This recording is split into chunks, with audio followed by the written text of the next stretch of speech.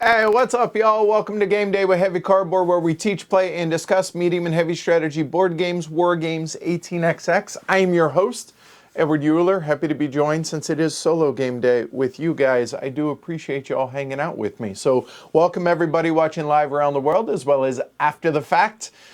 Before we get started, a kind of big announcement, at least for me and hopefully for you guys.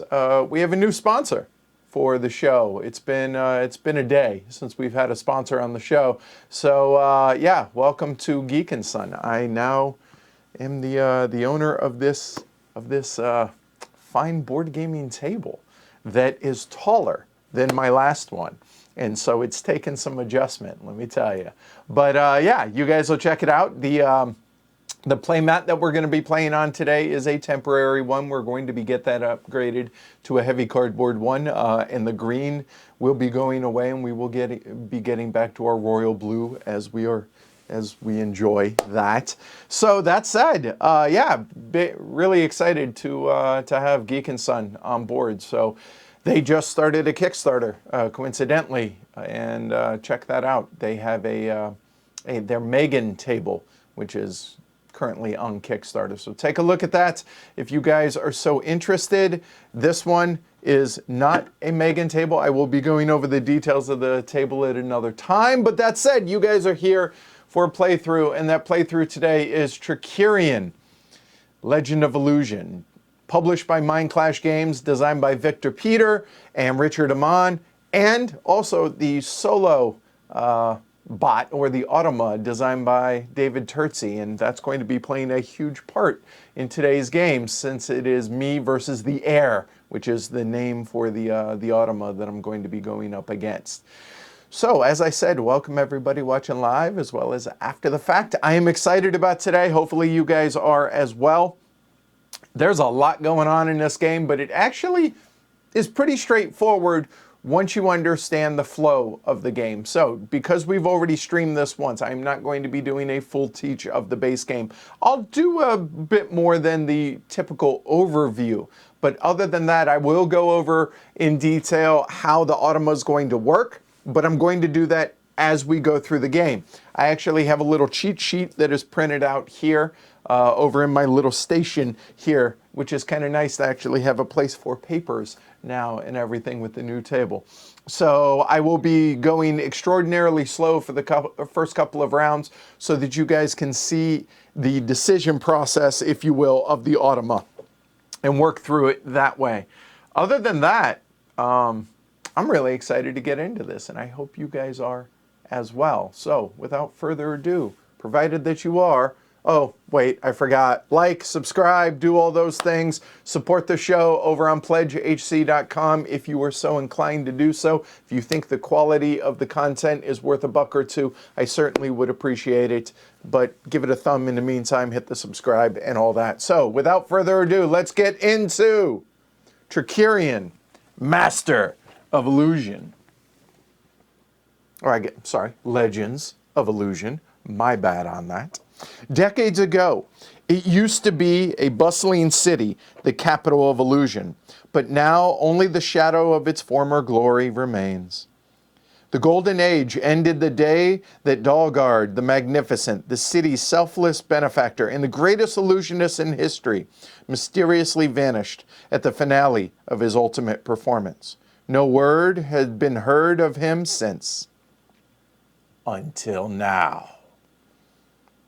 One night, 4 talented illusionists, masters of different fields of magic, received a mysterious invitation. The great Dalgard himself, returning from the unknown, called for them to reveal the secret he had kept for a lifetime, the truth about the Trickerion stone, his shining amber relic. Despite what many believed, it was much more than merely his lucky charm. He revealed that the stone bestowed supernatural intellect, speed, and perception to its owner, the qualities of the perfect illusionist. Dalgard's secret was only a part of his grand design. After his death, he wants Megoria to flourish again as the city of illusion, under the guidance of a worthy successor who will inherit the stone and his whole legacy. This successor is to be chosen from the 4 illusionists in a 7-week contest for fame and fortune. With so much at stake, the 4 magicians will stop at nothing to win. Who has what it takes to become the next legend of illusion. All right, so Trickerion, as it will be forever known going forward here.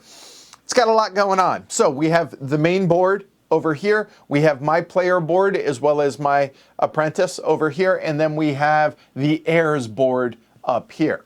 But let's go ahead and talk about the main board first.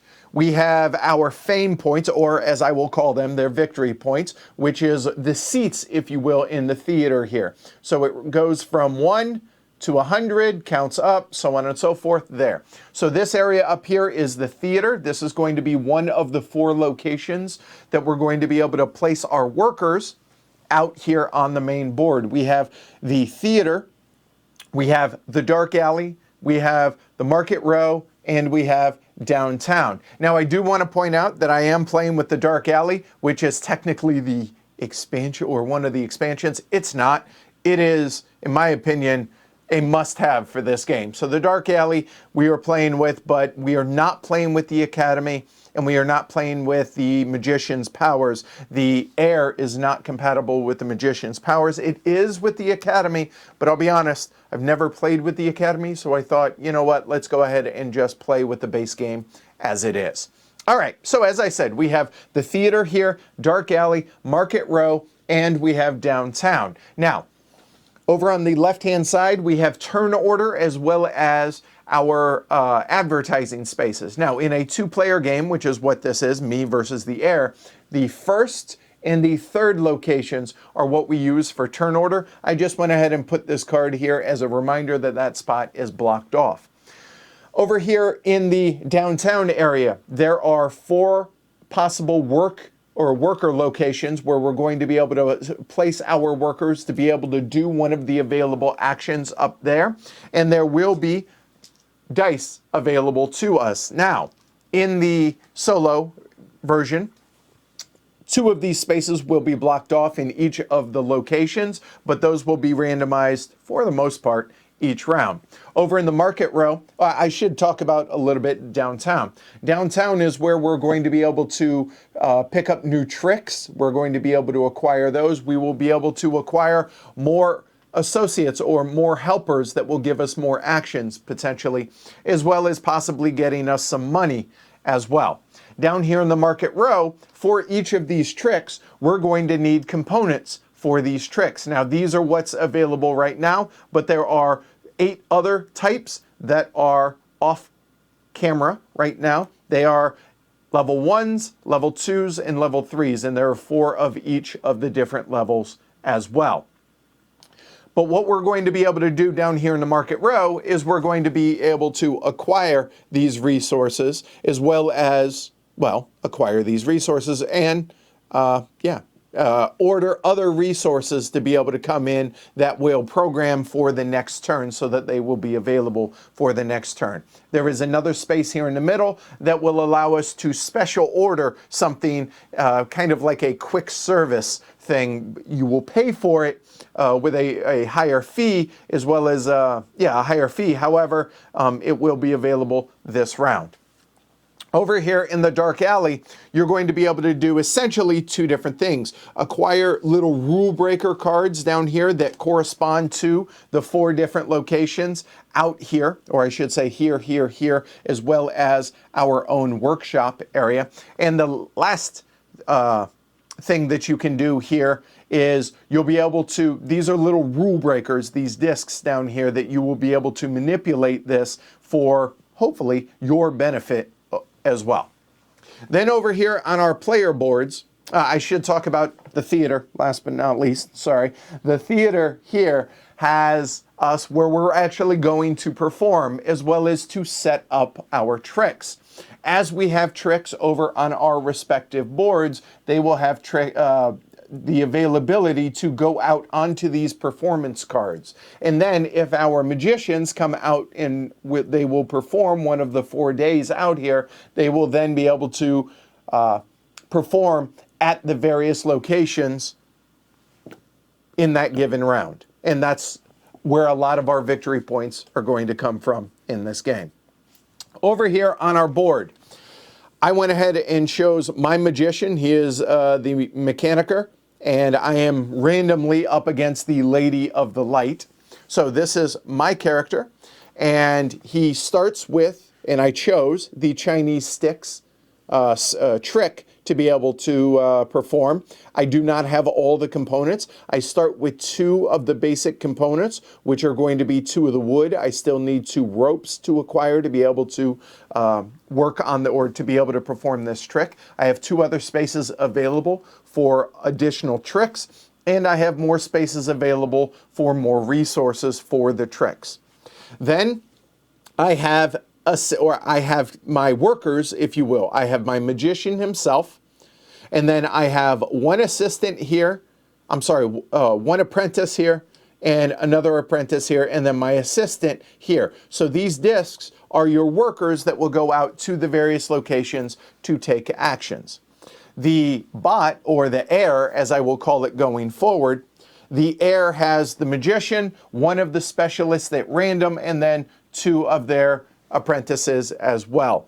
They start with 1 trick that is already prepared, and the resources for that preparation are over here in their shopping area as well.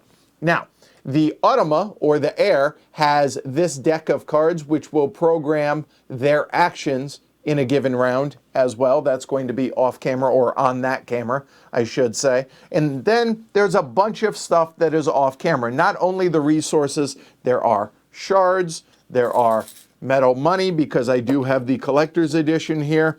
There are various dice for blocking off various locations, as well as the available actions, or the action dice that will be up there as well. Other than that, that's pretty much everything you guys are looking at.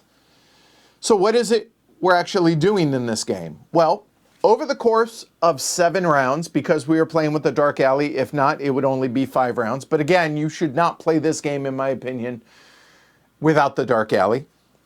The game takes place over 7 rounds, with each of the 7 rounds having 7 phases. Now, on the back of the Magician's Workbook, there is a handy-dandy little player aid that shows the various steps in here, and I will briefly go over each of them. The first thing is to roll the dice. All right, so we will roll the dice in our new little dice tower, and then we will place them up there. Then we will set the initiative order, whether I am first or the heir is first, is based on whoever has the fewest victory points. Then possible advertising, which is basically spending money for victory points. Then the 4th phase is the assignment phase. The assignment phase has us using these cards, which we're going to be programming where we're going to place our workers each round. Now, the nice thing with this being a solo stream is I can talk through all of this, whereas I cannot if it's a multiplayer. Now, the bot will have theirs via that deck right there. So thankfully the bot doesn't have ears, so we can talk through. And these are the various locations, 1 of these cards each for each of the 5 locations, being, again, downtown, Market Road, Dark Alley, the theater, or our own workshop. And we actually have 2 of the theaters to start with. So I will be programming our actions, something along the lines of like this. Then when we are done, we will place our characters, and I can do them in any order that I wish. The bot, however, with this deck of cards, the bot will do it in a preset hierarchy for the actions that they're going to take. And then within those actions, there is a hierarchy of what they will do in each of the locations. Now, I should point out, that Nathan Morse over on BGG has made up a really, really nice handy-dandy little step-by-step, the various actions that are available, but more importantly, the various the air actions over here. So I'm going to be using that and stepping us through all of those as the time comes. So we're going to be placing our workers as well as the air's workers out there, placing them and carrying out whatever the action is that we wish to carry out. And then there may be a performance phase. If there are magicians out here, out on stage, we will perform these left to right, performing tricks in the various theaters. And then there's a end of turn phase or a cleanup phase. But how does the flow of this game actually go? Well, it's pretty simple. We're going to be acquiring tricks to be able to perform later on. To be able to perform the tricks, we need to be able to get the resources to be able to prepare the tricks. When these markers are out here on our tricks, we then can have our assistants and our various characters, our workers, come out here and prepare our tricks, taking our markers out here to be able to put them out there to be able to acquire victory points for when our magician will come out here to be able to perform them. Do that over the course of 7 rounds. Whoever does that, there's a final scoring at the end. Whoever scores the most points wins. So there you go. Big picture, that's what we're doing here in Trickerion. All right. So with that said, let's go over how the bot is going to work, at least broadly. The bot is going to work a lot like a player is. However, there is definitely a hierarchy in what location it will go to when, because the timing of that is going to matter, because there are going to be only 2 spots available in each of the locations. So if it's contested or not, and whether or not the ability to perform or not is available to the bot will dictate what the hierarchy is in the order in which it takes its actions.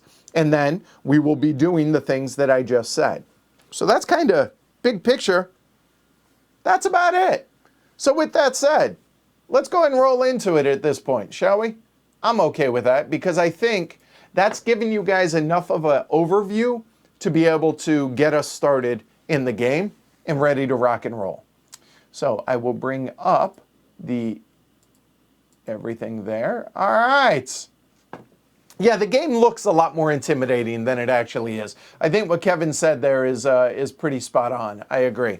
Okay.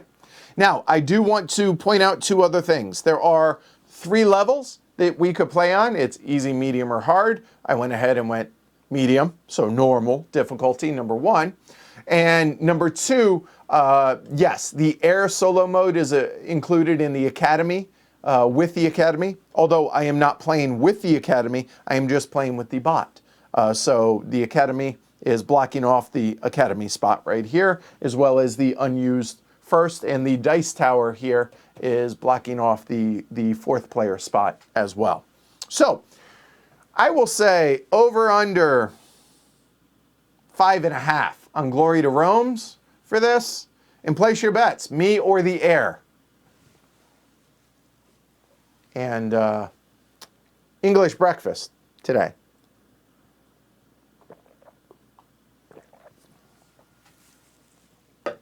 And like a true magician, I will roll up my sleeves so you guys know I have nothing up my sleeves before we get started.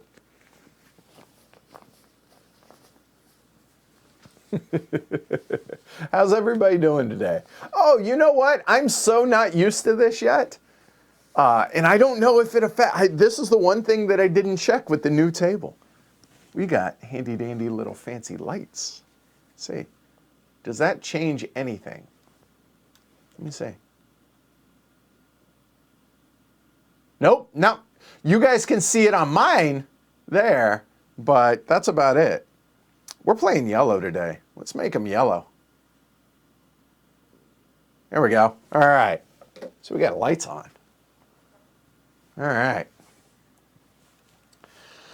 Whew. All right. So here we go. First step, roll the downtown dice. All right. So I'm going to step through this excruciatingly slow because I'll be honest, 2 of the last, or 3 of the last 4 playthroughs that I've done, I've fundamentally messed up something. And I do not want that to happen today. I got yelled at by one of the viewers, and I really don't want that to happen. Plus, I want to try and get this right. So, that said, let me go and roll that up one more.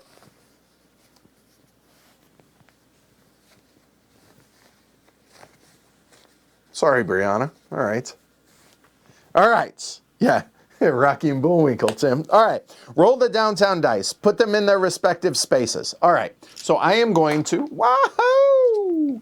So I will get everything situated a little bit. There we go. So I'm going to take these 6 dice here. I'm going to throw them in. That is... Wow, that is loud. So there are our 6 dice that were rolled. Okay. So we will go ahead and place them in their respective spaces. So the 2 grays. Oop, other way. It doesn't matter. I'm just trying to make it look pretty. I will do high to low, lowest to highest actually, to keep it consistent. And then I will just do these as I grab them because the order will matter for the bot on some of this. All right. So coming up here, up there in downtown, just so you guys can see, I will go ahead and bring this over. Again, it's going to go very, very slow for the first couple of rounds, but we have each of the dice out here. So X's mean they are not available, those dice. And this, the dice, the white represent what type of tricks are available, all right? This represents how much money is available. And these dice represent which assistants you can hire or are available to be hired. So big picture, that's what those represent, okay? All right, so we have rolled the dice, all right? Now, in the first turn, we're just going to roll the setup dice now. The setup dice are going to tell us which of the spaces in each of the 4 spots are unavailable in a given round. Wow, I can't get over how loud this is, but is it that loud to you guys as well? I'm just curious. So we have these. I will go ahead and put them out there. All right, so the arrow will be pushing to the right. So we have these unavailable spaces. So anything that is blocked off like so is what is blocked off. So now the first, and I will show you guys this. I'm not going to do this for each of them, but you guys will be able to see.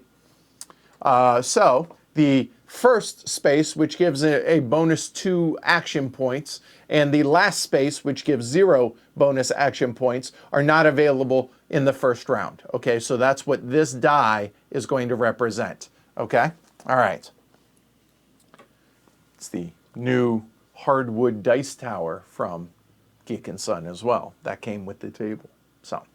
By the way, if any of you guys have gone to any like PAX East, you actually saw the table that I'm on. This is the actual table. So there you go. All right, so Market Row now, this one, we will have 2 spaces. The first and third space are going to be unavailable for there. Then over here in the dark alley, we have the last 2 spaces unavailable. And last but not least, we have the theater. And the theater has all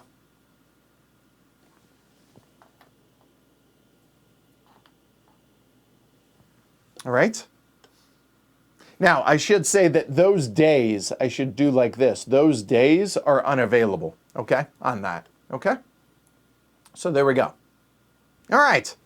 So those are, now we're going to leave those out there on the board because this is absolutely going to matter on this, okay?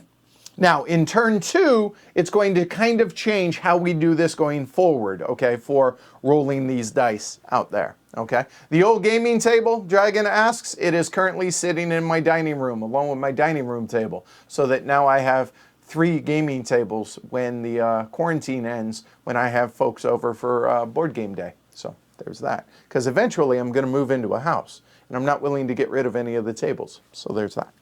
All right, so now we're going to set the turn order. I'm going first. Okay, so there you go. Then advertising. I can pay for advertising if I so desire.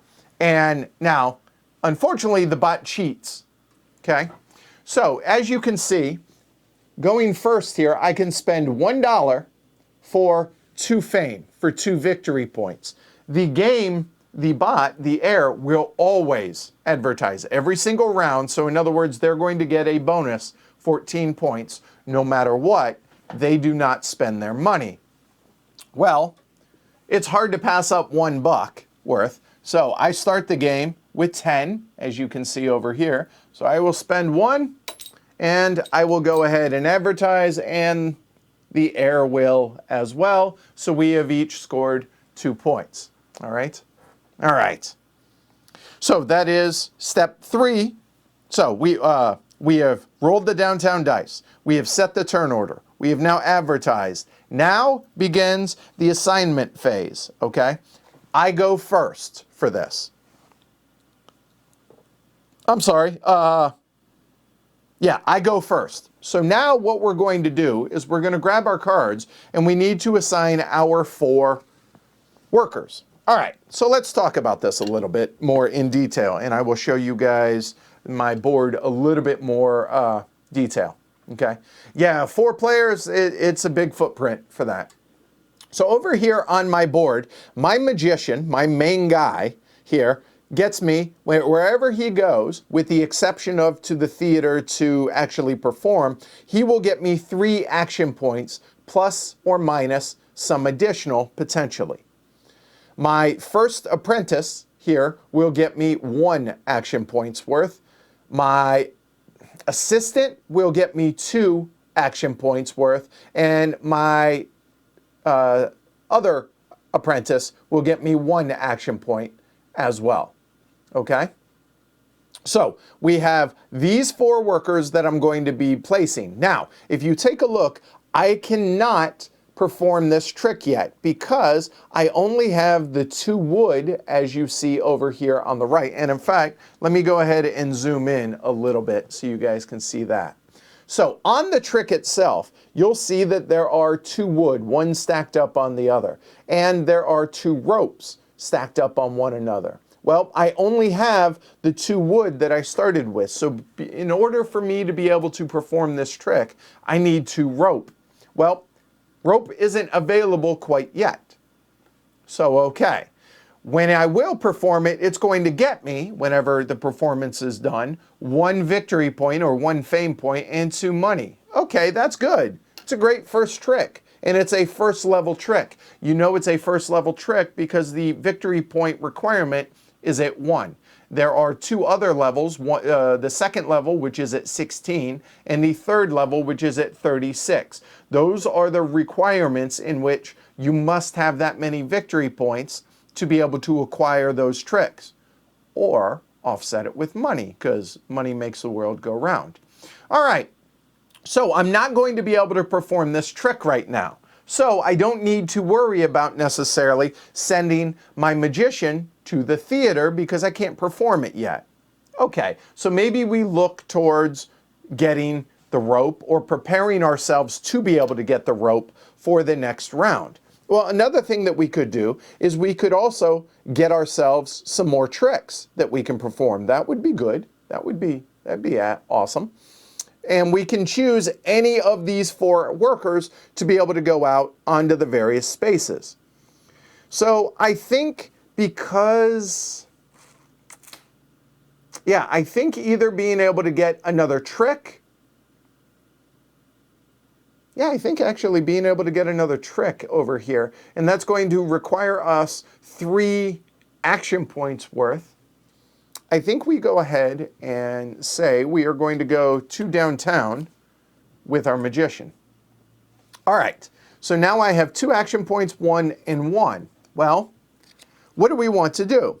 To be able to draw some of these dark alley cards, we need to have at least 1 action point here. So I think we send one of our assistants over to the dark alley. Now note, that's our only dark alley and our only downtown. So these 2 are not going to be able to go there. Okay. So, what do we want to do?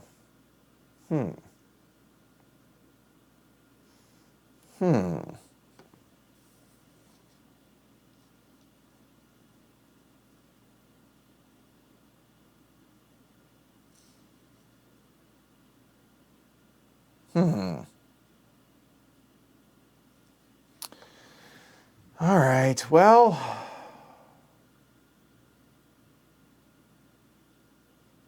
you know what? If things play out well, if, what we will be able to do actually is be able to send, well, let's see. We need to prepare. If I get the trick that I'm planning on getting, I'm already going to have it ready. I will have the necessary ingredients to do it. So I think we prepare, and that will be 1. So I think we put him to prepare a trick, and then we are going to want there. I think that's what we do for our actions there as far as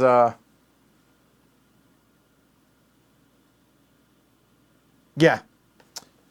Order rope, prepare the trick, get a new trick, and get some stuff down here and figure that out. Oh, before we start, I probably, well, you know what? Actually, when we go over here, I will go over those various things. All right, so a moment. Let me get something to drink. You know what? I'm doing this in the wrong order. Let me move those over. Okay. So we need to now draw the heir's plan card. Okay. Now, this deck is pseudo-random. And by pseudo-random, I mean it is they are stacked, like take 2 performances and 1 prepare card, shuffle them up, and then choose 2 of those, and those will be the bottom 2 cards. So it's, you know, it's pre-seeded, kind of like a PAX Premier deck or something like that. And these are truly random. I have no idea what is on them. So this is going to be the heir's first card right here. And this is part of the automa here. So assign the heirs. So this is what's called a plan card. And it's not a perform card. It's going to go onto the bottom. This is a prepare card. Okay. So we are going to take this card, and it's going to go here onto the bottom, onto the prepare side. Okay? And now assign the heir's characters per the card, but only use special assignment cards when specified, if specified, da da da da. Okay. So now, per how this card is laid out, we now, and in fact, I will go ahead and show you guys this. I will go ahead there. So now the heir has the same deck of cards that I do. And as you can see on the pictures here, and in fact, let's go ahead and show you guys that a little closer. That is the order in which we're going to lay out the various cards, okay? So coming back to this. So we have a theater is going there. Then the downtown is there. The dark alley is there, and Market Row is there. So those 2 cards are not used because that one, the third one, the workshop, there is no character on that space. Okay? All right. So these cards can then just be set aside because they're not going to be used at this point now. So they have now finished their assignment phase. Okay. So now we are into the place characters phase. 1 character at a time, in turn order. So I will go first, and then the heir will go second. Okay? All right, so I'm going first. Well, this is now open information for us.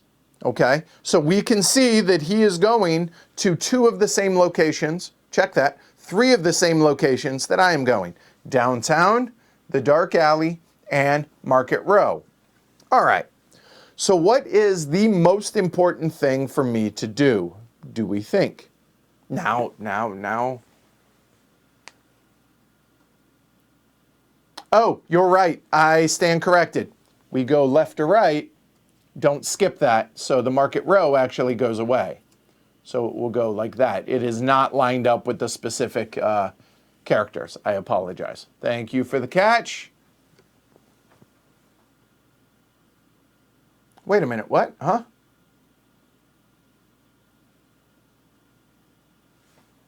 Let me double check. I want to make sure I'm not screwing this up.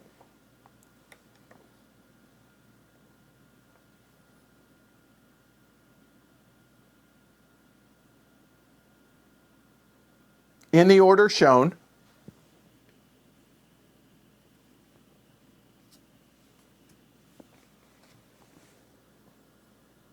skip any location marked it right.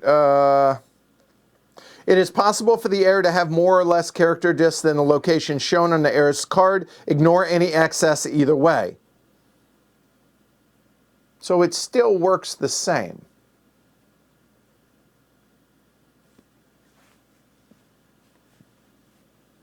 If that makes sense. Okay. I guess semantics, but I guess to do it proper, you are correct. All right, so placing characters.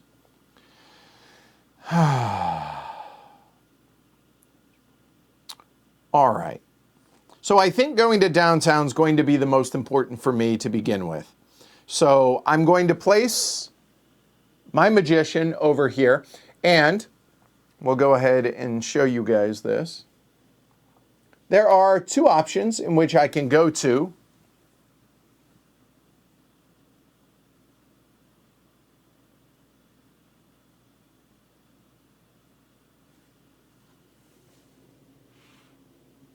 There we go. So it'll be like that. Fair enough. All right.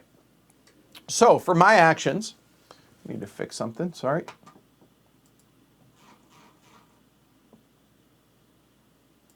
All right. So if you notice below the action spaces, there are bonus action points associated with them. So that's exactly what you would think that it is. And in this case, it's I get 3 for my magician plus 1 more action point. So I have a total of 4 action points available to me. So what are the available actions in this location? Well, starting at the bottom, I can spend 1 of the action point to re-roll any of the 6 dice that I wish. Okay? I can spend 2 action points to set a die 2. In other words, I can change that X to something very particular if I want. Okay? The next one is hiring characters. All right? So for 3 action points, I can hire more characters. More characters are, say, the manager here, which would get me the timepiece action or a pawn, or the engineer, which will get me the wrench one, all right, as well as convey some special abilities. The next action is you can get a trick for 3 action points of the associated symbol. However, if the associated symbol is the same as your magician, which the mechanicer is that one, that becomes a wild for you. So you can choose any of them in that case. And the last action is take however much money is shown on the die. You do not have to take the left die. You could take either of them. And when you take the action, you're going to turn it to the X symbol on it because that's no longer available to be used by any of the players. All right, so those are the available things. And the question now, the original plan was for me to take the first, hold on. The first available trick up there. Now, the mechanicer here, I can choose any of the tricks. It does not have to be within my own school of magic, but I already have the materials for that trick. Oh, I do not. Oh, hold on one second. I totally goofed on that, didn't I?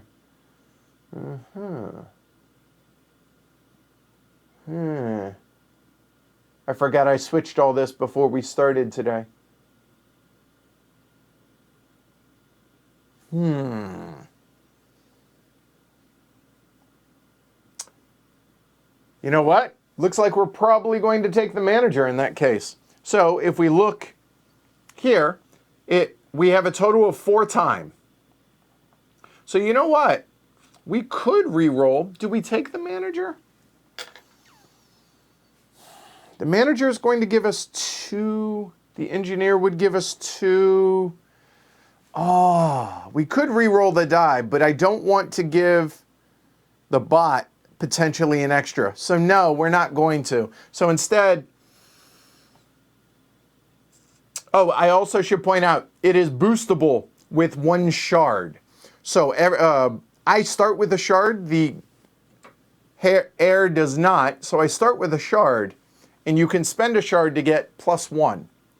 But you know what? I'm just basically going to waste that one, unfortunately. So here, I'm going to take that one. So I will turn that over, and then I will go and take the manager. And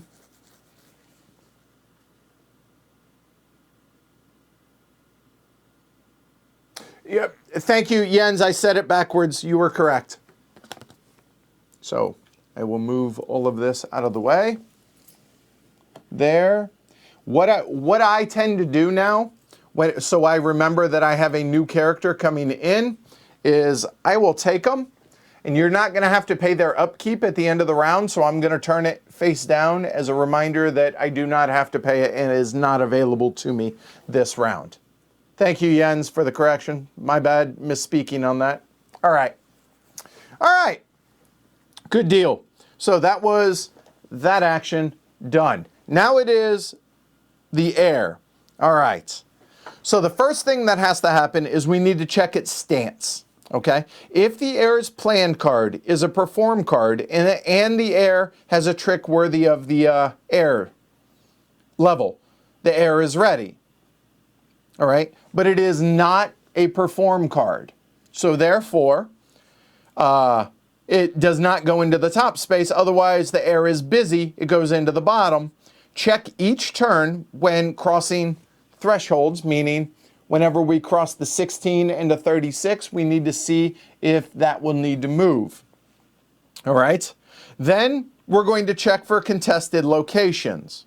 If both me and the air have a character assigned but not yet placed, what that means is, like the dark alley, we both have it assigned and both of us still have yet to place there, whereas I've already placed the downtown, so it's not contested anymore because he's not in a rush to put this out, whereas in the dark alley, he might be, and maybe in the workshop. The workshop is never going to be contested, though, because it's going to be his own board and my own board. So therefore, it's going to be the dark alley, which is contested. That's going to matter because the air is going to place in contested areas first. All right?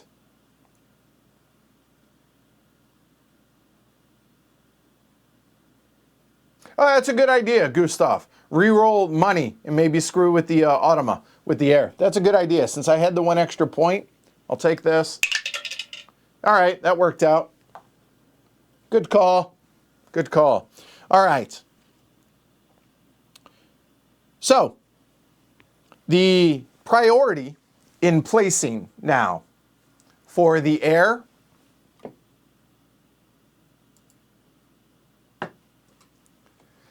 will be as shown up above the card, okay? So as it is, it would be downtown theater, then it will be the market row, the dark alley, and the workshop, unless contested. Okay, so let me make sure I get all this right. So, contested locations first. Then the next tiebreaker is that flow chart that we just went over, left to right. And then after that is going to be downtown, left to right, if downtown or theater. So, there we go. So, now we know he's going to go to the dark alley. So this will come here. So let's head on over to the dark alley.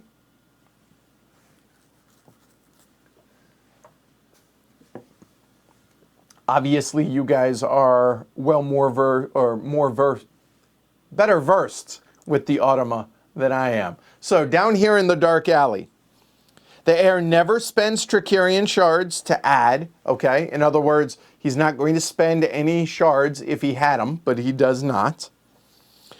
He spends all of his points, all his action points, which has a total of 5 action points here, to do the following.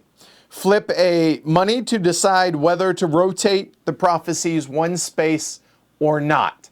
Well, what I've decided to do in that case is a 6-sided die. 1 through 3 is yes. 4 through 6 is no. Okay, that's a yes. So he is going to rotate 1 space.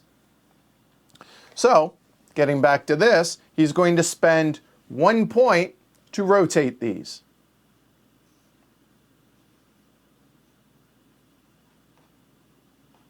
Oh, and I guess technically I'm supposed to put these out when we advertise, but that's just fiddly and unnecessary. So there we go. So he spent 1 point there. Then draw special assignment cards per the chart here, and the heir prefers balance. Now, because the heir now has 4 points left, the number of cards that the heir will draw is 2 per, and I will show you guys this handy dandy little chart right here. It's actually in the rule book as well, but again, using my little cheat sheet here. So the heir is going to draw 2 cards. So it will always be theater, then downtown, then market row, then workshop. So he's going to draw 2 cards from the theater and just put them up into his area. There we go. Done. So that is the magician's action for the heir down here. All right. You guys following along with that? That makes sense? Okay. You know what? That seems a little bright to me. Does it to you guys as well? Yeah, we're going to leave it for now. No, we're not. Hold on. Just take the edge off a little bit. All right. Okay. So now it's my action. We definitely need to order some rope. And we are no longer contested down here in the dark alley, so I'm not in a big rush to come down here. So we're not contested for anything at this point. And now that I did the workshop, that is a totally wasted action. Oh, that's frustrating. Maybe not. We're going to go ahead and come over here to the market row. Oh, I'm sorry. Don't draw them both. See, in the regular, for us humans, we have to draw of the same stack. The Automa does not, so it's going to be a downtown as well. So I apologize. So it'll be a downtown there and a theater. Thank you, Jason. All right. So let's see here. That would cost us 2 points. And then some money to get some rope, and we spend the shard to drop it down 1 price. So let's see, that'd be 2, 3, 4 actions, and it drops it down 1. Yeah, I think we will. So I'm going to spend this shard to give me 1 extra action over here. So it's going to give me a total of 3 actions. It's important to note I have $9 left. All right. So what we're going to do is, but if we do, no, we can afford that. We are going to special order some rope. All right, so what does that mean? We're going to spend 2 of our available action points to special order rope. You can call in any one resource that you choose to go in here, okay? The cost is however many little dots it has on it. So that says that to get 1 piece of rope, it would cost me $2. However, because it's special ordered, it's going to cost me additional $1 per piece of rope that I order. Well, I need 2 rope for my trick. So I've spent 2 actions. Then I can spend my other 2 actions. This will, the -1 here is going to be -1 for each that I have to buy. So instead of it costing me a normal $3, it's going to cost me $2 for each one that I buy, and I'm going to buy one stack, 1, 2, or 3 of any of the one type of material that I wish. I cannot buy one here, one here, one here. I can buy 1 to 3 of these, 1 to 3 of these, 1 to 3 of these, etc., etc. But I'm going to buy 2 rope. These are going to cost me $2 a piece, so that's going to cost me a total of 4 cash. So there's the $4, and then I'm going to go ahead and take the 2 rope from the supply and put it over onto my board there, like so. And now I have all of the prerequisites to be able to prepare Chinese sticks. All right, that makes sense, pretty simple. So that's my 4 action points for that. Sorry, it's from the total. I'm cheating. It's gonna be $5, not 4. Whew. Seriously, every time I play this, I just want to have a peanut gallery. Every time I play a game. It's amazing. All right, -1 total. Thank you. Not per. Total. Thank you. All right. All right. So the next action for the air, nothing now is contested. So therefore, we will go in this order as it shows on the board, which is here. Downtown will go next. So this will come over to downtown. So we go to downtown.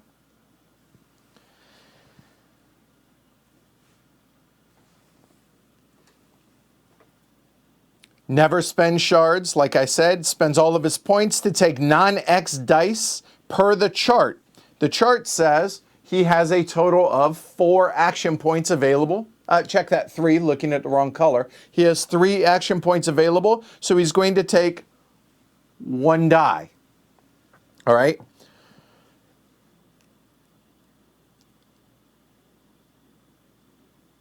If the heir has fewer than 2 tricks worthy of the heir's victory point level, in other words, a level 1 trick in this case, or he learns a trick and he prefers the left die. Okay, so the left die, I forget what that symbol represents. So this symbol is going to switch over to the X, and he's going to choose this one, this stack right here. Now these are, you can always freely go through these and look at them. It's the same as what's in your magician's workbook here. However, there is a rule here for which of the level 1s he can take. So each of the school of, I believe this is mysticism, is it? Anyway, the one that has only basic materials on it, like this does right here, as you can see, that one will not be chosen. So it'll be any of the other available, which are any of those 3. So go ahead, Peanut Gallery, pick a number 1, 2, 3. And the first one to get 2 is the 2 numbers. That's the one we will choose. There we go.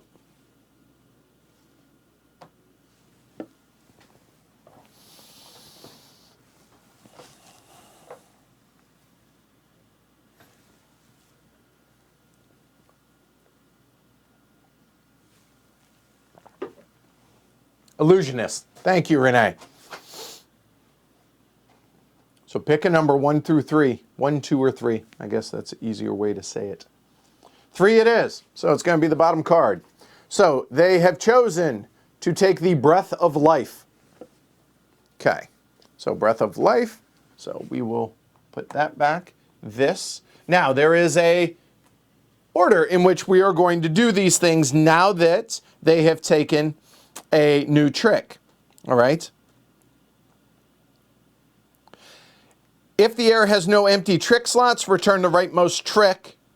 But we're going to rearrange the heir's tricks, including the new one, left to right, highest yield of fame to lowest. So as you can see, this one, and I will show you a little bit closer on their board here. as you can see on this trick, it shows 3 victory points or 3 fame. This one shows 2, so this one will go into that location as such. Then they immediately prepare the new trick. So what does that mean? Well, each of their tricks, as you can see in each of my tricks, will have a different suit associated with it just to be able to differentiate them. So we're going to go ahead and assign this one the spade suit there. And there's only one of them on that. It's not because of the one on there, but because there's only one showing there. He will get one of those like so, just like there was only one on that one like that. For each component the new trick requires that's not already on the heir's shopping list, the shopping list being right here. So if you take a look, there are 3 different materials that match the 3 different materials for that trick. Well, the 3 materials, this one has 2 in conjunction with this one. The only one that it doesn't have is the saw. Apparently it's a fan of the movies. So we're going to add it over here onto its shopping list to show that it still needs that, or it's onto its shopping list. I don't want to, there we go, okay? So that is what happens when they acquire a new trick. Boom, done. They're done. All right. So now, yeah, let's go ahead and prepare our trick, shall we? I think, how much are we going to have to pay? $3, yeah, we're good. We're okay. It's okay. It's okay. It's okay. So we're going to come over to my board. So this one is going to come over here.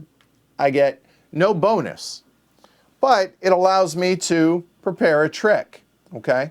Now, to be able to prepare a trick, it's going to cost the number of action points as shown here on this trick. Now, you'll see that it only shows 1 necessary, and in fact, there, so you guys can see it a little bit better, it only shows 1. So we're going to assign that a suit, and being a poker player, and spades are the trump suit, or the highest suit, we will assign that spades. Now you'll notice that there are 2 tricks shown here, one on top of the other, so that means whenever we prepare it, we're going to prepare 2 tricks on it. And we have the 2 wood and the 2 rope as shown on it right here. So we have that, so we are good to go on that. Okay, so we are allowed to go ahead and prepare that trick as such. Done. Whee! All right.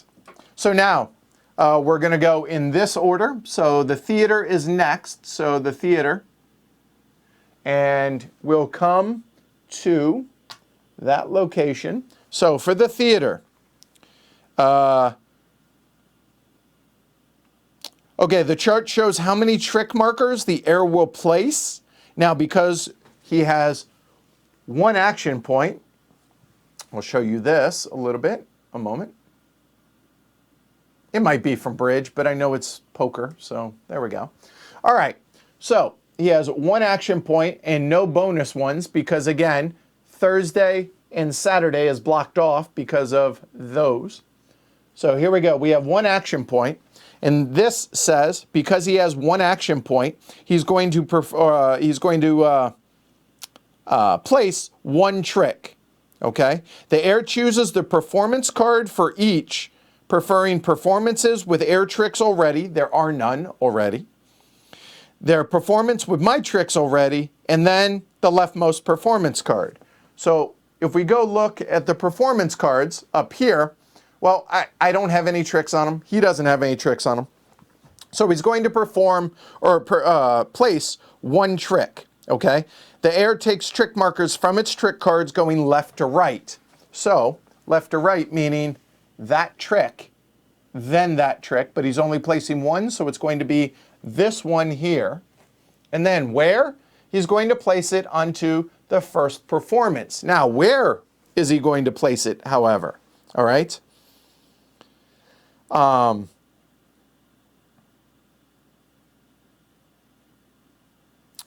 heir places on on the card to maximize immediate links and always takes the fame reward for doing so. Because it's a level 1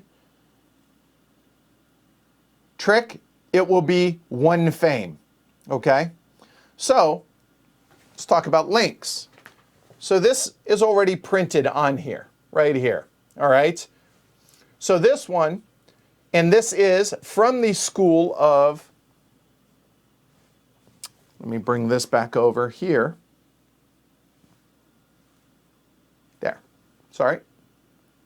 The school here is with the eyeball. So the eyeball is the one that must go onto where the little circles are. So this eyeball would have to go, if it wanted to, either there, like so, or so, or so, or finally, as so, okay? To be able to do that, to be able to create a link, you must have matching symbols. So in a perfect world, he'd be able to do this, but he cannot because the eyeball is off to the side. It must be in one of the circles. And ideally, it would be on one of the spaces that also gives a shard, as shown there. But as we just showed, he cannot create a link because he doesn't have the right symbols to match up.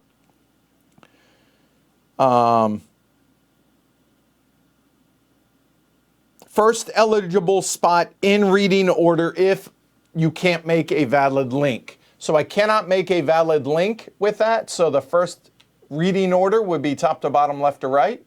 So that is where that will go, and it must be the eyeball into the center of the circle, like so. Does that make sense, I hope? All right. All right.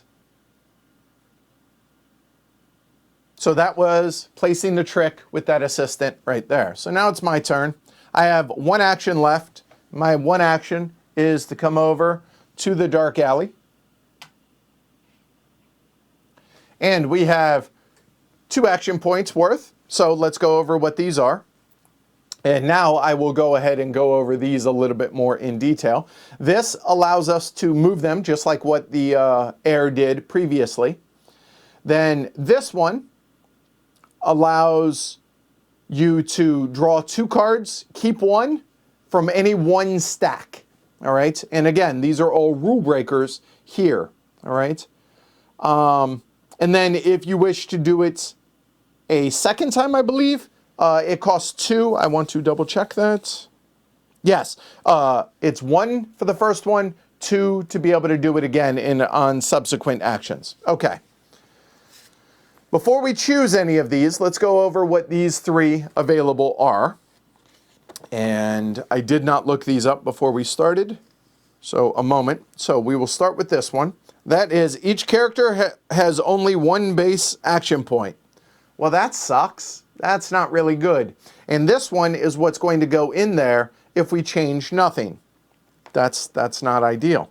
The next one here is component types in the market row order area can be bought with the buy actions. Okay. In other words, things that are here are going to be available to be bought. That's not bad. Okay. And the other one, this one is you may place 2 characters on each of your turns during the place characters phase. In other words, take 2 actions in a row. All right. Thank you, Kevin. The trick schools are escape, mechanical, optical, and spiritual. All right. All right. So that one really kind of sucks, but it sucks equally for he and I. But I have 2 action points, and this costs 1. So you know what? Maybe I go ahead and just do this, because I'm not going to be able to do this one as well, and go ahead and rotate one of those once clockwise. Seems like a good idea. Okay, done. All right, so that's one of my action points. Now the question is, and Peanut Gallery, you guys chime in. I can draw 2 of these. Which one do you want me to choose from? This is for the Downtown, this is for the Market Row, this is for the workshop, and this is for the theater. All right, so you guys choose, and then I will choose between the two. All right.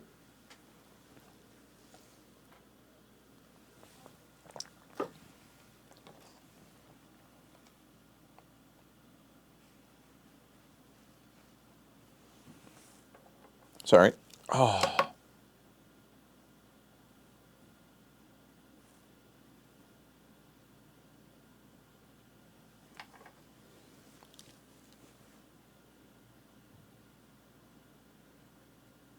Okay. Yes, it's two from the same stack, right? I mean, I could make a case for any of them, honestly.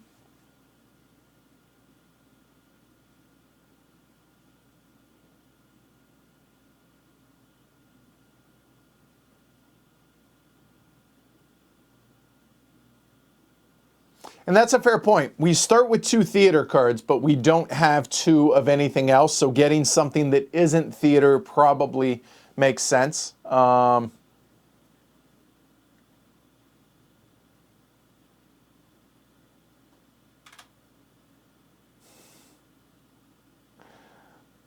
you guys are all over the place with this, but I'll go ahead and do the marketplace. That's the Market Row. That seemed to be the first one that really got a couple. So yeah, so we will get 2 of the market, and the market is this one. All right, so let's take a look at these to start. You know what? Better yet, I have a good place for those. Let's do this. There we go. All right. So smuggle goods. Now note, I can either do the special ability or take the +1 action whenever I go there. Okay, +1 action point. So this one, smuggle goods, says you may lose fame equal to the total money price of the bought goods -1 instead of paying money. So you can pay with fame instead of money. Exposure bucks. Business share. Whenever an opponent spends money at the Market Row this turn, after you place this disc, those money are paid to you. Well, the game doesn't pay money. Yeah, so we're getting rid of the business share. So this will then go face down under the bottom of the stack, like so, and I will add that to my available cards, and we'll keep it face up because, well, there we go. All right. 3 folks in the theater for a performance is a big power play. That is true. All right. See, well, the problem with business share is the game doesn't spend money. So, yeah. All right. Normally, now, otherwise, yes. I think it would be great in a multiplayer game, but in the solo, probably less so. All right. So his last action is done. The workshop, he doesn't do any actions. So that's kind of nice. All right. So we are now done with placing characters. All of our characters are placed. All of his characters have been placed. So now we go into the performance phase. There are no performances. Okay, that's done. So now we go into the end of turn phase. Pay wages. Well, you didn't think I was not going to have to pay for my workers, right? So the heir skips this, so he doesn't worry about this, but I have to pay, and if you cannot pay, you lose 2 fame per dollar that you cannot pay. But I owe nothing for this, for the magician. That's me. I don't pay myself. The first apprentice is 1 money, nothing, nothing. 2 money for the assistant, so that's a total of 3, and nothing for that one. So it's going to be 3 of my 4. I pay, we're good. And you must pay if you can. All right? Also, I do want to point out that if you do not use any of your workers, which you do not have to, you do not have to pay for them. So keep that in mind. All right? Take care, Tim. All right. Okay. So I've paid that. Now the heir discards any tens of money for fame, if they have any money. If they have multiples of 10, they turn it in for each $10 and they get 3 fame. And it must do it at this point. Then return your characters to the spaces from which they came. All right. So there, there, there. And now this will flip over. And I feel like I'm missing one. Where did, oh, down here. There we are. All right. So something I'm not terribly clear on, and you guys with experience with the bot can help me with. It says, characters beside the air board either enter their slots and keep apprentices right of specialists. So you just return those back into the same order, right? Is all that means. So that goes back. Keep apprentices to the right of specialists. So just like that. That's all that means, I think. Then orders arrive. So anything that were here would now move over and replace. So in the top left would replace the top left, top right, etc. This now goes away because that was just a special order and it was available for anybody that wanted to buy it this round, whether it's me or the other players, but afterwards it does not stick around, okay? And now we're going to move the performance cards 1 space clockwise and then draw a new one. Okay, now, this is for 3 and 4 player spots, respectively. So this card is out of the game. So this will rotate, and these will flip over like so. And again, these are in a preceded order, but random as to what they are. Okay? All right.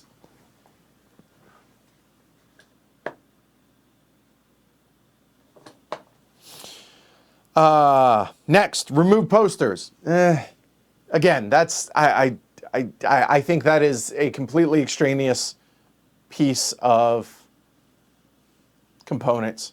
Because does anybody actually place them over there? It's just, yeah. Anyway, advance the turn counter into round 2, and then move the prophecies. Remove the current one if there was one. Then move the others according to the arrows and add a new one. This will come over here. This will go there. This will go there. And we will add a new one and we will talk about what it is. That one is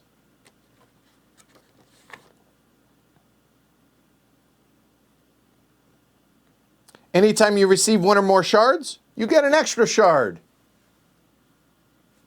Suppose I should have zoomed in so you guys can see that. That is this. Anytime you get a shard, you get an additional shard. If you get 5, you get 1 extra. Okay, all right. Then discard special assignment cards, which you ended up using, and then tuck them face down if you used any, but there aren't any. And then retrieve assignment cards that you played. So these come back into our hand with our other cards. That's the end of the first round. Does that make sense? Was that clear? That was pretty good? Okay, you guys with me? How many of you guys have never played Trickerion? You just saw how that works. Now we go into a new round, okay? We're going to roll the downtown dice. So these 6 dice will get rolled every round, okay?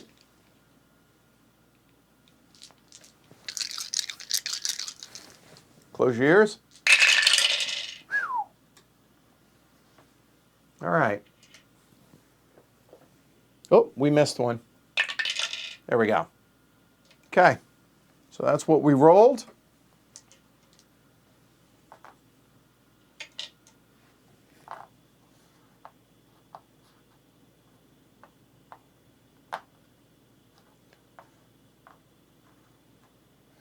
So to show you guys,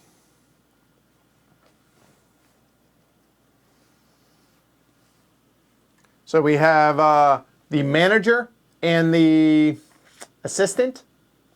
Then we have the Lynx one. I forget the name of it. Nothing. And $3 and $6 respectively.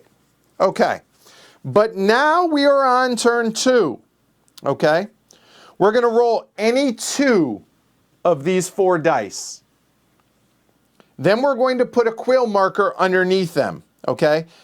Then, starting in round 3, we're going to roll any 2 without a quill marker, and the theater must be rolled if it's available, all right? So, what do we want to do here? What are we planning on doing? I think we're planning on going to the theater.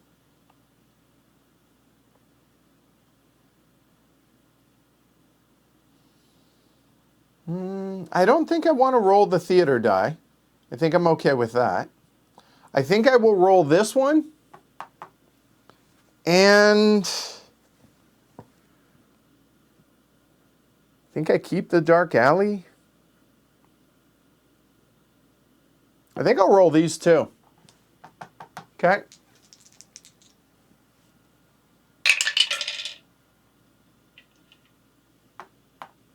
All right, so we have the 2 center spaces are blocked off down here. And here we have the 2 center spaces blocked off there as well. All right, so then we're going to put a quill marker underneath each of those.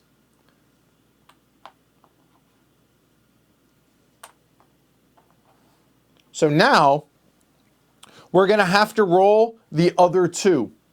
Okay, now, if the Academy were available, there would be 5 dice available, so you would always be rotating around. But as it is, there we go. Okay? All right. So, turn order. Second verse, same as the first. Okay. I will put that underneath there. All right. So now, Advertise for $1. Yep. I will. He automatically does. I'm just trying to keep up with the Joneses here. Done. Advertising. Done. Assignment phase. I go first. Okay. Oh, damn it. You know what I forgot already? And you guys, a moment. I need to check. That is not there. It's right here. There are 2 things that I forgot, guys. So, a moment real quick. The heir receives 1 additional fame for each link it creates when setting up tricks. That's his special ability, or her special ability, as it were. So let me show you guys this. I totally spaced on that. The heir's special ability is down here at the bottom. Every time she creates links, she gets an additional fame for every link. Okay? Then over on my board, my special ability is I get 1 extra action point on one of my assistants each round. I totally forgot to use that last round. Oh well, that ship has sailed. That's on me. Okay. Oh, yes. We do swap relative positions if tied. Thank you. So, there we go. So, I still go first. Everything else is the... Oh, so... Check that.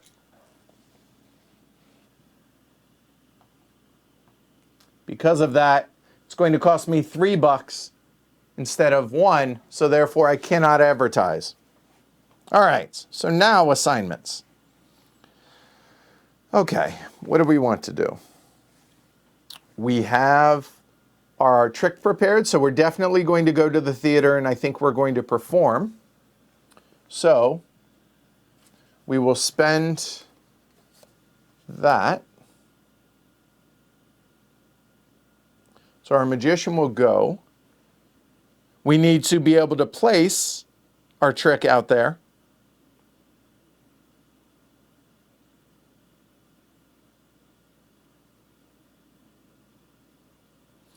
So I think we will spend our, let's see, we need money. So our manager will go to the theater as well. Okay. So now I have these 3 actions.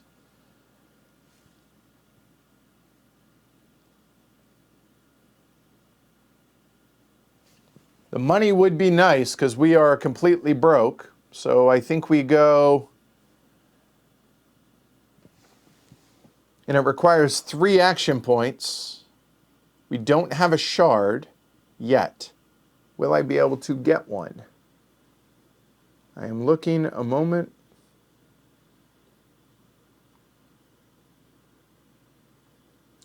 No.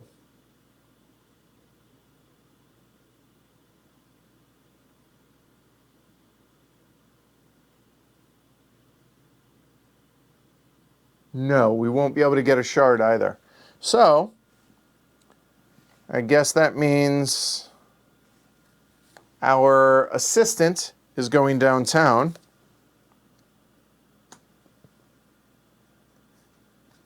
Those are the actions that we have left. The workshop doesn't make sense right now, so Dark Alley? Or do we go ahead? Yeah,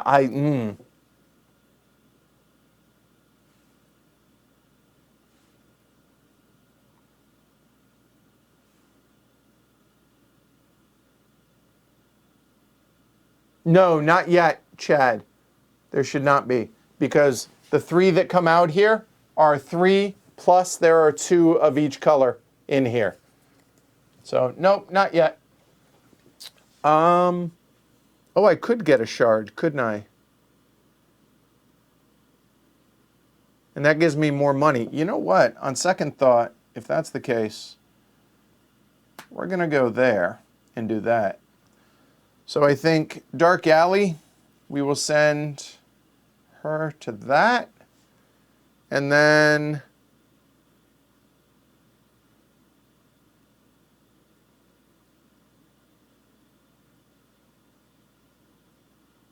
Marketplace, we could always start planning on level 2. Actually, yeah, just looking at these. So let's see. Preferably something that requires rope.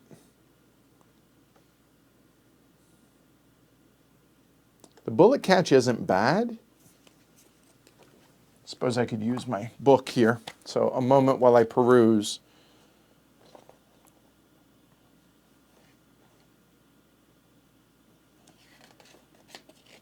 Fishing in the air. It's not too bad.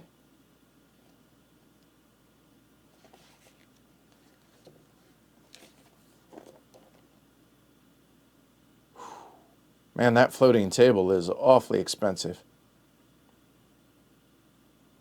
Yeah, actually, I think we go with the, I think we focus on the fishing in the air. So that means we will go,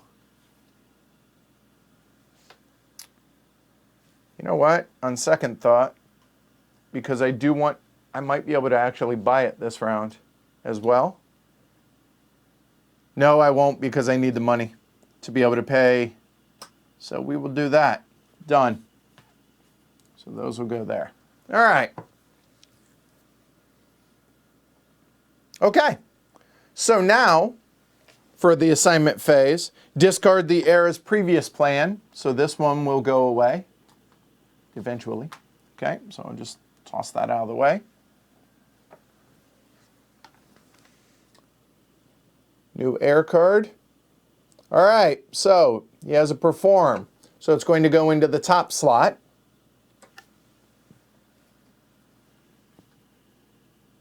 Okay.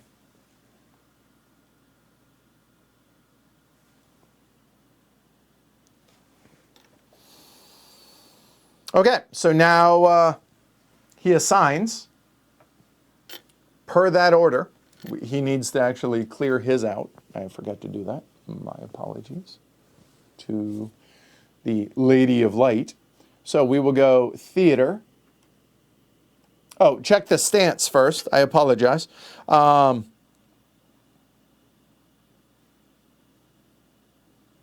guess not. No, that doesn't matter. It's just the order of that. Sorry.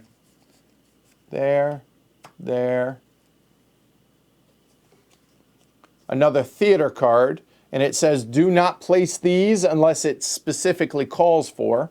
So we will place the theater there. Now it places a red theater card if possible. It is. And then we place that, which doesn't matter, and these will now go away. All right, there's the assignment. All right.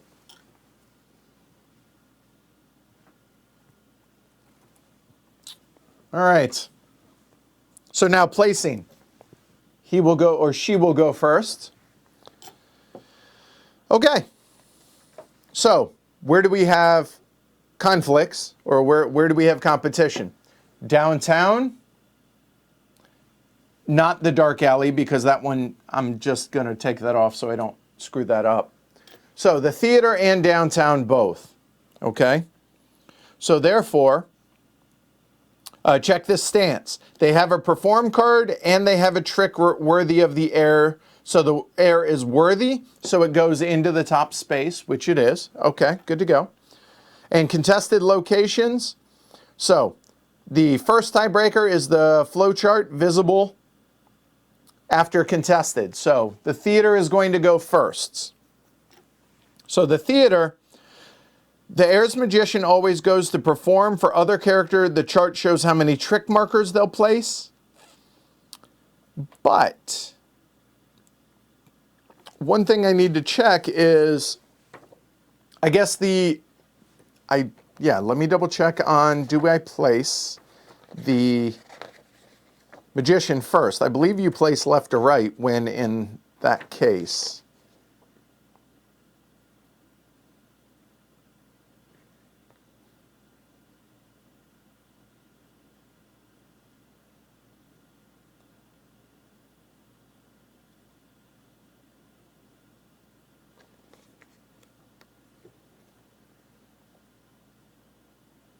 Yep. When multiple characters are assigned to the same location, the air always sends characters from left or right to the downtown, and the air always sends characters from left to right to the theater, except the magician, who is always placed last. Okay. There we go.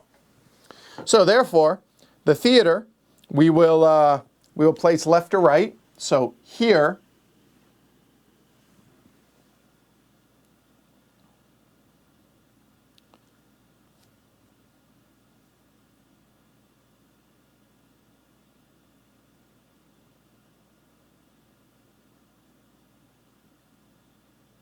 and hold on, one more thing. How do they choose? They ignore the +1 and -1. I know that.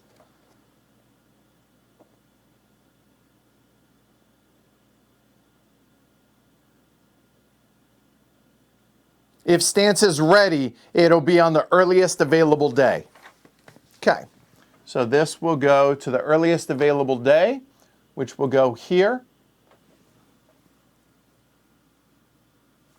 So going to prepare tricks, and because he has 1 point available, it's going to be 1 trick, and literally only has 1 option, and the performance with the air tricks already on it. This is the squirrely one, and the squirrely symbol can create a link, so I will show you guys this. So right here with the little squirrely symbol, so it will go there. Okay, so it had, oh shoot, I hit the wrong one, sorry, wrong. Let's try that, there we go. So the squirrely symbol matches up there, so it creates a link, and that is the only one that we would be able to create a link on. Nope, we could create one up here actually with the squirrely up top, and then hold on, down at the bottom and the eyeball at top, but it prefers links for shards. Always takes the reward for them, and the reward is as shown on the theater. All right. So it's a level 1, so it will be 1 fame. So 1 point there, and then they will get 1 shard for that. And the shards go onto their board right there for shards. Okay. That's it. All right. Well, that works out because I wanted to go on to Sunday anyways. I think. So we'll take a look. All right. So my turn now. So downtown is the only other contested area. So it makes sense to go do that first. So downtown will come there. That's going to be a total of 3 action points. So as you can see, 3 action points. The obvious choice, in my opinion, I don't know why it keeps doing that. I apologize. There we go. Is I need money, so we're going to go ahead and take that there, which will be 6 ducats. Done. All right, his next action. He no longer has anything contested, so now it will be in this order. So in this order, so it'll be theater, that one. So this will come out there. Hold on. There's a caveat with that. If no trick markers can be placed, skip the character for now and check again next time. So we're going to skip here, and then we will come over to downtown. And that's going to be 2 action points for that one, as you can see there. In downtown, he has 2 action points, so he's going to take 1 die. And he has 2 tricks worthy of his level, so we skip that. Then if a specialist die offers someone the heir lacks, hire the specialist. So do they have a manager? And looking at this, they do not. They have an engineer. They do not have a manager, so they're going to take a manager. So the manager will then come over just as something like that to remind us. Oh, don't forget my bonus, shoot. Did I want to? No, I'm good. I'm not. I will here in a little bit, which I did forget about, so thank you, Brian.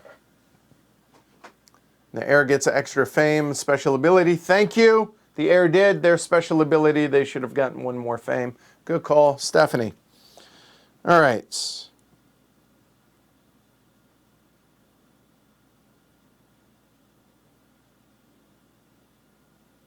Okay, so that was 2 points, 1 die, done. Okay, so now I'm up.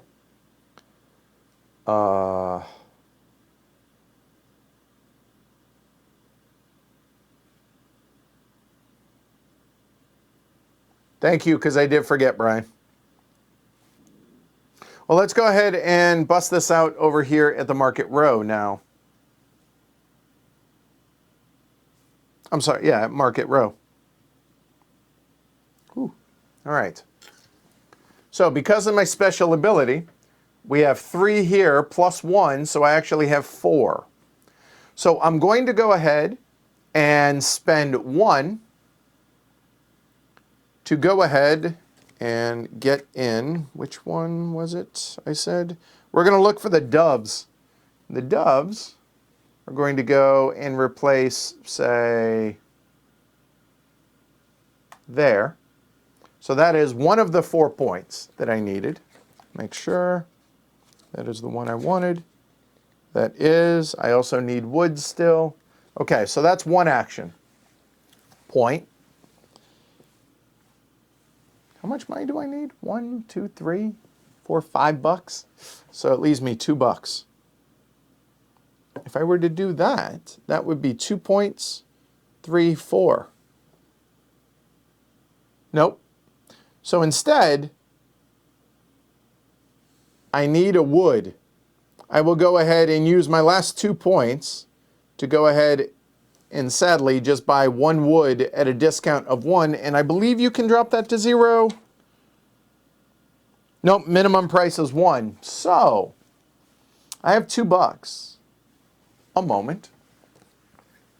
Hey, Gooserino.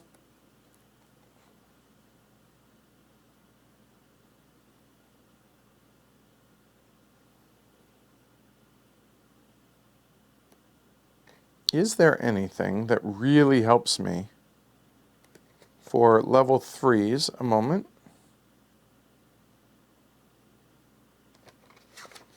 They all have multiples of the basics. So getting a single basic doesn't look like it does me a whole lot of good. Except it saves me some money later on, but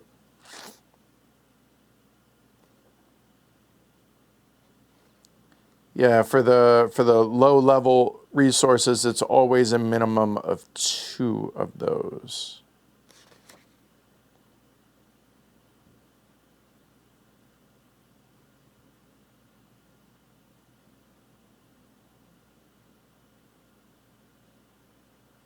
Huh.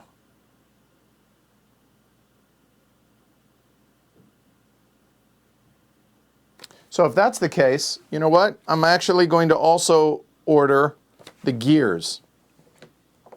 And the gears will come in and go there. And the reason I'm going to be also ordering in the gears is for the Vanishing Bird cage, for those playing along. Since I will have the doves, I think so. Make sure there's nothing else that I'm missing that would benefit me there. That's a level 2.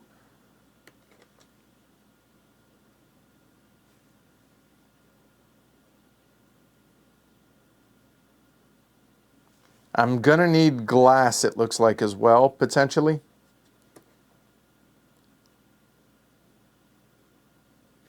So I don't want to replace that one. And I don't want to replace that one in hindsight. So actually, I will go there and there for those respective. So that is 2. Then I have 1 more. I have 2 more, don't I? I will spend 1 to buy a wood. And you're allowed to have up to 3 of a type. So there's $1 for the wood. What do I do for the 4th action? Huh. I don't think I use it. Really? I could order something else, but I don't know.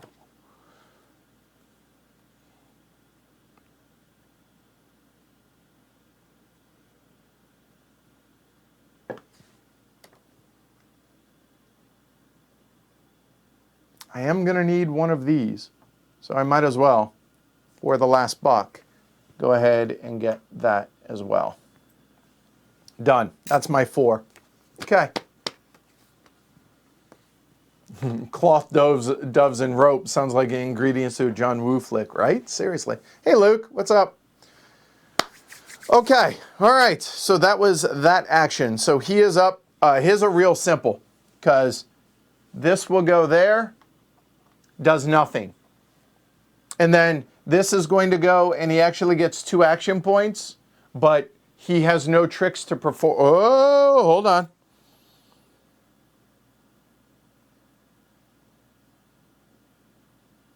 You know what? Want to double check that?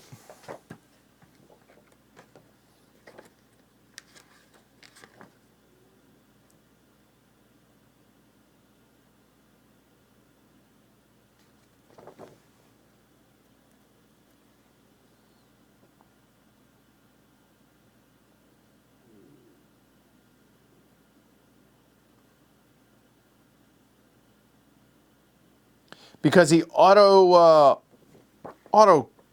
gets those. So hold on. I'm just going to back those up for a second.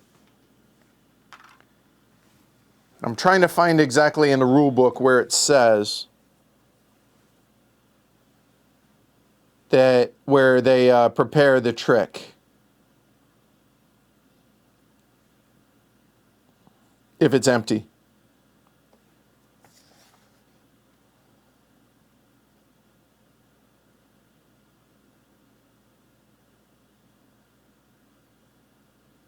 Ah, no, it's when they're performed. That's what I'm looking for. There we go. Hey, Boogie. All right. Just double checking. All right. So in other words, he's done. He's going to do that, and he's going to do that. And it doesn't matter. So for me, going to go there. I have 2 points here, -1 there in the theater.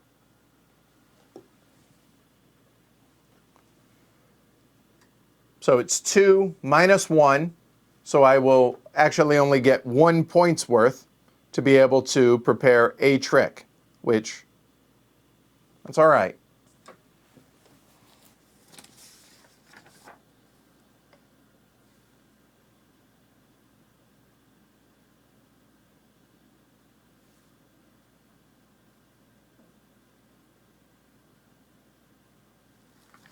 I wish I could prepare 2, but alas, only 1. So let's look up here at the performances, shall we?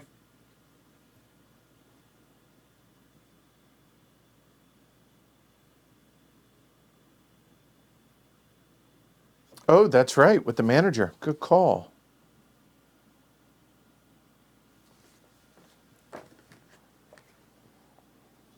And the manager, come on, where is it?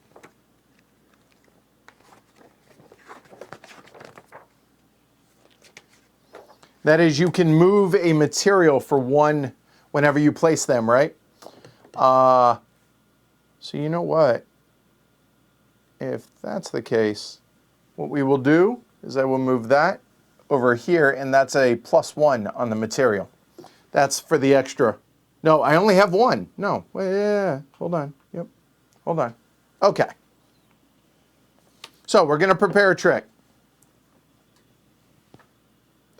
So I can place that somewhere out there.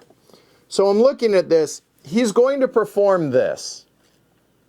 But I want to go ahead and place it over here because I'm going to be able to not only get the link, but I'm also going to be able to get a shard for doing so.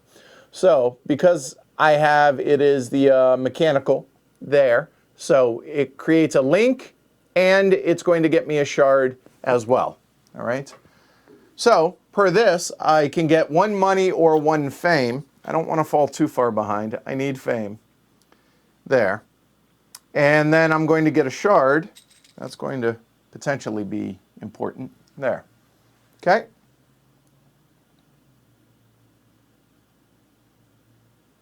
Yeah, correct, Brian. All right. So then the dark alley.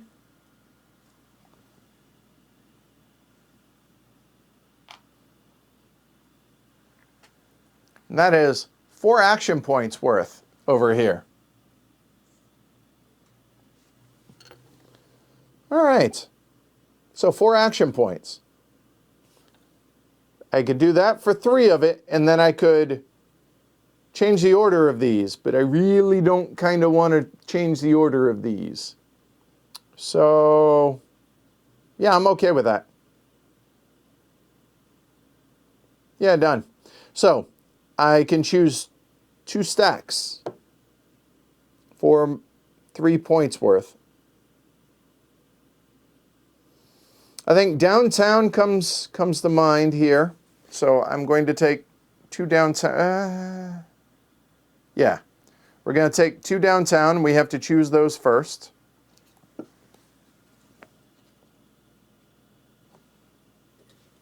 All right. Trick Overhaul says, as you learn the trick, you may choose to return another trick to Dalgard's residence, in other words, back to the supply. If you do, place all tricks and the symbol marker from the return trick on the new trick. You can only do this if you meet the new trick's requirements. So, it's like a, as you learn the trick, so it's like a free prepare. And take no risk. Before you take this action, you may set 1 downtown die to the result of your choice and re-roll another one. Wow, that's really nice. That's really nice.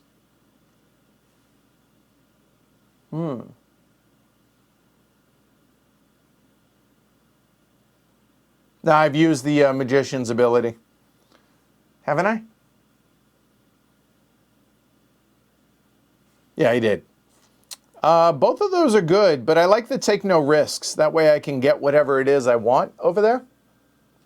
Okay. So we'll take the take no risks. So this will go back. And that is, yeah, right deck. Okay.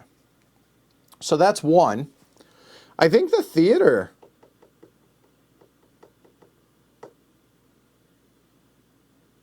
Could be another market row. Maybe that helps me make that cheaper because I got some expensive ones.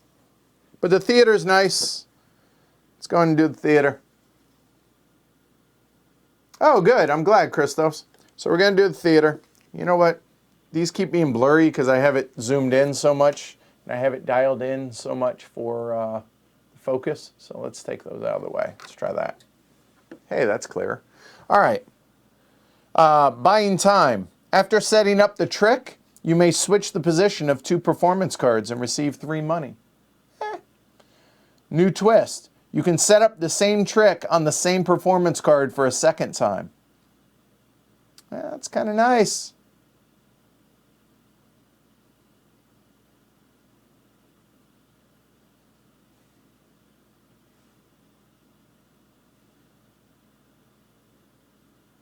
I think we take the new twist. They're both decent. Although, yeah, I'm going to take the new twist, although I could make a case for either one of them. And someone had mentioned, so that will go there, that I could spend that shard that we just got to get a third card.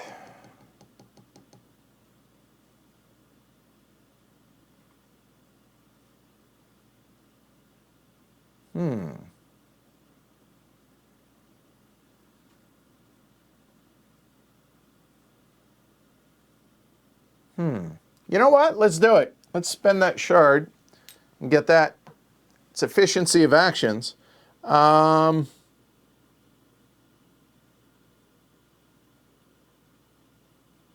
thinking either Market Row or the workshop, just again, for flexibility, right? Yeah, I'm going to get a Market Row because I'm hoping I get something a little bit cheaper on that.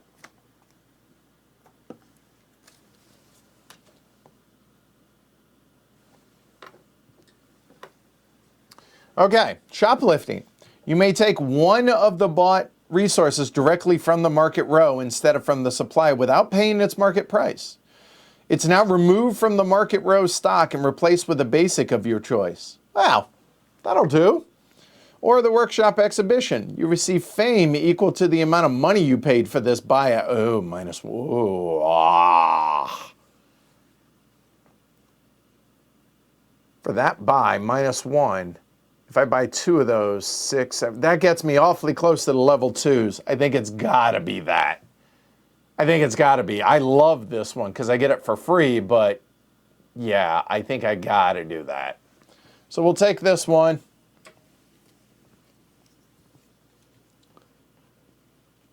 That'll go to the bottom. All right. I mean, let me look at that. I mean, oh yeah, solo streams are way harder.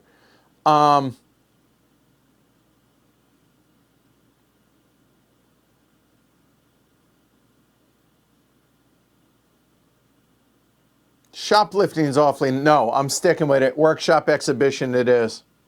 Because it's going to get me to level 2 that much quicker. So there we go. All right, so that is all of the placing now. So performance in weekday order. So here we go. So we're going to go Friday first. You know what? We'll do it this way. We'll bring it over into the theater. Okay.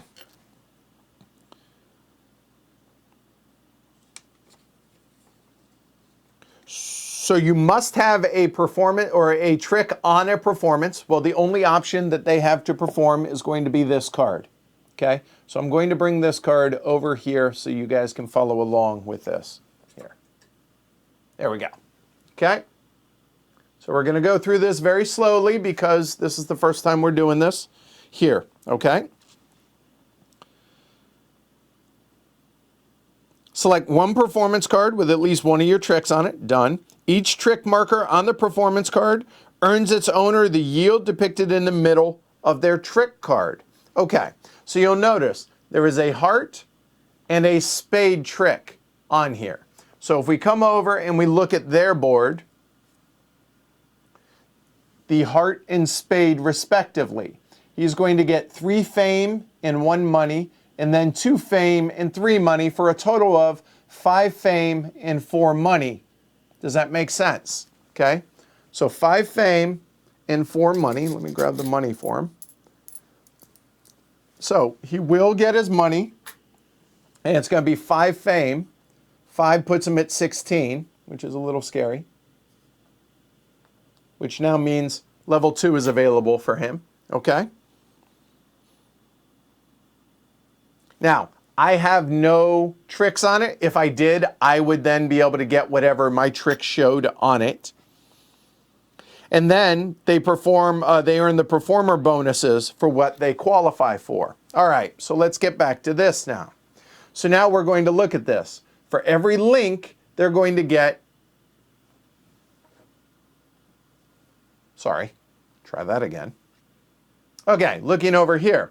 For every link, they're going to get 1 victory point or 1 fame. They have 1 link right here, so they will get 1 point to 17.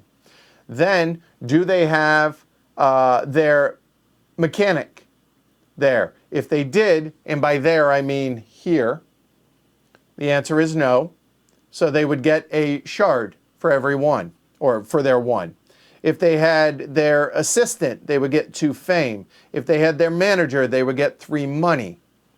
And then they're going to get whatever is at the bottom of the card for the performance. The bottom of the card says they get a shard, so they will get a shard put onto their board. Then we're going to return their tricks from the performance card, and then they instantly are prepared anew for him for the air. So this spade will then get back onto that card, and this heart will immediately get back onto that card. And this performance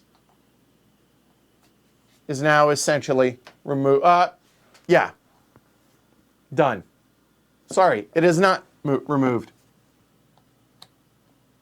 Just everything is cleared off of it. Okay? All right. That makes sense? So these are done. Now it's my turn. Okay. So I get to do the exact same thing that he just did. However, there's a little bit of a bonus for me. So I will, again, walk you guys through this. And he's at 17 points, so I don't accidentally nudge that. All right. There you go. Yep, you can still see that. That works. All right, so first things first. I have a trick on it, so we're good to go on that. So I'm choosing this performance, and I'm going to get whatever is on my trick card. So we come over here and we look at that. Let's zoom in, sorry. I'm going to get 1 fame and 2 money for that, okay? So 2 money and 1 fame, so that will get me there. And the 2 money will go there, okay? Then I'm going to get all of this stuff here. How many links are on there? I have 1 link, so that will get me 1 more victory point, okay? Then, do I have my mechanic on there? No, I have my manager. My manager is going to get me an additional $3. However, here, because of this, for every trick, you're going to get 1 more fame and 1 more money for each trick that is on there that you score. So I have 1 trick. So I'm going to get 1 extra fame, 1 extra money, so I'll actually get a total of $4 there. So I'll take 5, turn 1 back in. Okay. And then I get whatever is at the bottom of the card, the performance, that's going to be 2 money. That's a whole lot better. And then this trick, unlike the game, I do not get to put this back on here. This actually comes back into my supply like that, because I don't cheat like the air does. He was at 17. She was at 17. There we go. Done. That's that performance. And now we go through the end of turn phase, okay? So all this making sense? So I have to pay wages. Again, it's going to be 1, 2, 3, nothing, 4, 5. So I have this money here, so I'll pay the 5. Good. He doesn't have multiples of 10, only has 4 ducats. He doesn't pay any of his money there to buy victory points. Then return your characters back.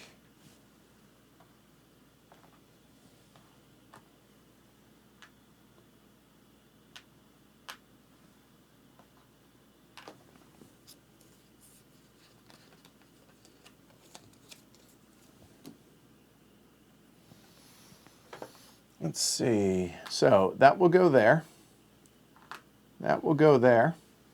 The order of those two does not matter for him, her, them.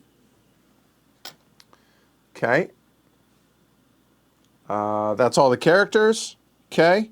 Orders arrive. So now over here, this one will go away, this one will go away, and these will come over to their respective spots. Okay. Move the performance cards. Now this one will go away. That'll slide around. There. We will refill.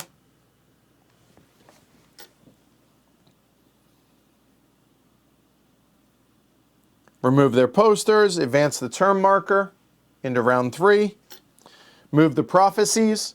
This one will go out of the game. That will come over. So now we get to place 2 workers at the same time. There, there.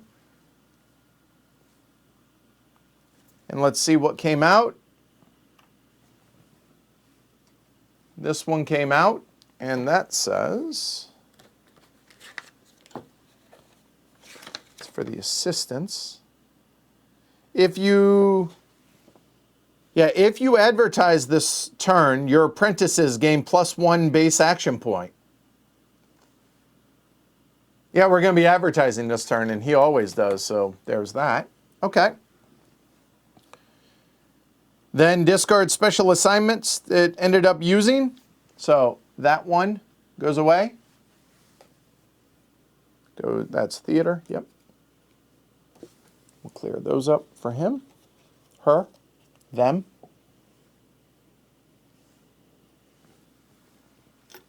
And done. Next round.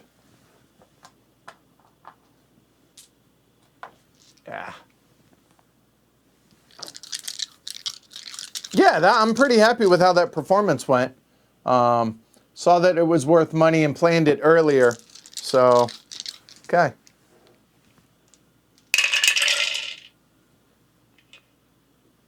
Oh, wow. We got some wild tricks. Okay. Nice.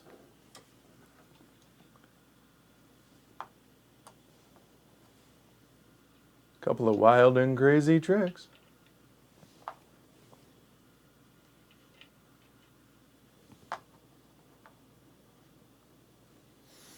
All right, so now we are in round 3. So therefore, roll any 2 without quill markers, and if you can pick the theater, you must then move the quills. So honestly, when you don't play with the academy, they just alternate sides. So that makes that really easy. So these 2 will come over here, and then these are going to be the 2 that get rolled. So there we go.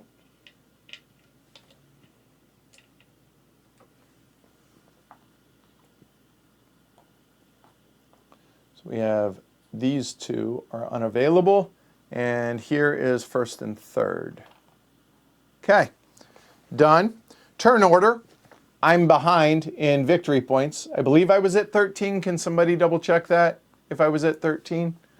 So I am behind, so therefore I will go first. which means advertising is going to be cheaper. Yay. Then advertise, you betcha. So I'll spend the $1.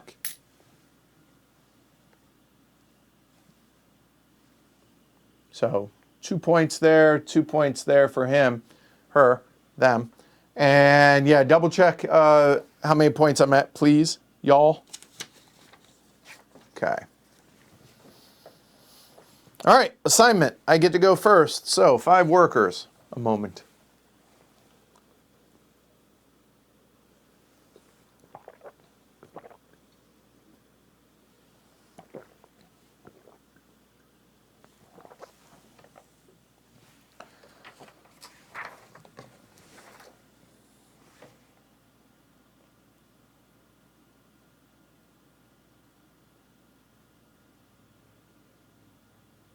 All right, cool. All right. So what are we trying to do? I was looking for that second level trick, which I cannot claim yet, but I'm only 1 or some amount of money short to be able to pick up fishing in the air. So I have that. I have that. So I need, really, only need 2 doves, technically, to be able to claim that one. All right, so we need to come down here.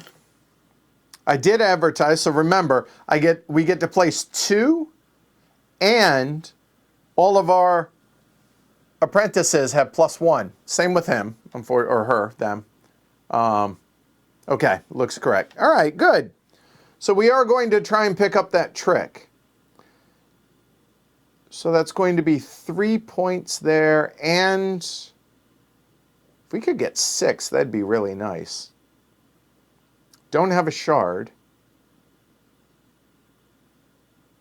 I'd like to be able to get the $6 is the point, but alas, that is not to be. So I know I need to get the trick for 3.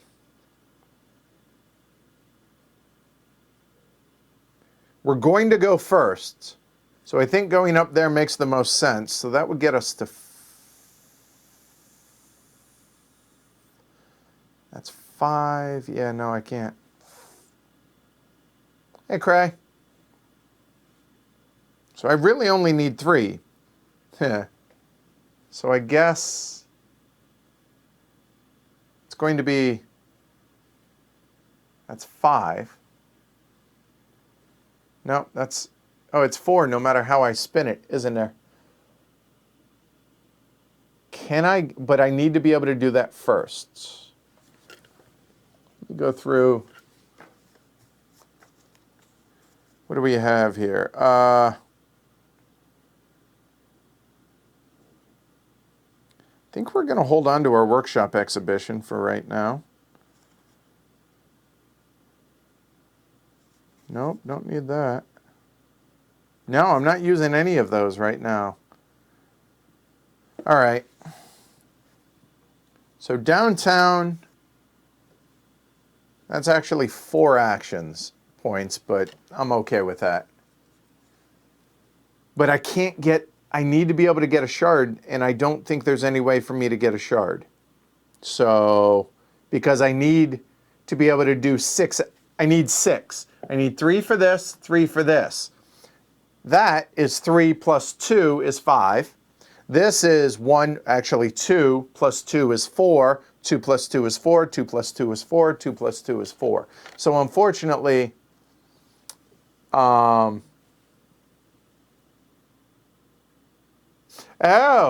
I guess I could do back-to-back act. Oh, I could block them out of downtown. Oh, I like that. Okay. Because I have the second action. Oh, wait a minute. Wait a minute. If I do that, that's 6. Because I don't need the action, that would be a 6th. Whoop. Hold on. And now I would just be able to take 2 dice and do that. There you go. I forgot. You can use that as the bottom right. So there's that. Then we're going to go to the market row.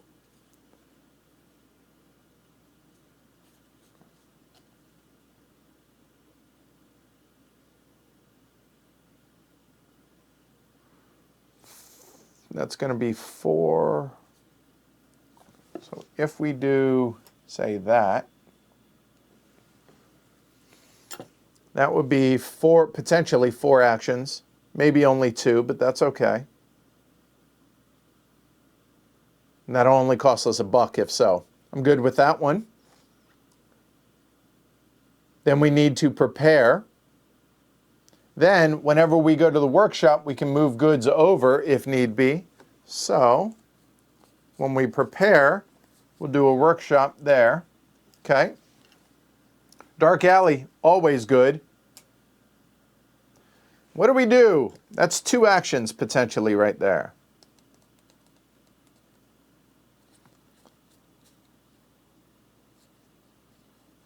Do we go to the theater?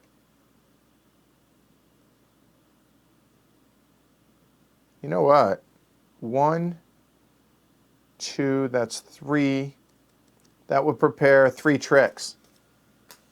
I like that. That works. I like that. I like that. Yeah. Cool. Let's call it there. I'm good with that. All right. So now,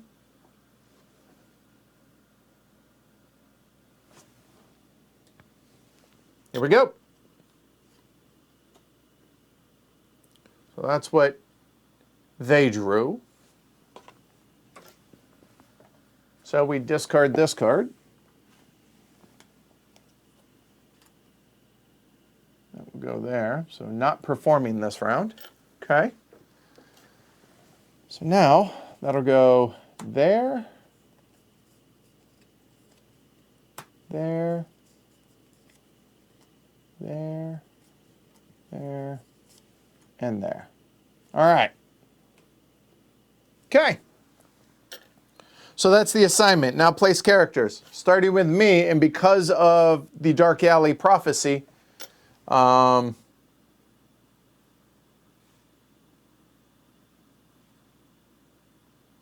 hindsight, I probably should have done that.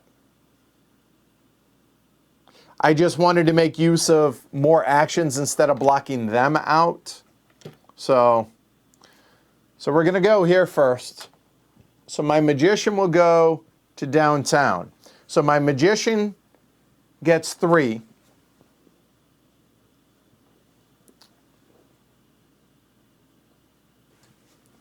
Plus 2. And then as the special ability for this is going to be plus 1, that's actually 6. Okay? So 6 actions is going to be to take the spell of my choice and $6. So there's that, and then it doesn't matter which one of these I choose. There. Okay. So the spell that I want is in the eyeball one, fishing in the air.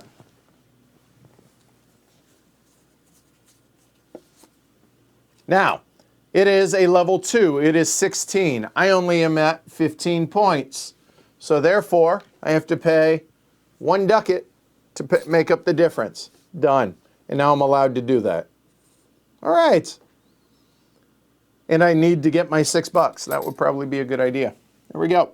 Done. So that was that action. Now, because of this, I get to take a second action. So what are we fighting over? Dark Alley, Theater, and Market Row. And I think Market Row, that gets me 4 actions, and that saves me a crap ton of money. So I think we do the Market Row.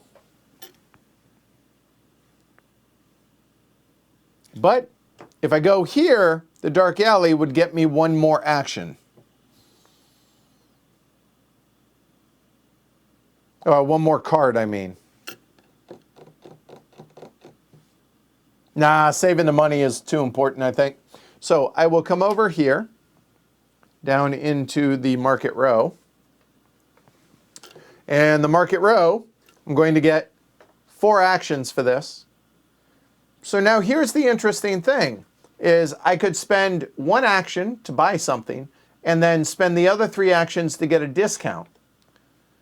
Now, in a perfect world, or I could buy 2 separate stacks of things at a discount of 1 apiece.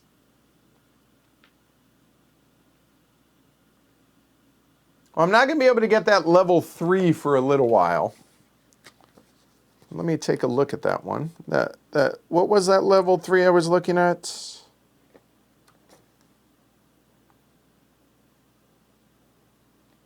It was the one with the 1 gear on it. I'm looking.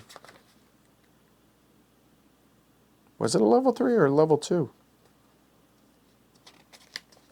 I think it was on my own, wasn't it?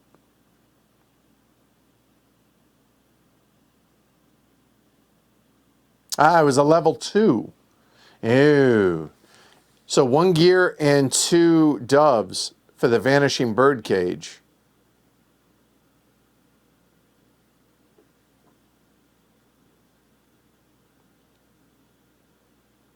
Okay.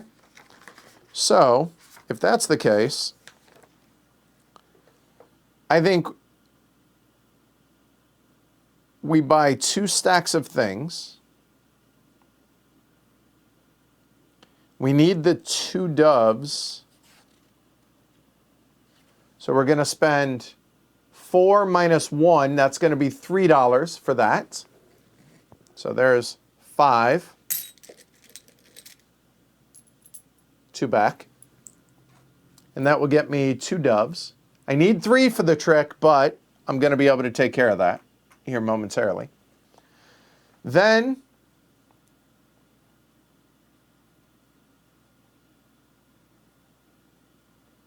you know what? On second thought, I won't get the discount. I'll pay the extra $1 because that's 1 buy. The next buy is I'm going to buy 2 of those for $2.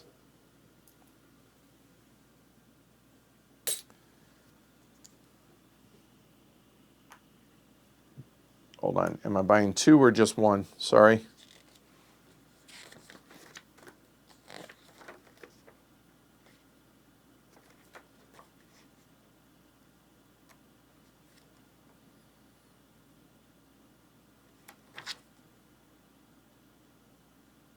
Yeah, I'm buying 2. And then I will spend $3 more. Be careful with that. Spend 3 more. Do I? Hold on.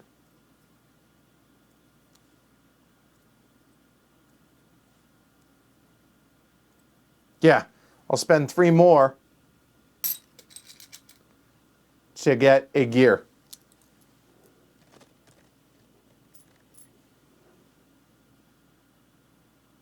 Seems a pretty efficient use of actions there. So let's grab the gear. So there we go. That's all the stuff that we bought.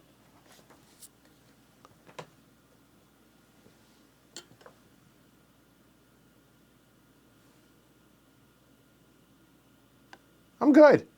All right, that's my 2. Now there you go. So where are we competing? We're competing over the theater. We're competing over the dark alley. The workshop doesn't matter. So the theater in the dark alley. So the order in which they do this, the tiebreaker is going to be up here, which the theater is going to be the first one, okay, right there. And I'll show you guys that a little bit closer. So first off, is anything contested? If the answer is yes, if multiple things are contested, then it is this order up here. Okay, so you'll notice that the first thing is going to be the theater of the 2 that are contested between the theater and the dark alley. Okay, so then the theater, I believe this will be the earliest, not the latest. Let me double check.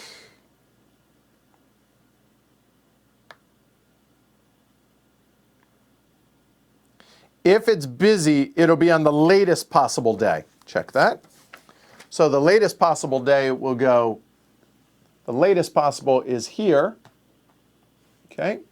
So then it's +1 because he did advertise. So he's going to be able to prepare 2 tricks. In preparing the tricks, is going to be on the leftmost performance card one at a time, and it will be the left one here. So coming up there for the performance card. And this is the eyeball one. And the eyeball, there is no possible link for the eyeball. I don't think, nope, there is not a possible link because the eyeball going there, no link. Obviously nothing there. Eyeball there, no link. So it will go there. That is the only possible location that it can go. Then he places the second one and it will go onto the one that has any existing tricks.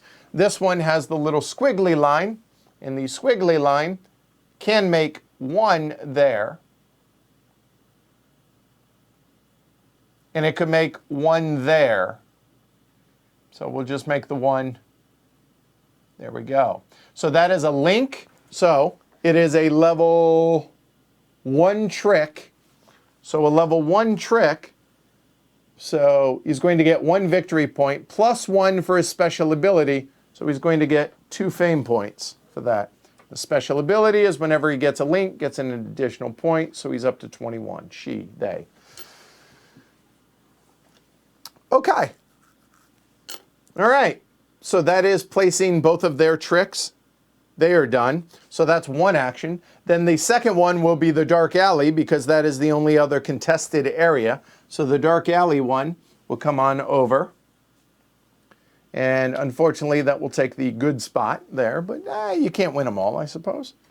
So now, check that 3 action points because plus 1 because of Advertise. So that's going to be actually 3 actions. So flip die to see whether or not they rotate the prophecy. Okay.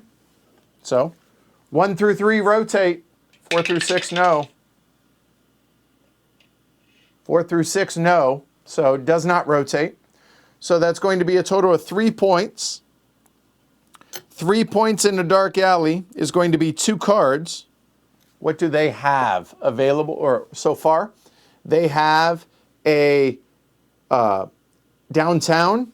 So the priority is theater, downtown, then market row. So it's going to take a theater and a market row. A theater and a market row, which is that one. There we go. That is their actions. All right, so now can place 2, and I believe it's every action, right?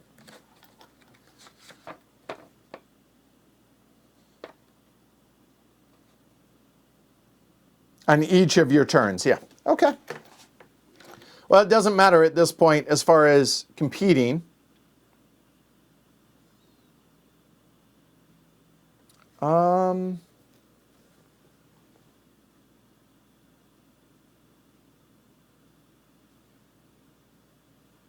Let's go ahead and just do the theater and get that done. So that's going to be 1. I did advertise. That's going to be 2. And then, oh, I'm not doing the theater yet. I lied. I will go ahead and go to my own workshop. That's going to be 1 plus did advertise. That's going to be 2. So if we take a look, all of these abilities are available to me now, okay? So 1 is prepare a trick. 1 is move an assistant over here, but there I don't need to do that one, all right? And then the third option is you get a +1, an implied +1 extra resource. Oh, so I'm going to spend 1 of those action points to go ahead and take my 2 turtle doves over there, and now all of a sudden that is 3 turtle doves. Why do I do that, you might ask? Well, I need 2 rope. I have it. I need 3 turtle doves. I now have them because it's over there. And then I need 3 wood for this. Oh, hey! So for a second action is I'm going to, and this requires 2 action points worth. Let me zoom in so you guys can see that a little closer. So you'll see that this one requires 2 action points, which thankfully I have a total of 3 action points. And I have everything, so I get to prepare 3 tricks for that. Awesome. So let's go ahead and do, let's do diamonds. So there. And that is 1, 2, 3. Consider that prepared. Awesome. That was a really, really good use of that lowly assistant because he had the plus. Oh, wait. No. Shoot. Hold on. Allow me a mulligan on this. I will have had to have done... Oh, I can't. Oh, no. I don't have the third. I only have 2. How did I miscount that? And I don't have a shard.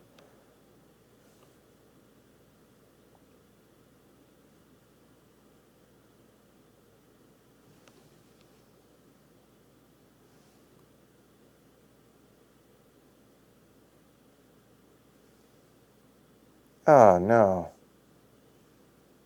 Mistakes were made.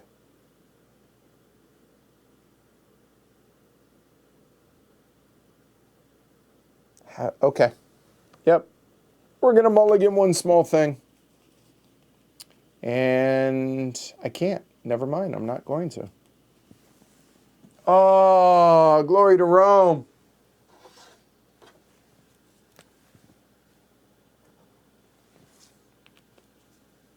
Because math. Oh, that's frustrating.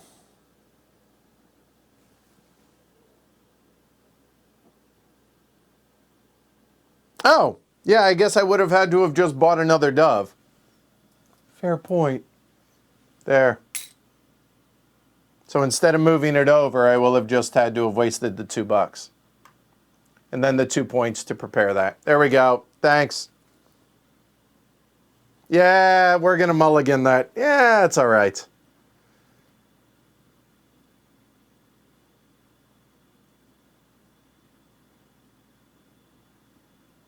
I gave him the extra point for what now?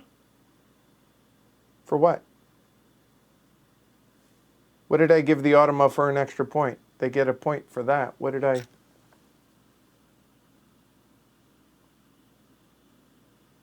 Oh! Oh! Well, glory to Rome, because, yep, now I understand what you're saying. Golly. Tell me I'm not the only one that when you play solo games does stupid stuff like this. Huh?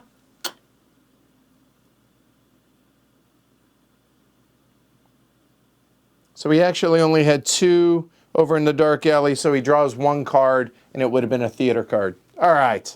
So not a big deal. So it would have been the theater and not the market row, and the market row is this one. So he wouldn't have drawn this card. I'm going to bury that one. All right, so here, for those that are not following what my dumbass did,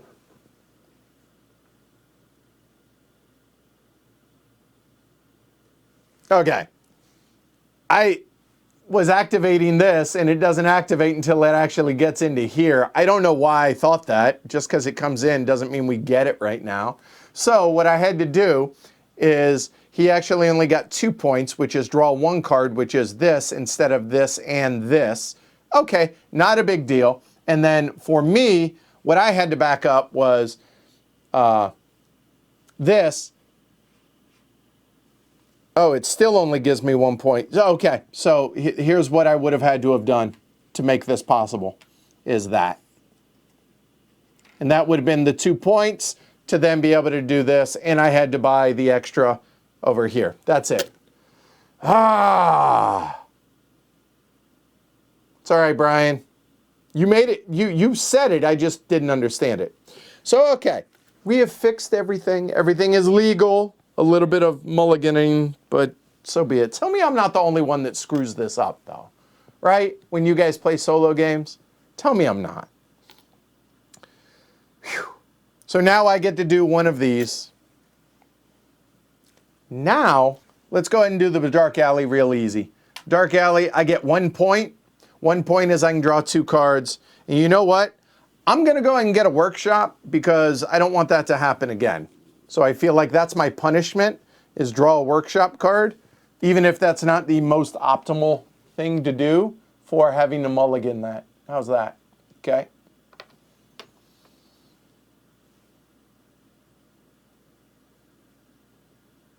Nope, nope. And I forgot, I actually have my, no, I'll use it in the theater. That's fine.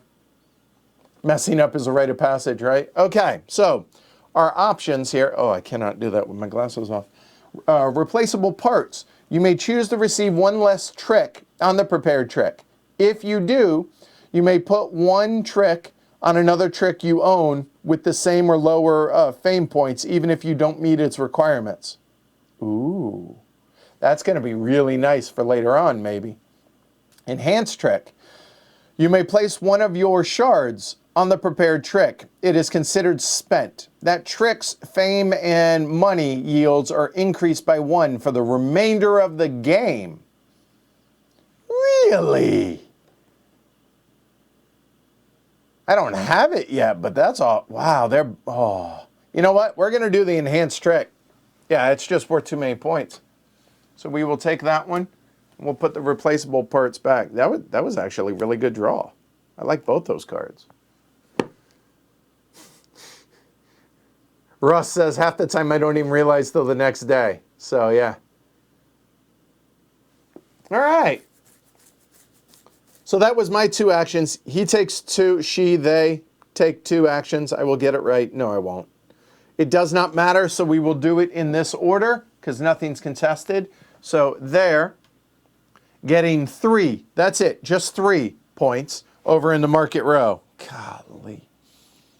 Now, for the first time, here's where their shopping list comes into play, okay? Discard each component that already is in the market, okay?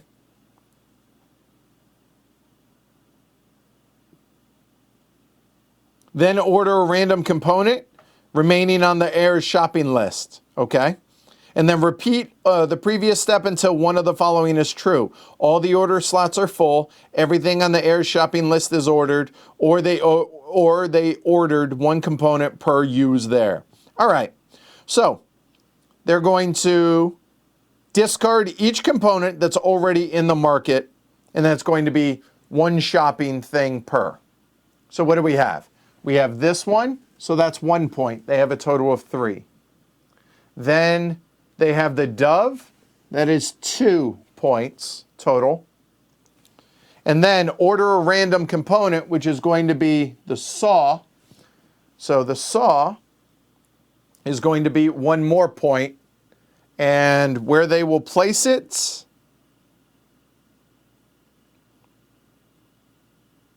in the first empty slot in reading order, right there. Okay, so that's going to replace the glass. Okay. Did I take it in the wrong?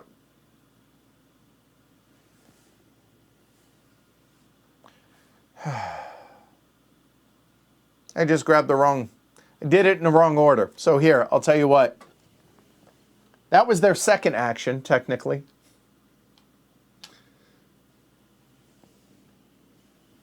Oh boy. And they only have 2 points. Oy vey.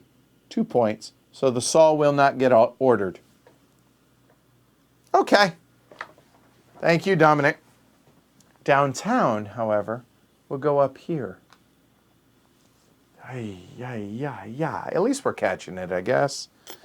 Come on, man. All right. 3 for their magician. So 3 points. They are going to take 1 die. They are now level 2, so therefore they will take a random from their category, or from one of the 2 categories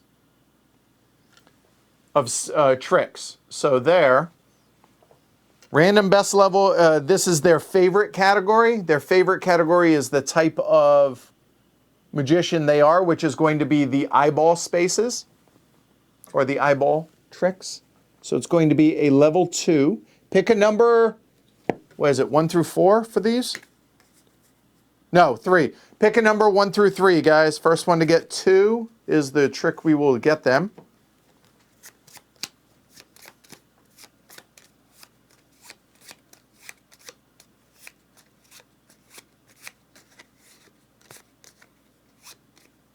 And after this round, I'm going to stop stepping through every single thing slowly, and we're going to expedite things a little bit, all right?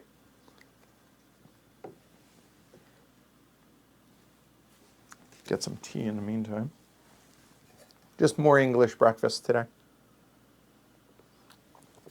2 it is.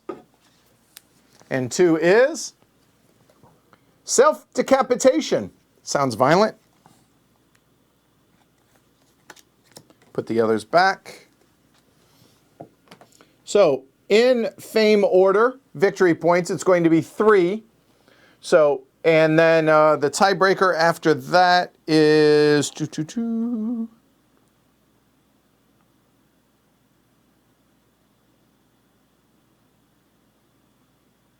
Fame, then shards, then money. No shards, then money. So these will slide all the way over. That will go there. Prepare the new trick. We'll do clubs, puppy toes. And that's going to be a total of 3 tricks. Ugh. There. Then we need ghosts. They're not. They're cloaks, I think, but it looks like ghosts. So we'll throw that up there. Then it's going to be saws are already. Wow. That was, wow. Terrible that already 2 of the 3 were already there. Gah. All right. So that's the new trick done. Okay. Then did the second one already, so now it's back to me for the theater. The theater will go here. So now I have 1, just 1, plus 1 for being in the theater. So that's 2. And then I will use my my magician's special ability, which gives him a total of 3 actions over in the theater.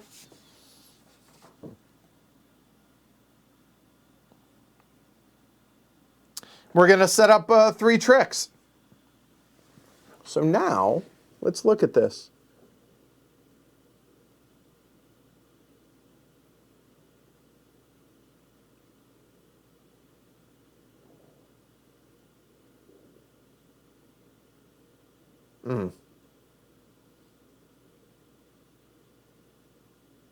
So that is an eyeball, which is not ideal.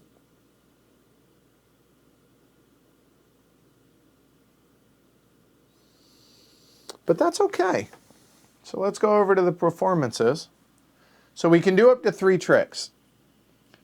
And remember, you can only have 1 of each type of trick on a given performance. So an eyeball there, that seems good. That'll be a link, and that'll be 2 points or 2 money. I'll figure that out in a minute. Then the other one, I will unfortunately have to go there, which doesn't give me a link. And then this one, I would like to place this, but if I place that here, then this trick would have to go over on there, and that's not good for me. So, and the spade has got to be the gears. Oh, that actually really kind of sucks. I don't get the link bonus, but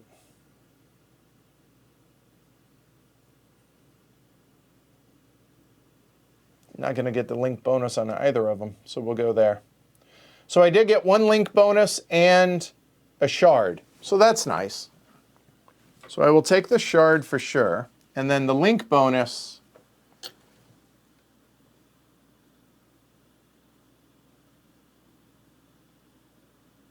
Oh boy, we're going to be short money too. We're going to take the $2. Oh. Grr. Take care, Tony, Chad. Take care. Later, Lars. All right. Dominic. Wow, everyone's going. All right, y'all have a good one.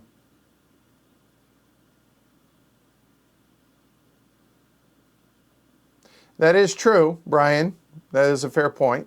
So, all right. Then his last action, the workshop, he doesn't do. So that's it. So no performing. So we go into the end of turn phase. I have to pay wages. Unfortunately, free.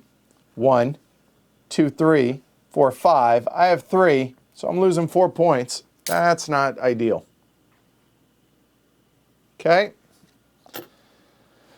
Still doesn't have 10 bucks, so not doing anything. Return the characters.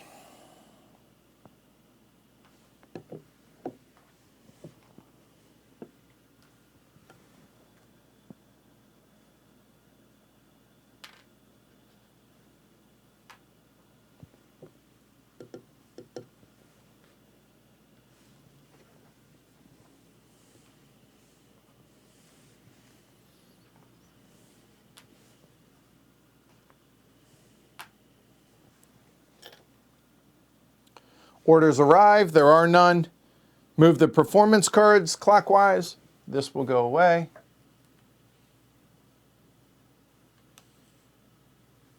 And the last of the Riverside Theater.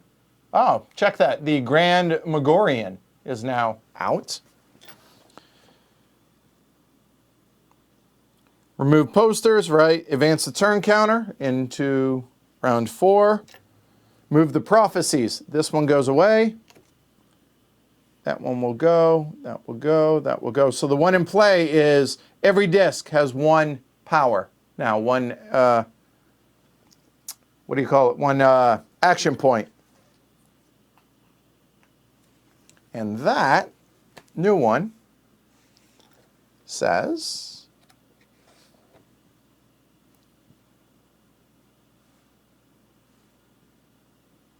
The take coins action costs 1 action point. Okay, that's cool. That'll work. But remember, it's not in play. I'm saying that for my own benefit. Discard any special assignment cards, so this one goes away. And retrieve our cards back.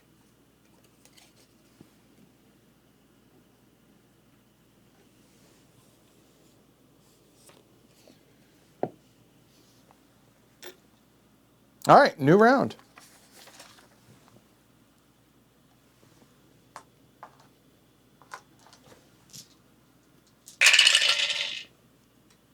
Woo. Hoo, hoo, hoo. All right, well, that's going to be exciting. So no assistance. Oop, that was an X. There we go. Unless somebody's spending a reroll or set 2. And low money this round. Can't believe I didn't have enough money to pay my bills.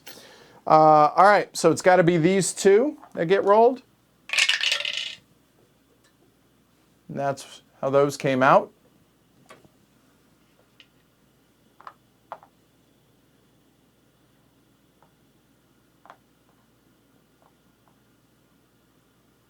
That stays. All right. Turn order, I'm still behind on victory points. So advertise, I have no money. Oh, that sucks. He advertises, gets 2 points. Oh. Ouch. All right, assigning. Well, we know we're going to perform. Oh, and these need to switch over to that side.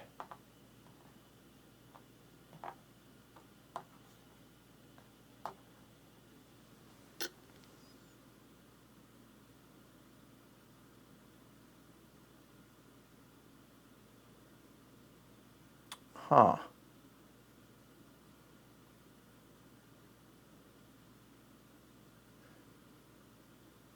So he is going to prepare, I think, maybe. You know what? Okay, I know I'm going to perform. But now, let me look at what my special ability is I could place one of my shards on the prepared trick, and it gets a +1/+1 on it. Yeah, I think we use that for the magician. That seems good. Seems like a good idea.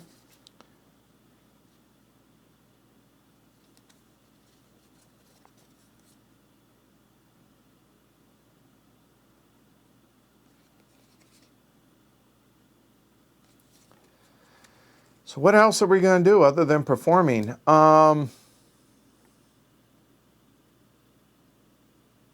is an eyeball. What can we do for the eyeball? Can't, no. Eyeball there. It would give me a link.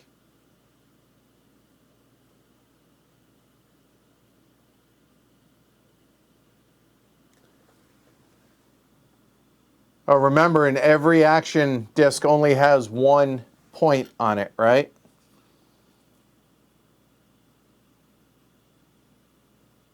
Oof. Well, if I were to prepare this trick, that would reset that one at least. And they're all one, so let's go ahead and go to the workshop.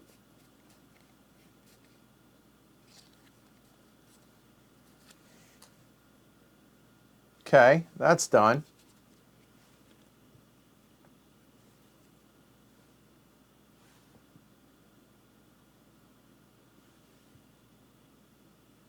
I like where your head's at. Yeah, I like that idea. Go big on the performance, right? I like that. That's a good idea. Then what do we do for the last one?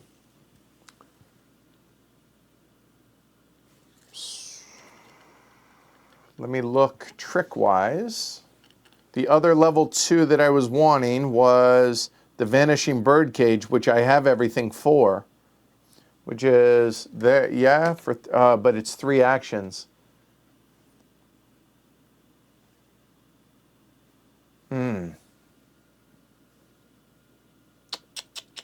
Wow, that sucks so bad right now.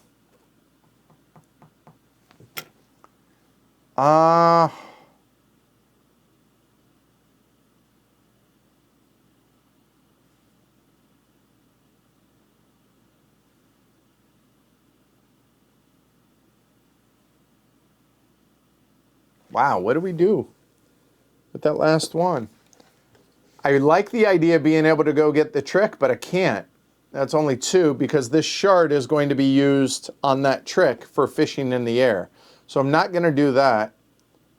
Market Row, I don't think makes sense right now. So downtown doesn't make sense. So I guess Dark Alley, or I don't use it. That's free. I guess I can move that over and save $1, but the Dark Alley, that gives me 2 actions, at least one. Yeah, so no, we'll go the Dark Alley. That's fine. There we go. That is my actions, done, programmed. That will go away for him, them, there. So they are not performing. Okay. Nice. I think that might actually benefit us. I think. So that will come up here. So here we go. What do they have? They have there.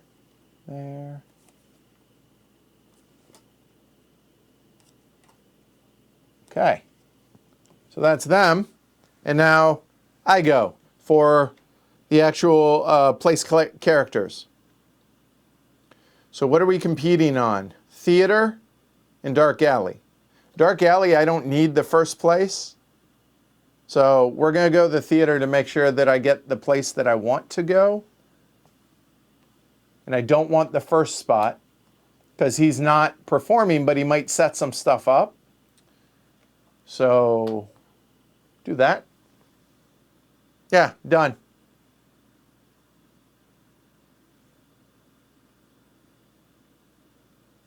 Oh, no, it's downtown. We're right.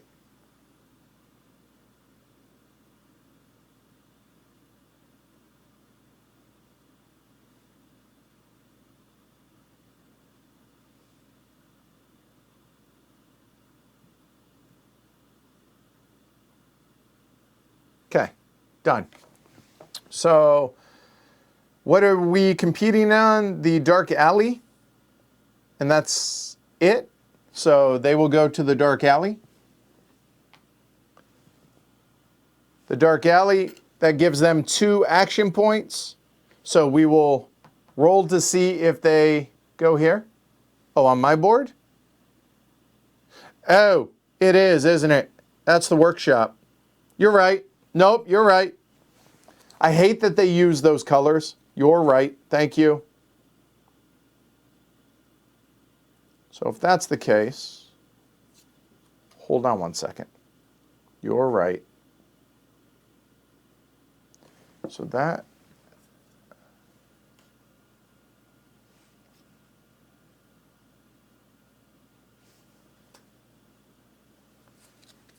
Thanks, Brian. Okay, try that again. So if that's the case,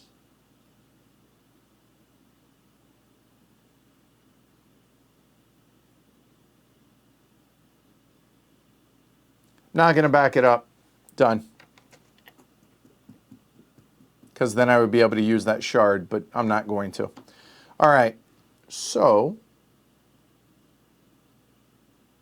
has 2 points, so we need to roll to see if that changes. So 1 through 3, and it changes. Nope, does not change. Done.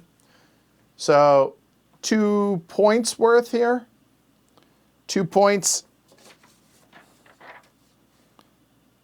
is going to be 1 card. They have a theater and they have a downtown, so they will get a market row. A market row is this one. So there we go.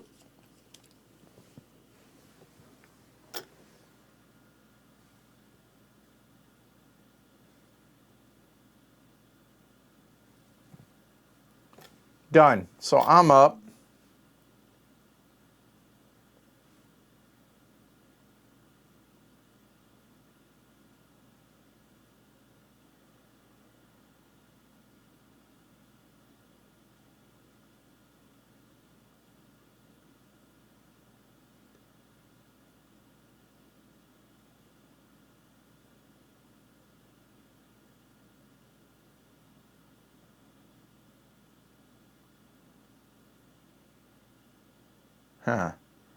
Huh. Yeah, the order in which I want to do this isn't working, but there, I will prepare that for the 1 point.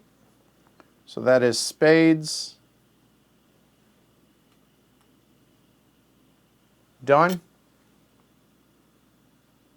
You know what? That doesn't make sense. Doesn't make sense. We're not going to do that. Makes more sense to go to the theater. And I can prepare 1 trick.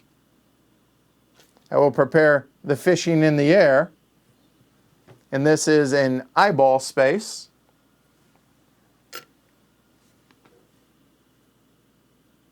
And the eyeball will go there. That creates a link, which is going to be worth 2 points there.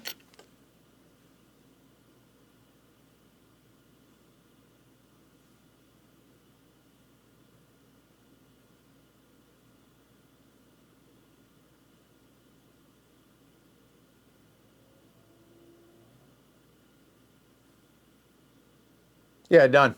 Okay. So that is 2 points or 2 money.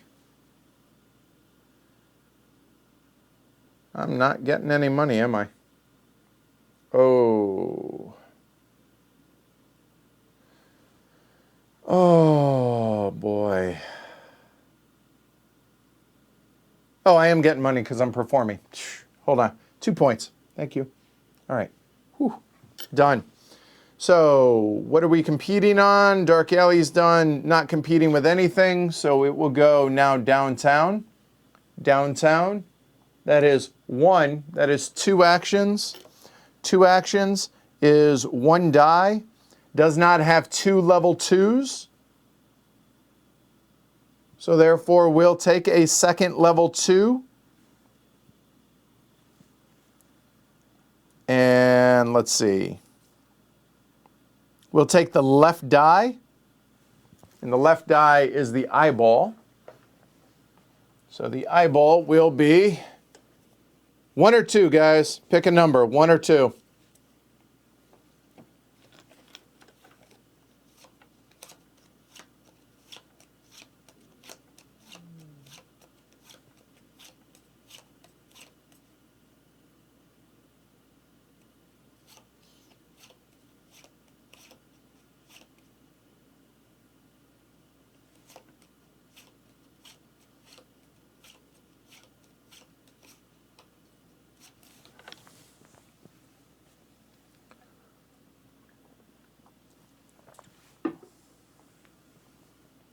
one it is. And one is the paper shred. Like for recycling? Like, you know, just, you know, like that. Like, all right, so 4. So this will scoot all the way over. He will automatically prepare that. That's diamonds. So that's going to be the vase, or I'm sorry, a mirror. That will come up here. The saw is already there, and there we go. That's better. Give him some stuff here. There we go.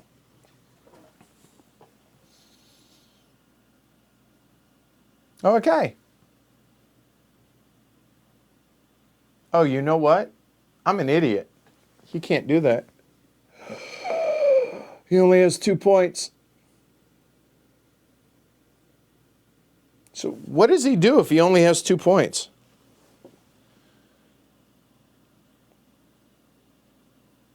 Oh, no. He still takes a die. Never mind. We did right. Whew. We did right. All right. Sheesh. I'm looking at the point values instead of the chart. Hey. All right. So now that that's done, these will go back. Technically. Nope, they won't. I'm lying. Because there are tricks out there. So now,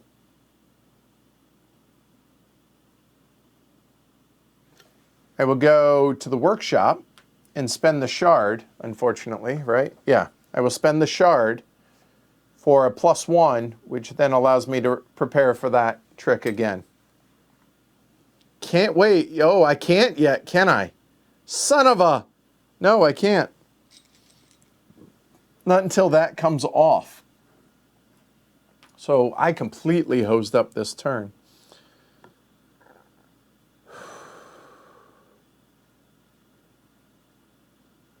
Okay, well, because now I don't have, then that is completely wasted. Oi!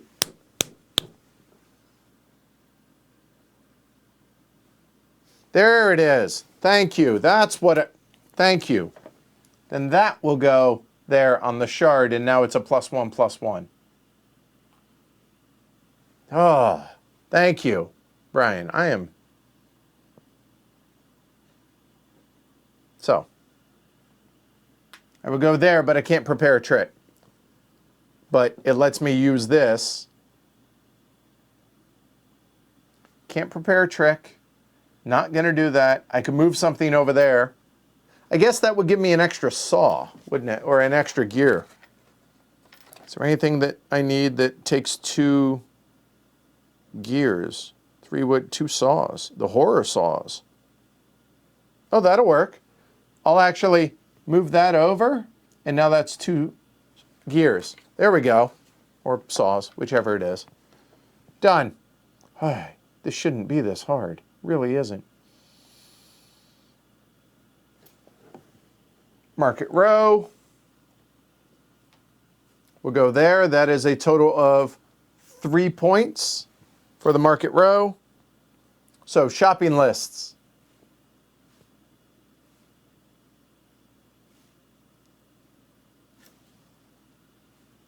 That looks like 1 there. I think that's the only one that matches.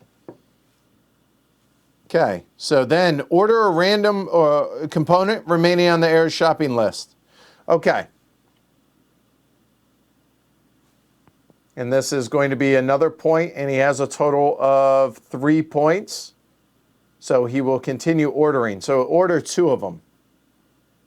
So 1, 2, 3, 4. Of course. All right, 1. So he's going to order that.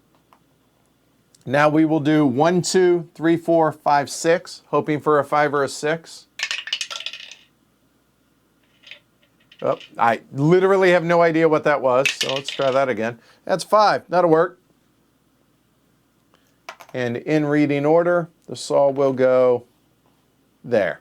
And that is the 3 points there. He's done.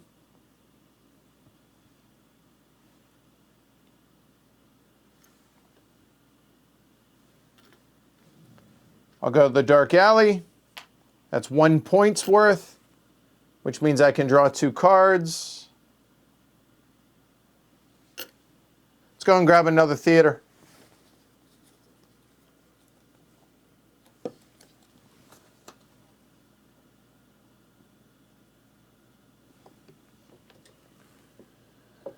Durable components. At the end of the performance phase, you may return one of your performed tricks to its trick card instead of discarding it.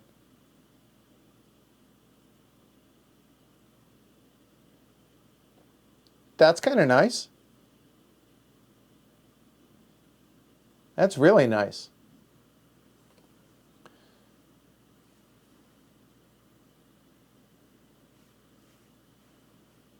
All right.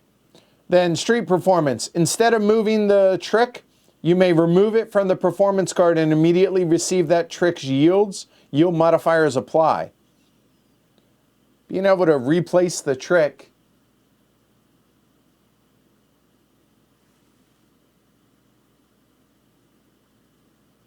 that just triggers it. I think being able to do that is better. Yeah, we're going to go ahead and take the durable components. So that will go there.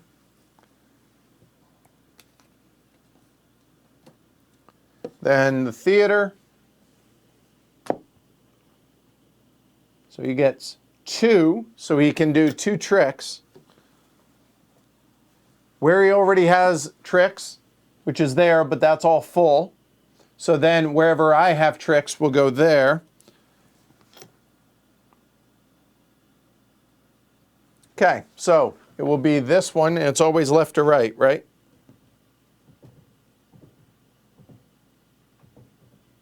Yep.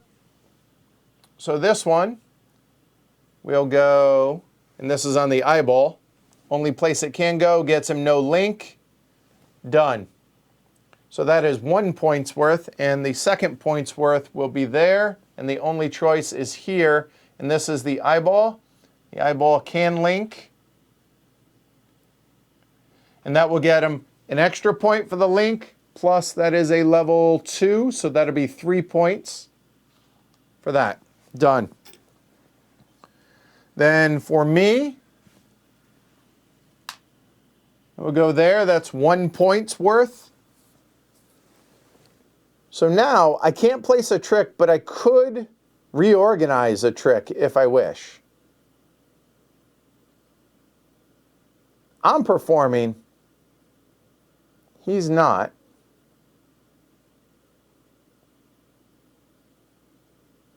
I can move a trick.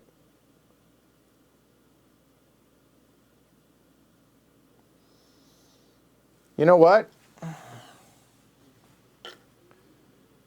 If I move this trick here, it gets me a shard and 2 points.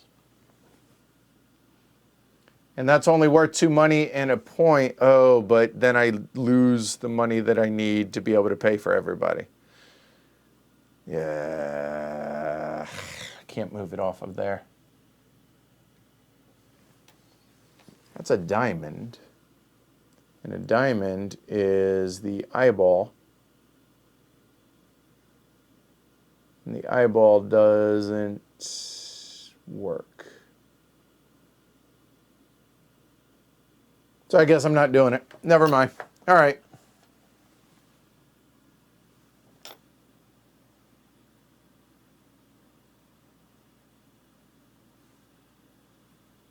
Done. And that action's done. So performance. Nothing here, but there's a performance there. I'm going to choose this card for the performance.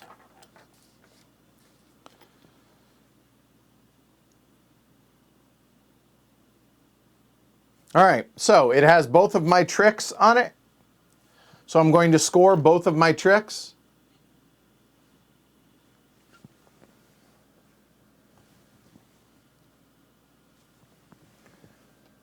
So both of my tricks, I get no bonuses though, but I'm going to get 4 fame and $6 and a shard plus 1 for this, remember, so it's actually 1, 4, 5 fame. So 5 fame. 1, 2, 3, 4, 5. Then it will be 2, 6, 7 money and a shard. So 7 money and a shard. Okay. Then I get the performer bonuses in the theater. So what do we have? Let's take a look, shall we? So how many links are there total on the card? It looks like there's only 1 link, so that'll be 1 point. Done. I have my assistant, which is going to be 2 points, and my manager, which is $3. So 2 points and $3.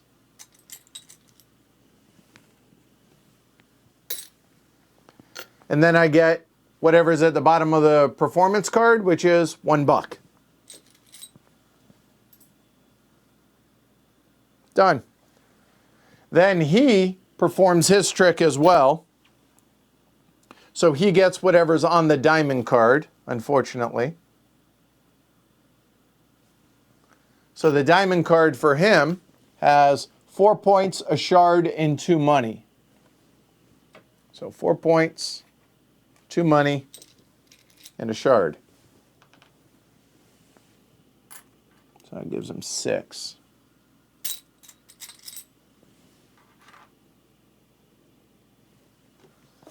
Then these go away.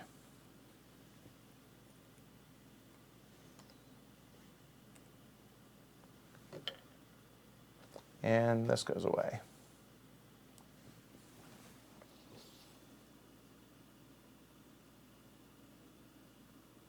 Instantly prepared anew for his trick. Goes there. All right. So now, end of turn, pay the wages. It's $5. Done. He still doesn't have $10. Return the characters.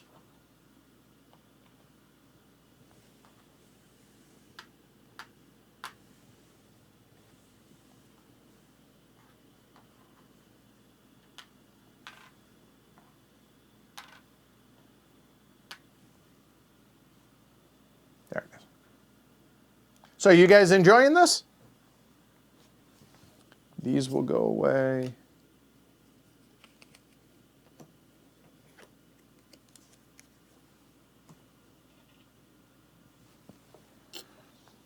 Move the performance cards.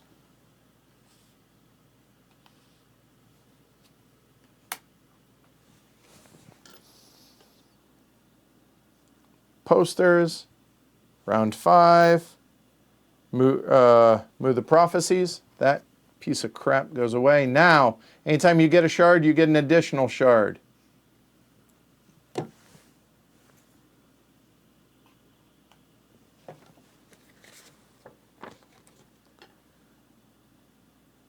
And this one is hiring a character. Only costs 1 action point. Right there. Okay?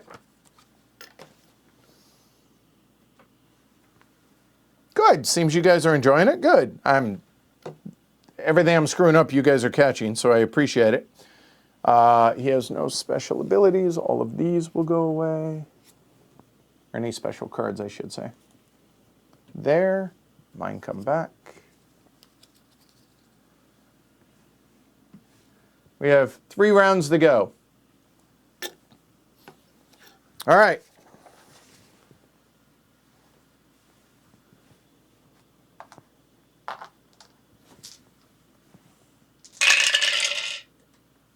What do we got? All right.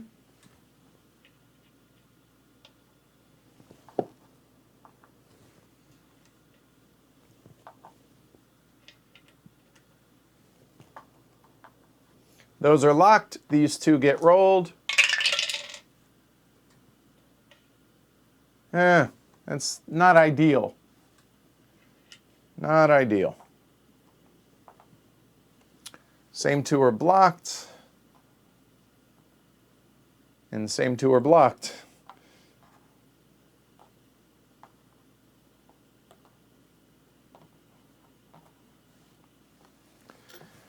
Advertise. I'm still behind in turnover. I will this time. There's the buck. 2 points. That gains me nothing, but I don't lose, and he automatically does, or they automatically do. Yeah, I'm working on it, Anson, I promise. All right?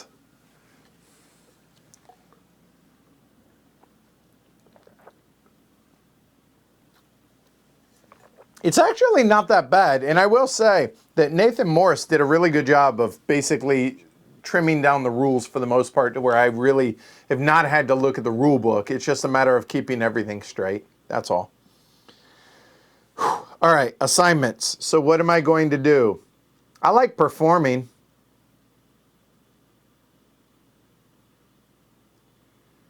You know he's going to, right?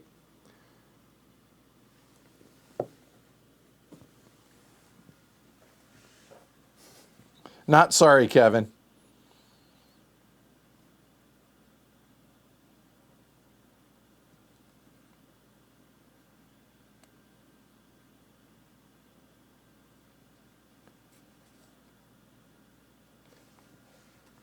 I think we'll put out the durable components.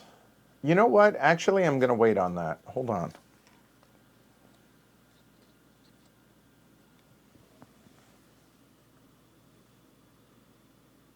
I'm definitely going to perform, though. I'd like to perform this one because it's going to get me 2 shards for that, for sure. And I keep needing money, so there's that. But I also want to go get my level 3 trick. I'm planning for that.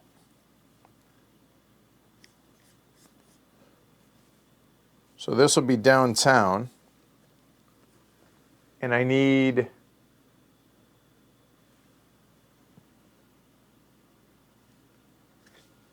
that so I don't have to spend the shard. Yes, yes, Brian.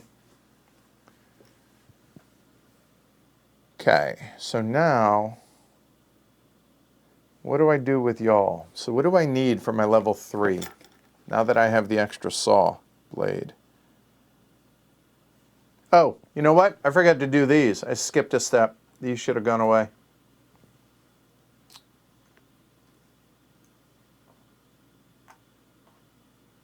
Because I need saws. That's why I remembered that. You know what? If I get 2 saws, I can get my... Okay, so I'm getting it here.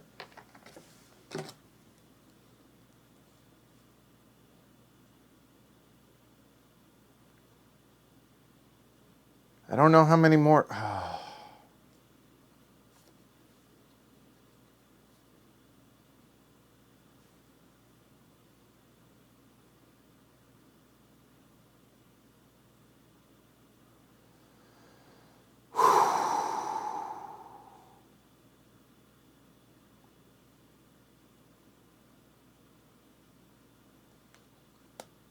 Not using them.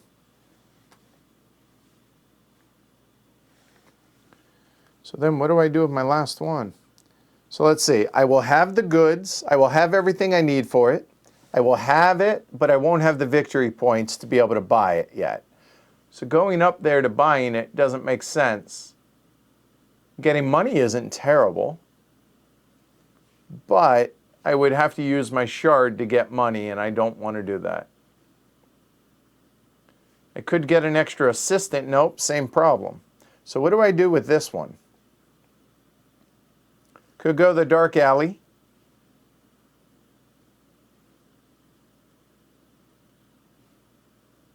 I guess the dark alley.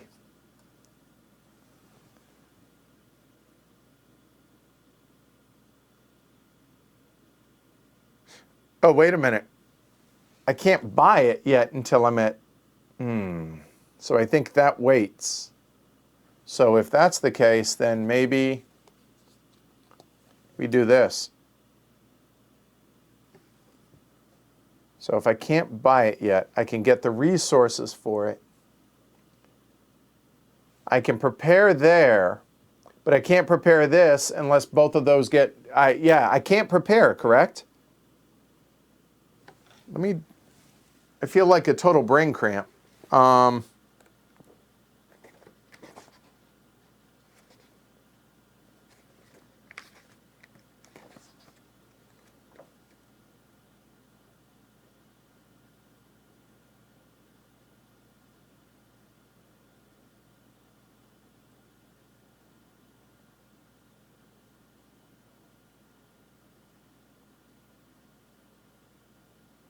Oh, you can. I'm an idiot. Never mind. So if I can prepare, then I would like to be able to prepare with 3 points worth.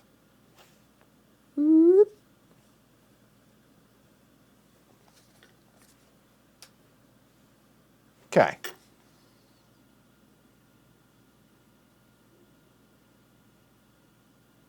Gets me, performs, gets me more money when I perform.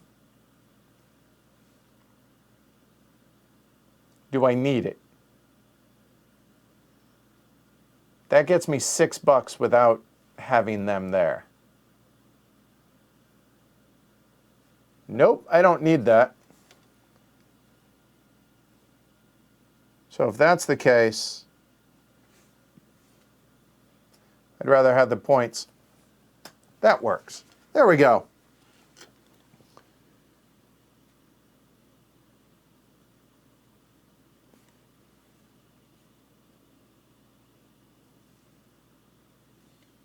Because if I'm going to buy,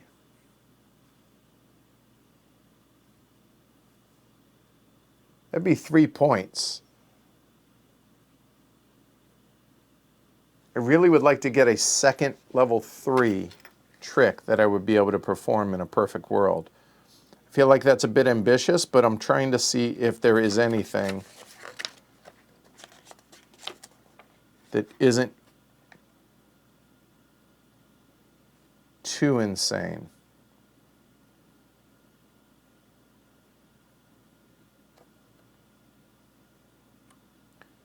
Oh, you know what? I'm not even looking at what the in-game thing is for it.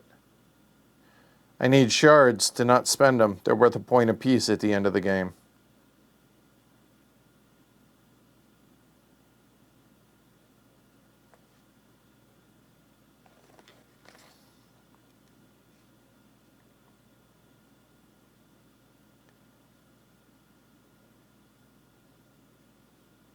Skeleton Dance is pretty nice. So if I can get glass out there. Okay. So if that's the case, if I wait for this, no, I need to be able to order the glass, don't I? I do. Done. Final answer. I'm done. All right. All right.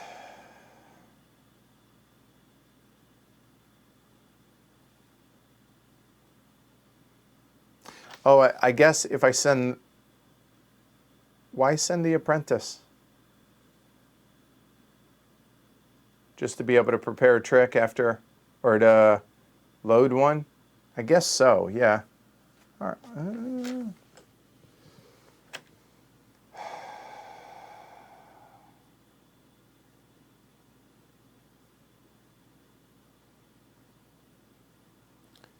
know what? If that's the case, then let's do that.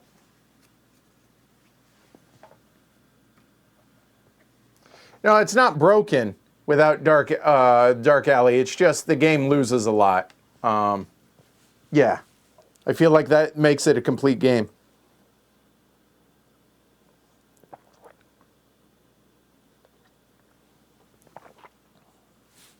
All right.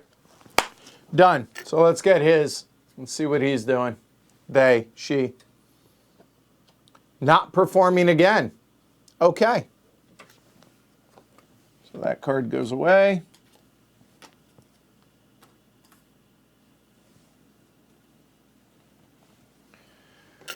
All right, here we go. Make sure I do this.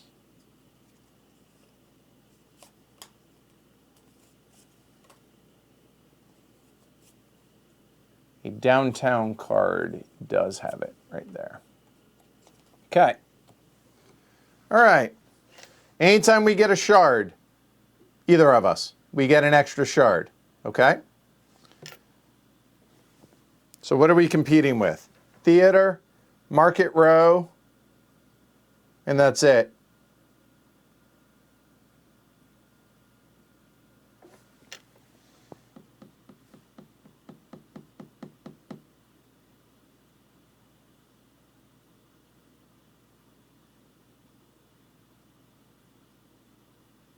I think the Market Row I have to do first.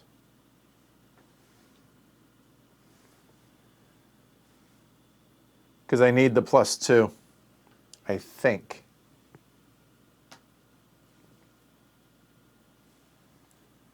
All right, so Market Row.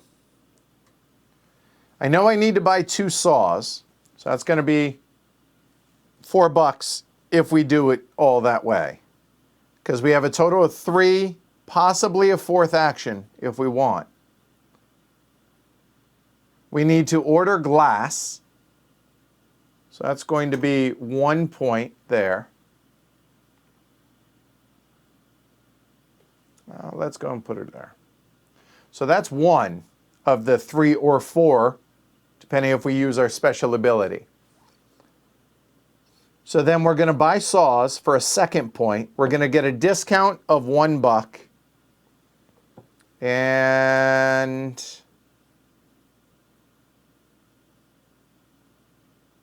it's going to be a discount of $1. So it's going to cost me $3 to get 2 saws. $3 to get 2 saws.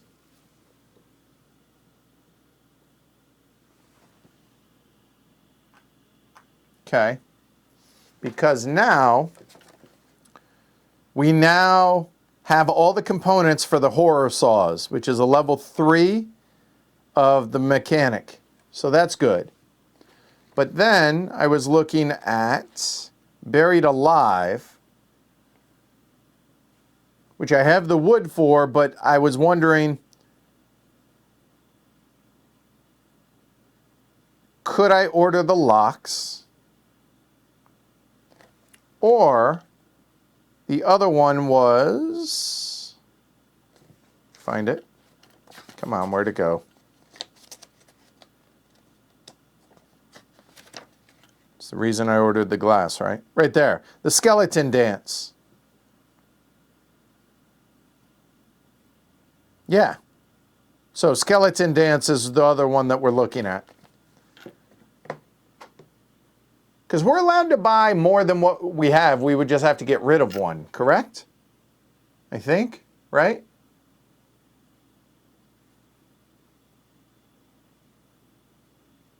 I don't believe you can just place it over here, can you? I believe you have to move it with the workshop.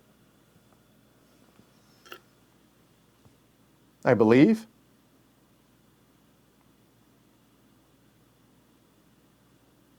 Yeah, done.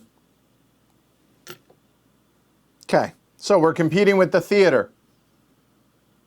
It's the only other spot that we're competing with. So because we're competing with the theater, he chooses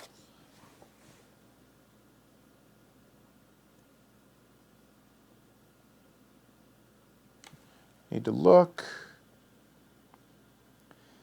If the stance is busy, he goes on the latest possible day.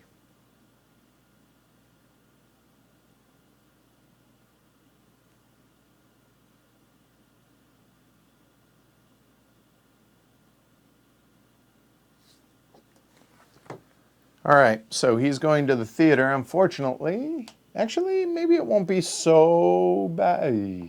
Yeah. All right, so he's going to prepare 2 tricks. Where he has already. So diamonds, that's full here. In diamond, this is a eyeball. Eyeball doesn't fit, does it? Oops.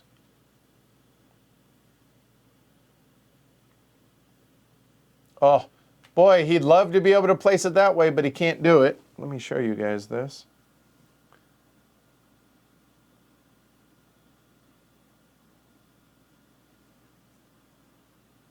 I don't believe so, because the special ability you only get, I thought.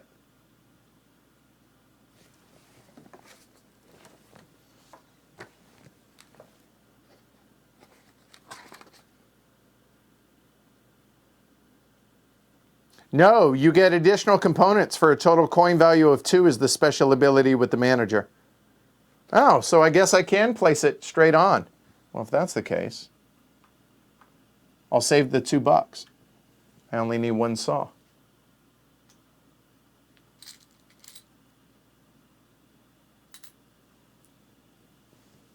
Okay, cool.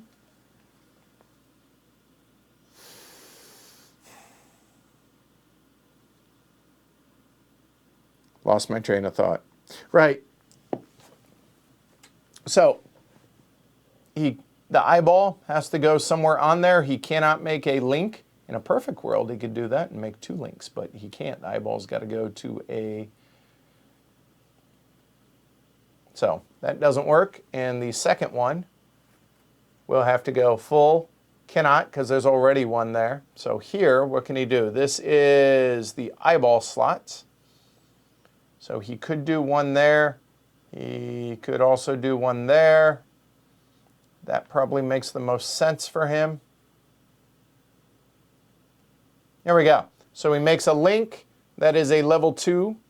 So a level 2 is going to be a total of 3 points for him. 3. And by the way, nope, I haven't. Nope, we're good.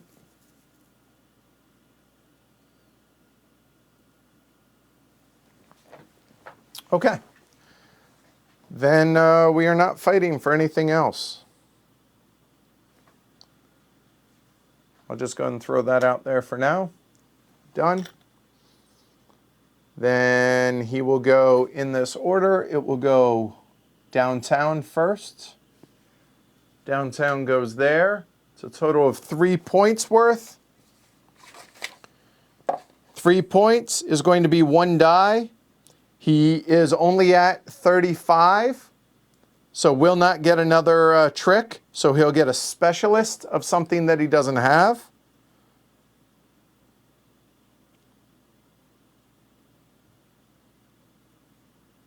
And he will take,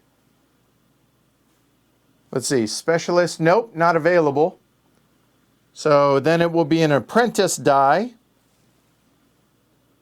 And the apprentice die will go there, I believe. Okay. Done. So he's not going to hire any more. All right. So then I will go to the workshop. That's going to be 2 points worth.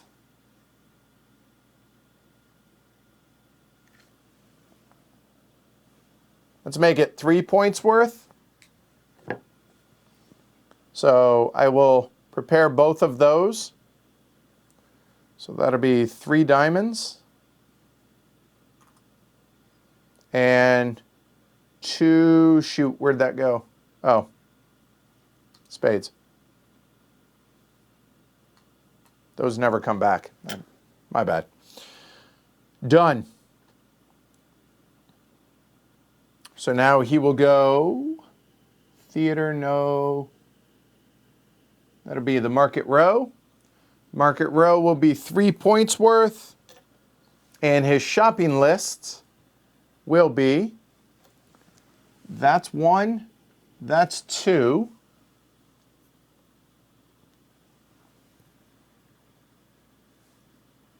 So then he will order a random. So that'll be 1 through 3, 4 through 6.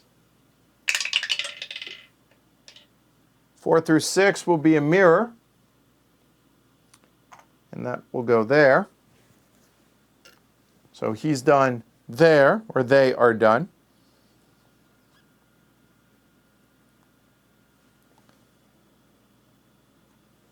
And we'll go ahead and put this, which gives me 3 points worth to add on tricks onto performances.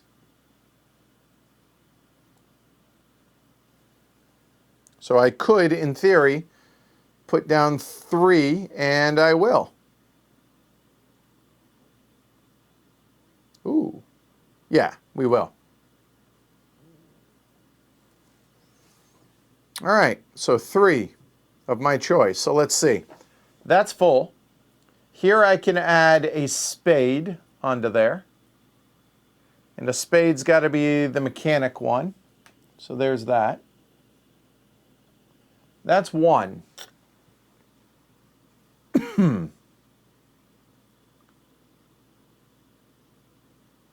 Oh, you know what? Check this. That's 1. 2 is going to be, I'm going to move this. And I will move this one. The diamond is a eyeball. And the eyeball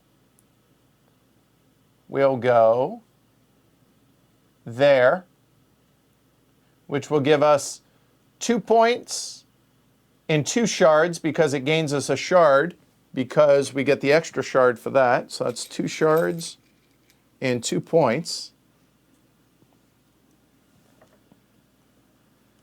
And then, take care, Luke.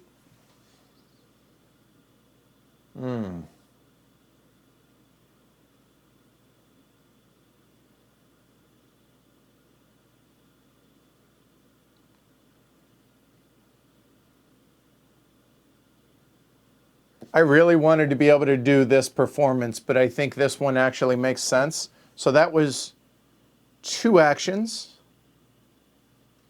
The third action is I can either add a spade over here or I can add a diamond there. If I add the spade there,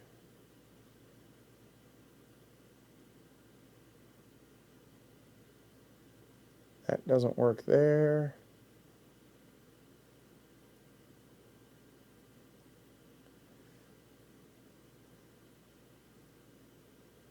You know what? Let's add a spade. So if I were, it's a mechanic. Oh, shoot. No, I don't think it works. Oh, it does right there. That'll be 2 points for that as well. And now, by me doing that, I can let this just fall off. Yep, that works out. That'll do, pig. That'll do. All right. So now he's doing downtown again. That'll go there, which is going to be 2 points. And 2 or 3. Does he get to use... I know he doesn't do the special ability. I believe he gets the +1, though, right?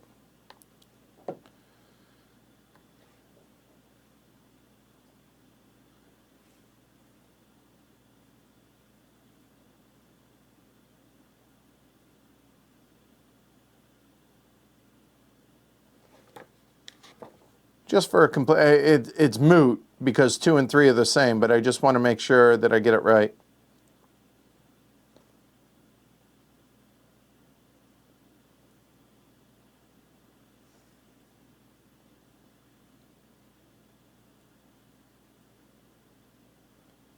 Yep, he gets the +1, but ignores the text. There we go. Excellent. So he gets 3 for doing that, but 3 is the same as 2 because it's still only going to be 1 die. So he's going to take a bank die that offers the most and get the most amount of money. So he's going to get $4 on that. So 4, that gives him 10. So we get to see what happens there. Okay, done. And then my last action is I go there. It gives me 2 points worth. And at the end of the performance, I can return a trick back onto here if I want.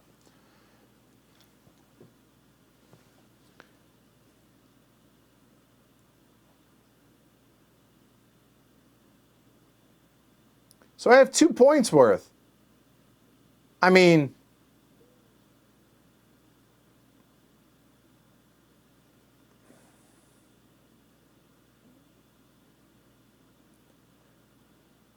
I can get 2 shards and...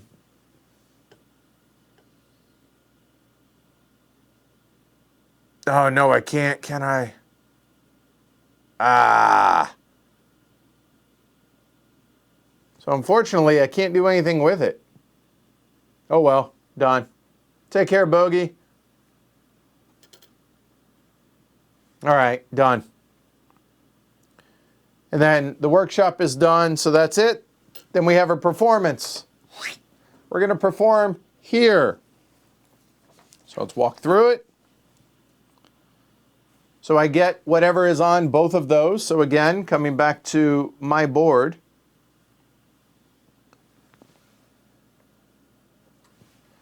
So I'm going to get 1, 4, 5 points, and $7 and 2 shards. So I said 5 points, $7. So 7 and 3, get a 10. Done. 2 shards and 5 points. Somebody's closer. All right. There. Then he's going to get his performance bonuses. And this is a diamond and a club.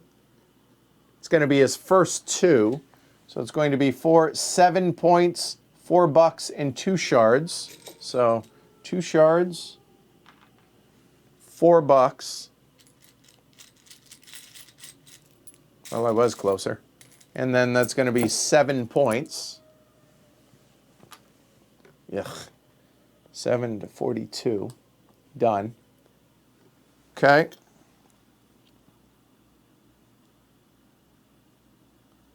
Then I get the performance bonuses and whatever's on the card. So.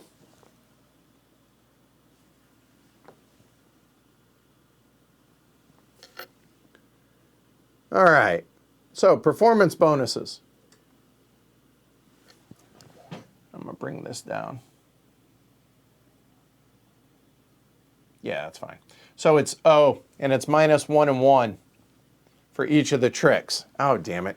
So I'm going to have to give back 2 points, which I did, and I have to give back $2. Damn it. Down to 8, which is 9. Okay. Because of the -1 per trick. Boo. All right. However, links, I have 1, 2, no, 2. So that's 2 points. Got those 2 points back. Then, no. Yeah, so that's 2 more points. Good. No. And then at the bottom of the card, I get another $1 and 2 shards.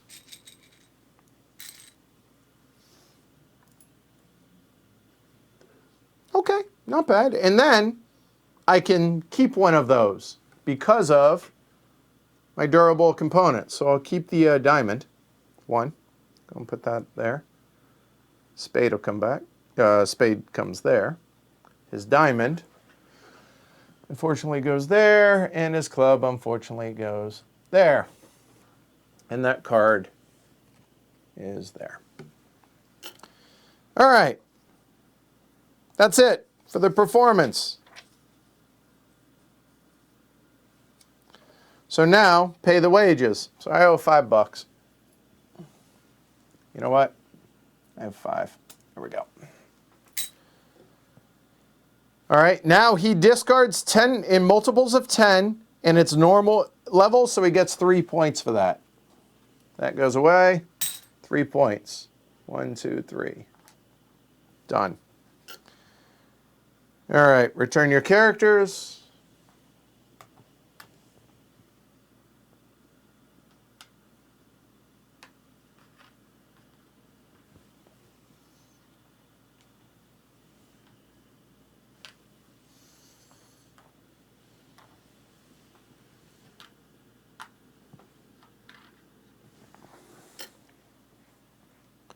All right, move the performance cards. Now, for each trick marker left on the discarded performance card, he yields -1, -1 for each of those.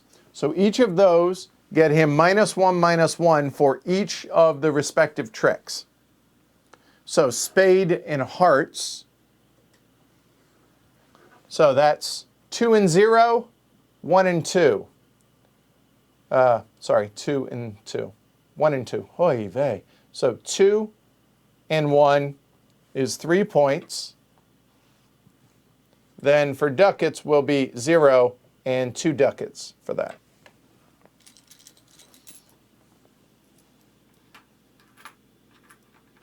I believe that's 5. Yep, 3, 4, 5.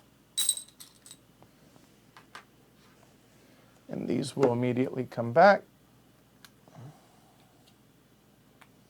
That trick goes away. Okay. Orders arrive.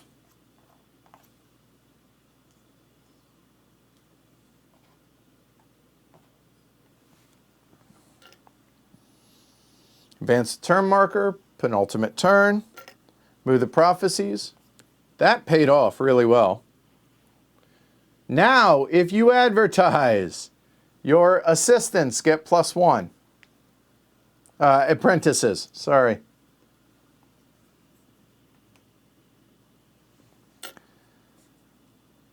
Discarding a special there.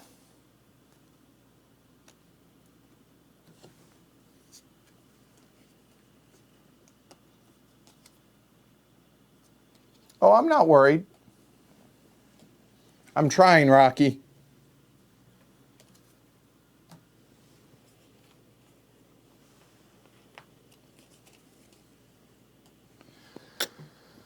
All right. This one, let's take a look here.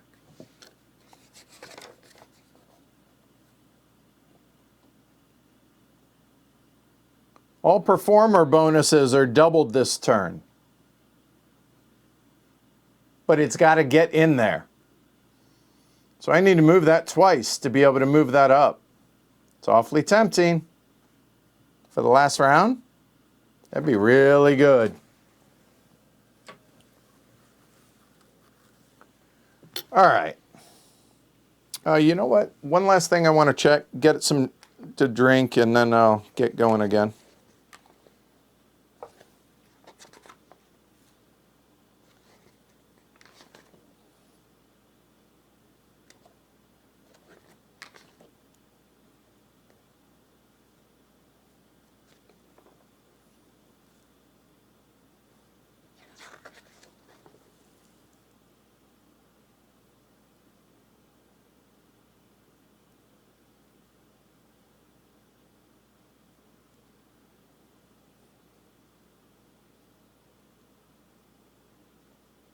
Okay, you can return a trick. Just want to make sure.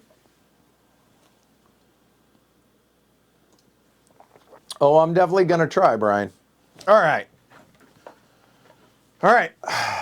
Here we go.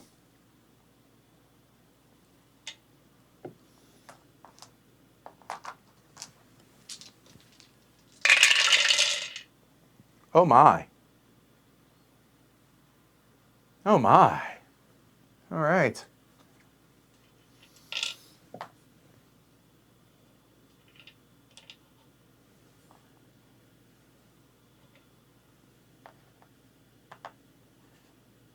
Well.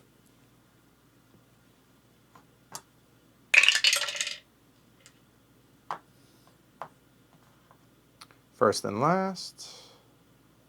And the first two.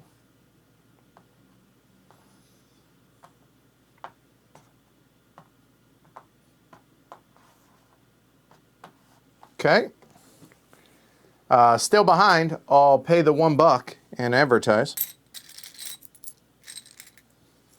And don't look now, folks, but somebody finally made it to 36. That seems good. He's at 50, but I'm at 36. So at least there's that. All right, assignments. Well, we're getting our trick. In fact, we may... Huh.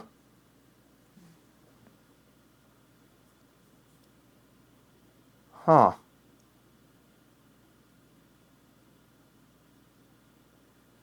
I know we can get one. I'm debating whether or not we always if we can get the second trick.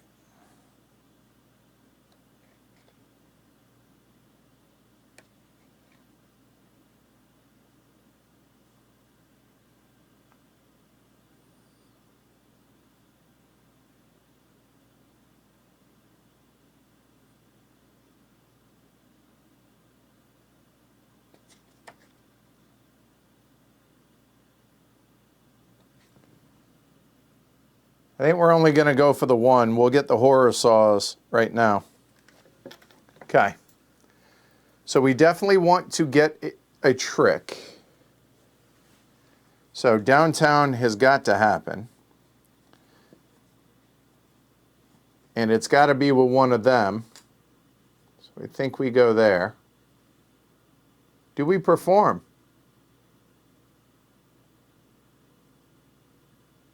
I think we do. So if we perform, there's that. I want to get the glass. I only need 1 point worth. Market row. I mean, it's 2 points. I might as well. There. If I go there to perform again, there's that.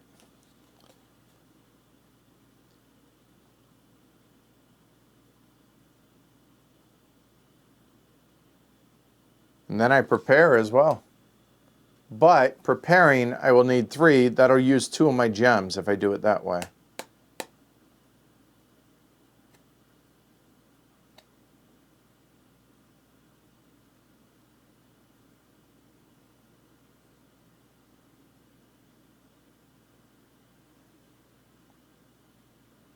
That's a good point. I keep forgetting about that ability. So what if we did...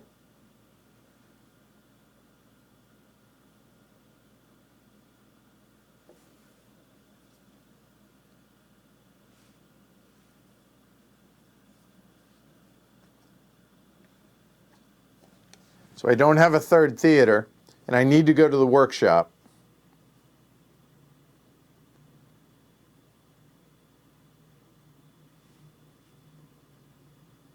And that uses 1 less gem, which is victory points as well.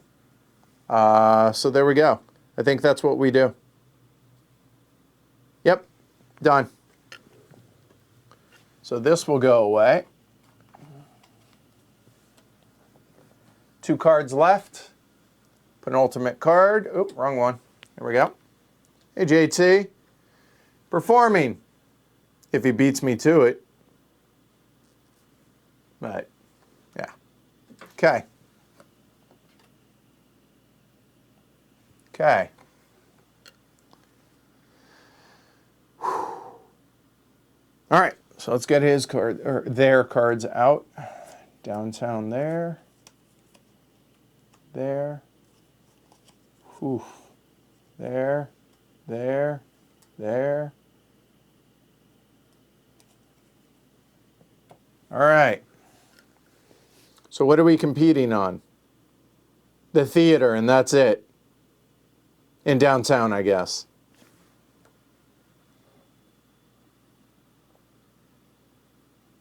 If you guys are liking this, don't forget to give it a thumb down below. Support the show over on pledgehc.com. Subscribe, of course. So downtown. I really hate the idea of sacrificing $2 and 2 points.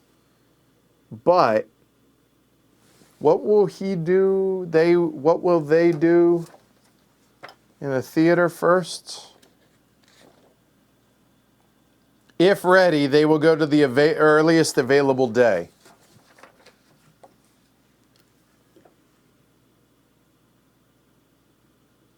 I use an extra gem, so be it. I need to be able to do that first. Done.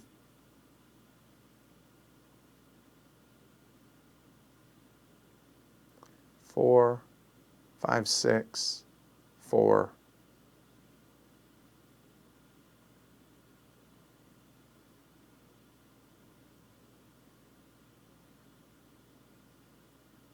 Well, hold on one second. If I don't get the -1, wait a second. My tricks are still going to be at -1, -1, no matter what. And they're going to perform there anyway. So why do I need to race there? Because I'm going to prepare. I have someone else going to be able to get me more stuff out there. No, I don't need to. Yeah, I don't think I do. Yeah. So if that's the case, then we go to the other place that does matter. So we will go up there to downtown. Yeah. Because I'm going to get the -1, -1 no matter what. Okay. So I'm at 2 right there. And I advertised. So I get 3. And 3 is enough to be able to get me my level 3 trick. And this will be the horror saws.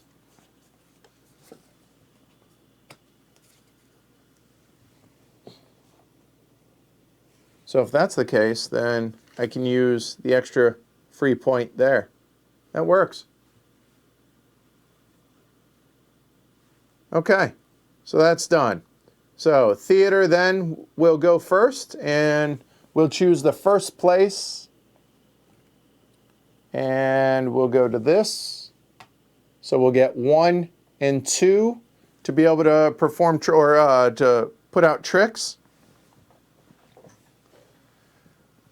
No, so there. This will go, and this is an eyeball and an eyeball.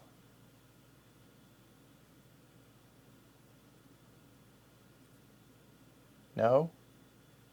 Cannot make a link. So we'll go there. And then a second point is this one, and this is an eyeball. So if that's the case, would have done like so and done like this. The common sense rule applies. So that'll be 2 points and a shard. 2 points and a shard. Okay. So that's done. Now I'm up.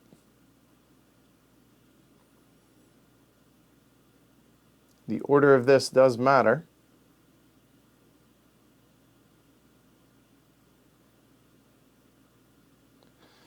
So I have everything on my board. Yeah.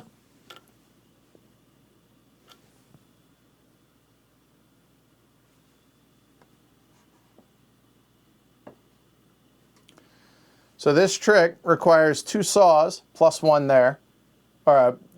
2 gears, 2 saws, and 3 wood. So I have it all. So now we're going to take 2 points. That will go there. And 2 points. That gets 2 of the level 3s.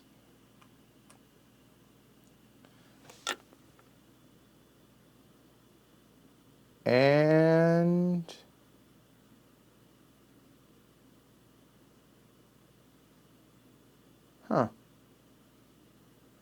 do I go and prepare the other one for a shard? I think we do. We'll go ahead and discard 1 shard for 1 more here, and that'll get us those.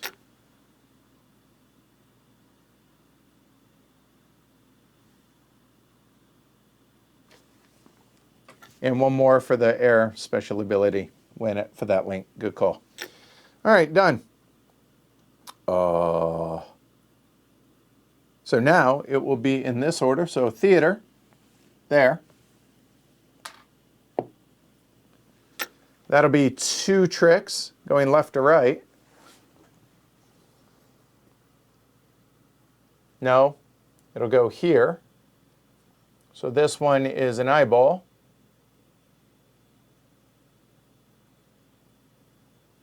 Cannot. And this one will go, this is also an eyeball, so I guess it makes more sense to do it like this. There. Oh, there we go.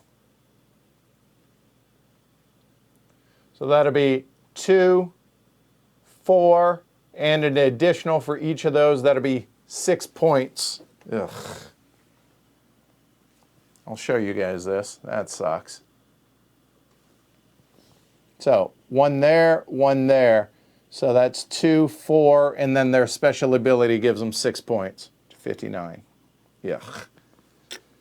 Gross. All right, so our turn.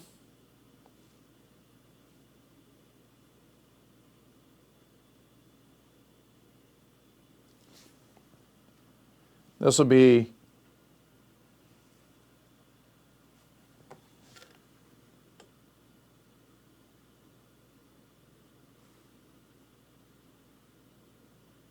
I believe you can because it says it just adds to it, Stephanie.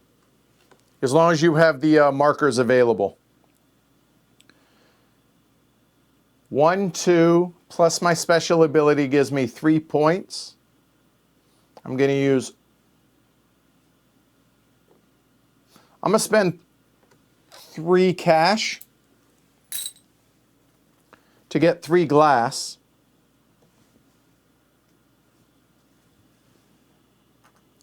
The reason is because then, with the special ability here, says -1, I will get victory points minus the amount I paid. So I'll get 2 points for that.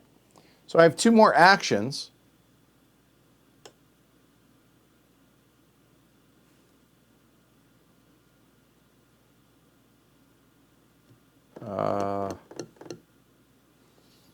I will order that, because that's going to be worth victory points for me. And the other one's going to be wasted, I guess. All right. Okay. Per the rules for preparing, unless I read it wrong,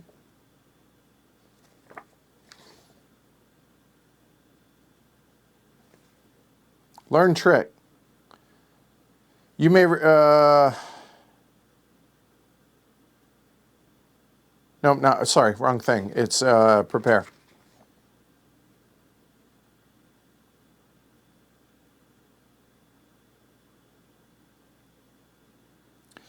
Important, players can always prepare a trick as long as they meet its component requirements and have no trick markers on the trick card itself, even if they have some in the theater.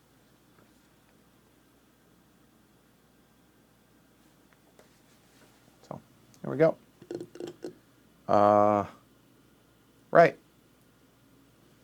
Downtown, check that. Theater. That'll go. He's done. They're done. So now, I will go there. So that'll be worth 2 tricks I can put out.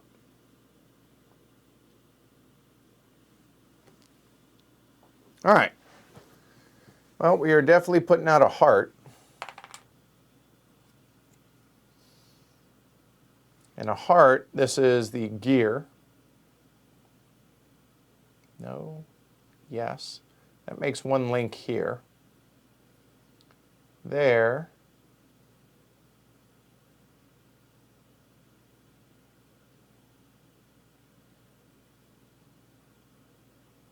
That's 1 link there. Unfortunately, there's only 1 link. But you know what? I want to do this trick if at all possible. So that'll be there. That's going to be worth 3 points for the link. 3. That's 1 trick.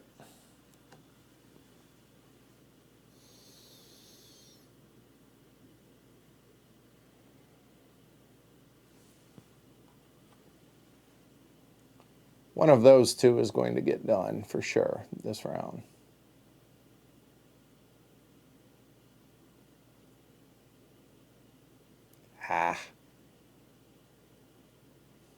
Don't want to waste it. And I can't play. Oh, really? So I have to put it there even if it doesn't give me a link. Yep.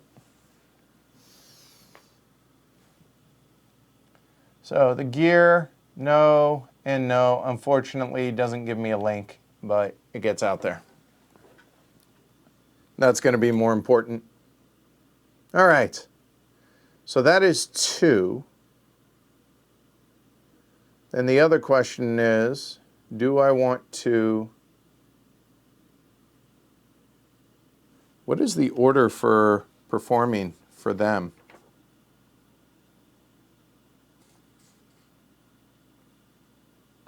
Max fame, then shards, then money, then left to right. I think it's going to be the first card. So that means I will do the second, and they will lose the third. Okay. All right. So that is that. Not going to pay for the extra then.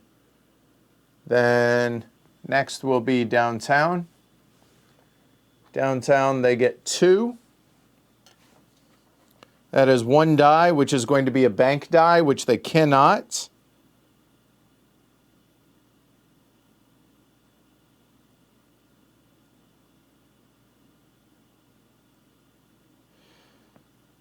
Okay, if the apprentice die offers someone they don't have, there is another here. But aren't they limited to 6? Because there's no space for this. So I don't think they take it, so I think they just do nothing for that. Because once for in-game scoring, beyond the 5th, oh no, I guess they would. I think they just take it. So that will just go and hang out there. Okay, check that. And this will be switched to an X. Then there, and Dark Alley. That's 3 points. See if that, yeah, we need to roll a 1 through 3, please. Nope. So that doesn't change. That's unfortunate. Forgot about that. That would have been awesome to get this. Ah. Oh well. So we'll get a theater.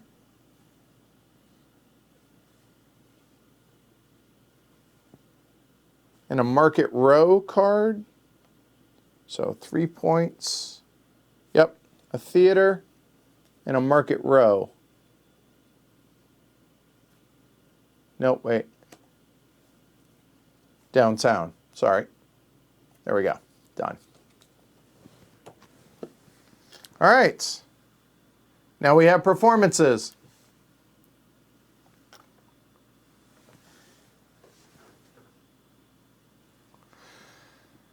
All right. So, most fame points, it's going to be this one, is going to be the biggest performer. So, I'm going to perform this.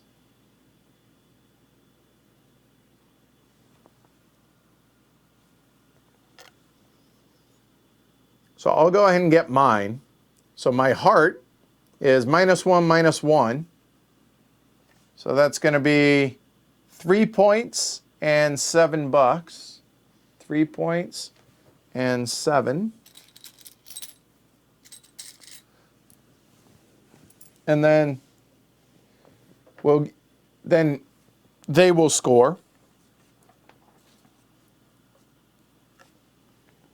So for their cards, they're going to get those 2, which I believe they...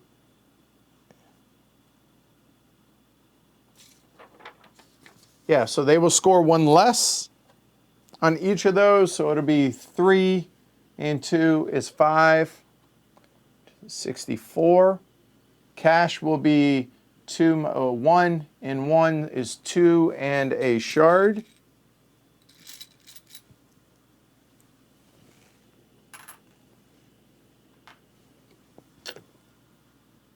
And then 1, 2 links, so 2 points. And just assistance, that's it. And then 4 more points for that. That sucks to 70. Okay. So that goes away.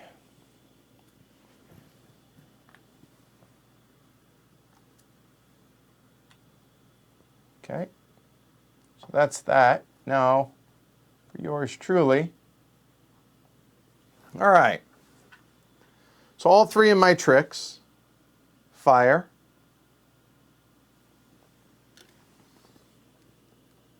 I get no minus at least, so we are looking at 1 and 4. That's 5.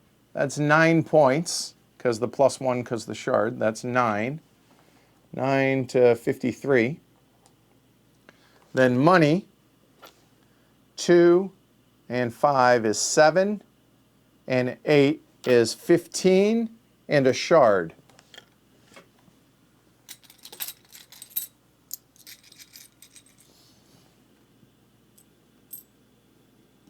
Okay.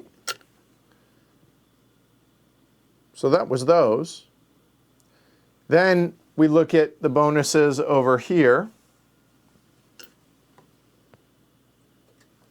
which, how many links do we have? So we have 1, no, 2, no, 3. So that's going to be 3 more points. Then I have bow tie, assistant, which is 2 more points. Done there. And then at the end, bottom of the card, 2 more points. That's not so bad. Not so bad. All right, then those come back.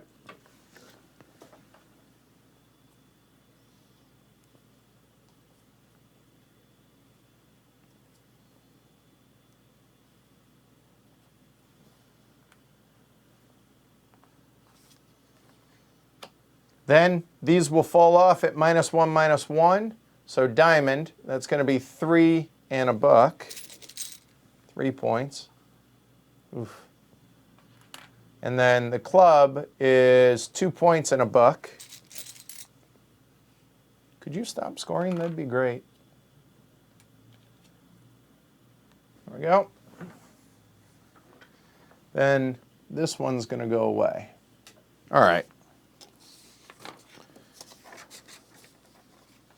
Pay my wages, my $5.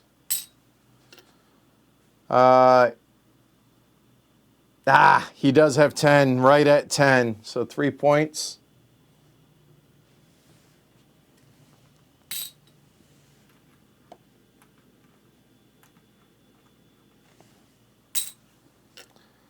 Characters return.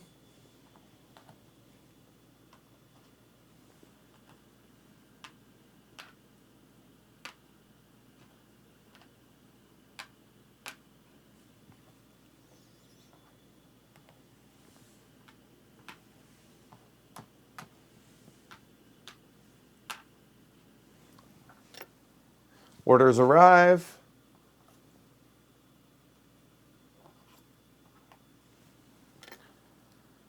Performance cards move.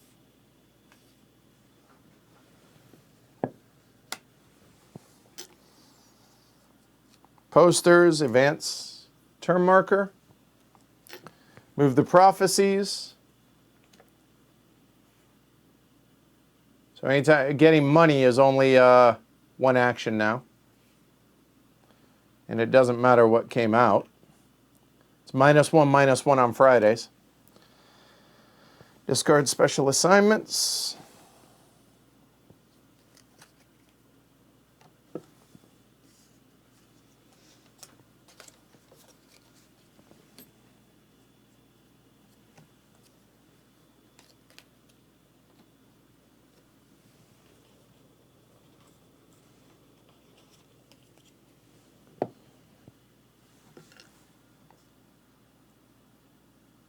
Okay. Last round. Here we go. Oops.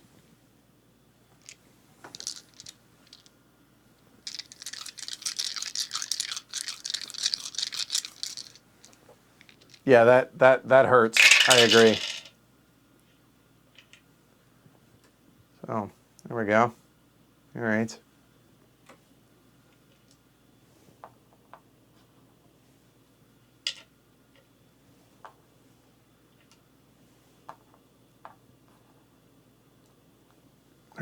so then these two, come on, I really want that +1. Nope.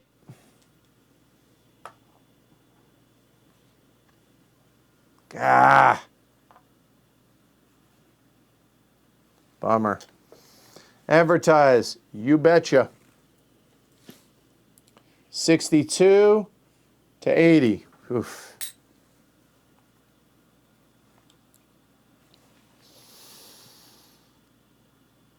All right, well, I have to go get my other trick. I know that. My other level 3, because that's going to be worth at least 9 points. Yeah, I think it's 9 points. And the fact that those, so I need one of them. Even if I don't prepare it, I just need to get it out there. I'm definitely going to the theater. I'm definitely going to be going like that. So then, that's what we have left. The dark alley doesn't matter for me. The market row is worth 3 points to me if I go there. So I guess the market row. And I suppose we need to prepare more horror saws. I'd say that. I think that's it. I think so. Yeah. All right. This card goes away. And the final one, I'm pretty sure, is going to be a perform for them. It is. It's a big one, too.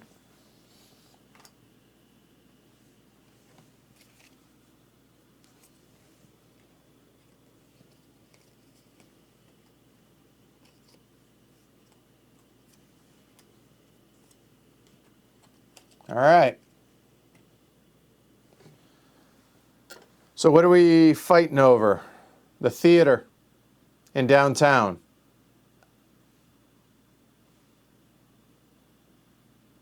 I don't want the -1. But again, going to perform, right? So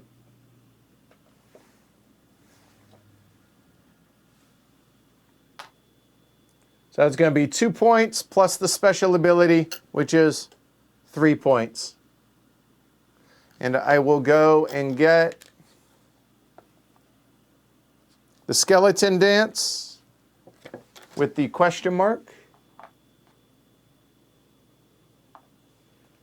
And the skeleton dance is in here.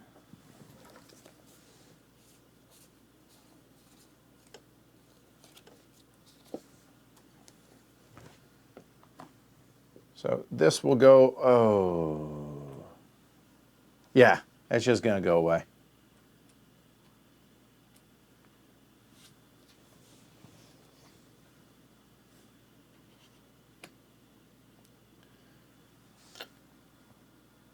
Yep, got to.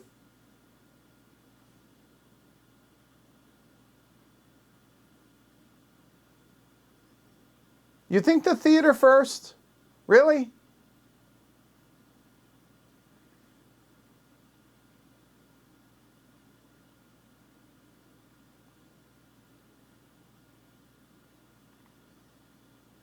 Why? Sell me on the theater.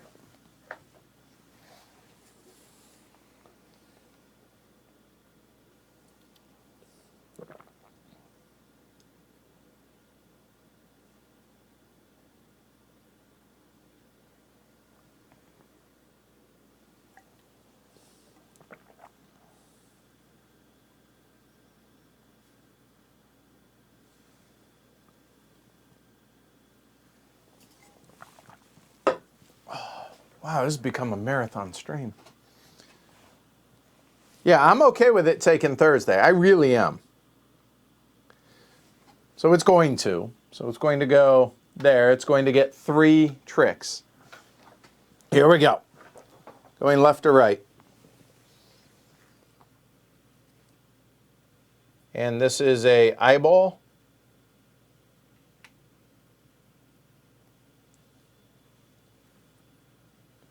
This is an eyeball.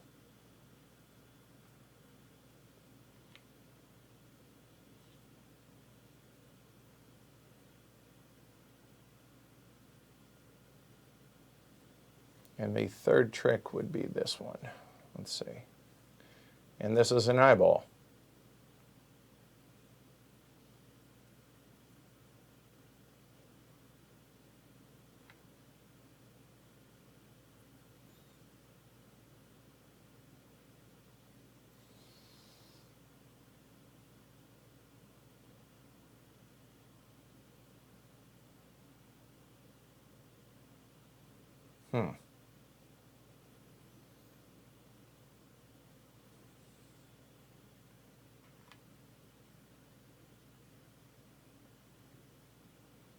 No, this is pretty hard, actually.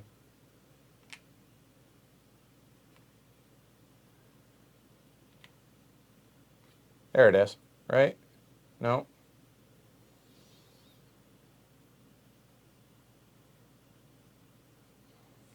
I think it's only going to get 2 links out of this, no matter how I figure that out. If somebody can see something better, then tell me. But 1, 2, so it's going to be 6 points. Okay, done.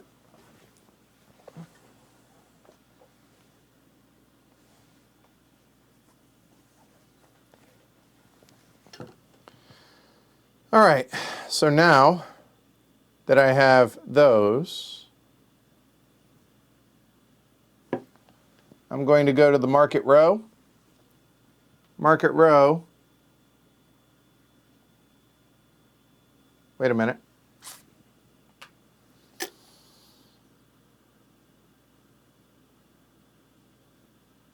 Yeah. I got nothing better to do, and I'm stalling. So that's 2 points worth. So that's 1, that's 2. I'm going to buy 3 of these. That's worth 3 points. So minus $1, so I'll spend $2. Done. Then they will go to the theater. That's going to be another 3.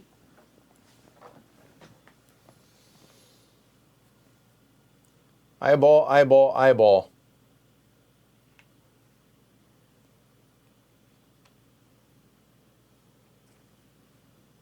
Oh, this is squiggly.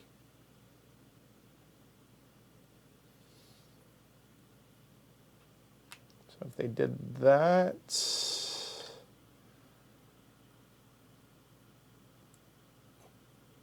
no, that doesn't matter. And again, I don't think that's going to matter.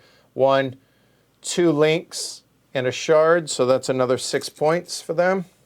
Wow, man. 82, no, 92, sorry. All right, done. So now I will go to the workshop, and I need 5 points worth. I'm going to spend 3 shards. I can only do it once, can I? Bummer. And we will get that prepared 3 times.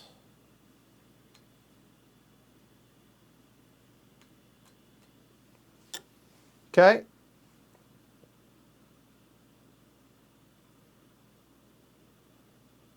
Done. They will do theater. I will do the theater. That is 2 preparations.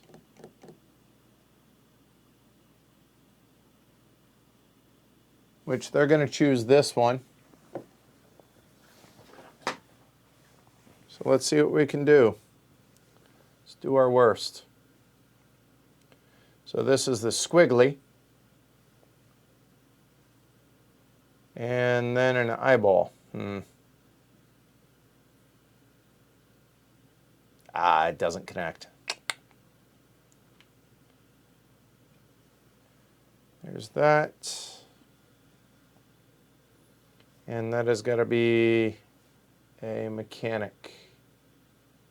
Oh, you know what? There we go. It's got to be a squiggly. Well, that worked out.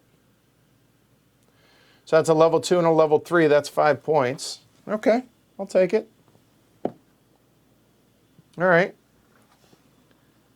And then we cannot spend shards to boost that, unfortunately.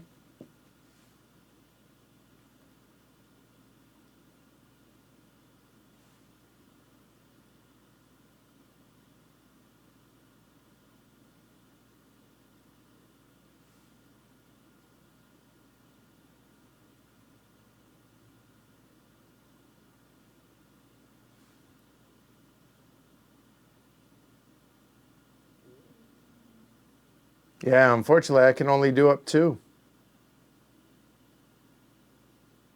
I don't see anything better. I don't think so, because the 4 points at the bottom, it's one of each of their tricks. I think they would perform the second theater, because that will get them more points.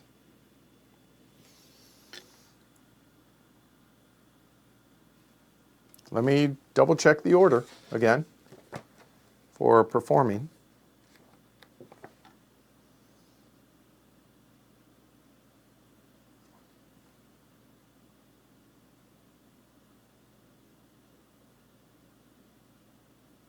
Bonus for links and performance card bonus is the highest. Yeah, no. He's going to perform that one. They are.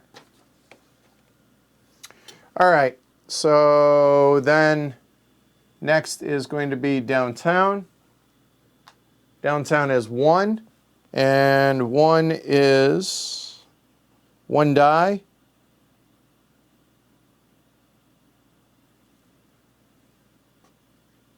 Ah.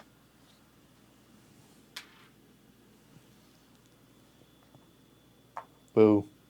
Okay. Then there and Dark Alley. That is, sorry, 3 points. See, 1 through 3. 1 through 3, so that spins. And then 2 points. We'll get 1.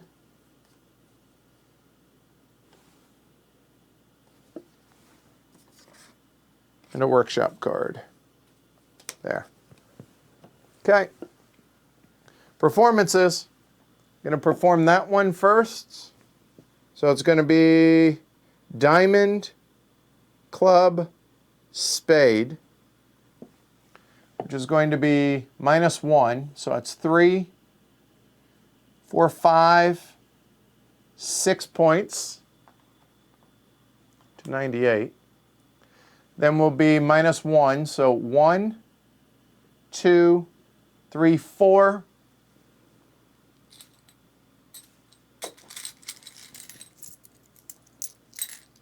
And 1 shard.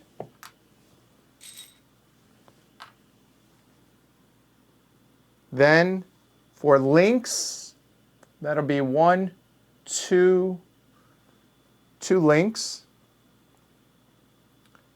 They have the Timekeeper, 3 money.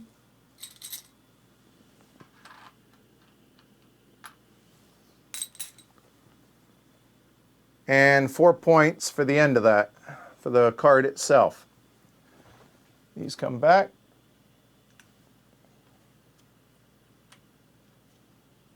Oof, I am getting trounced. All right, now I get to perform. So for me, we are doing club and diamond. So that's going to be 6 and 4, that's 10 points at least. So 10 to 77. Then that's going to be 4 and 5 is 9.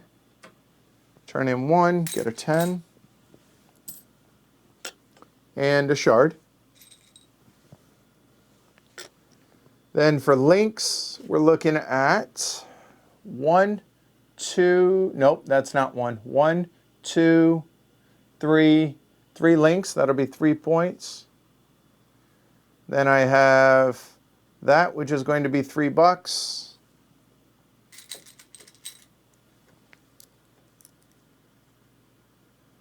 You know what?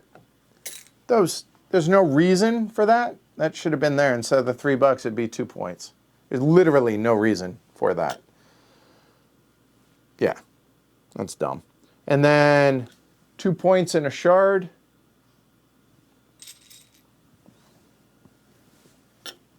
And these will go away. And then they will score. And again, it's going to be diamonds, clubs, and hearts this time, but no -1. Oof.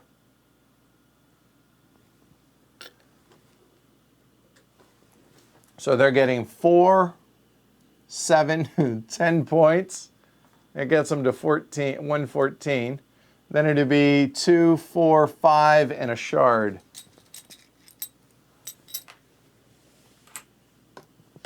Done.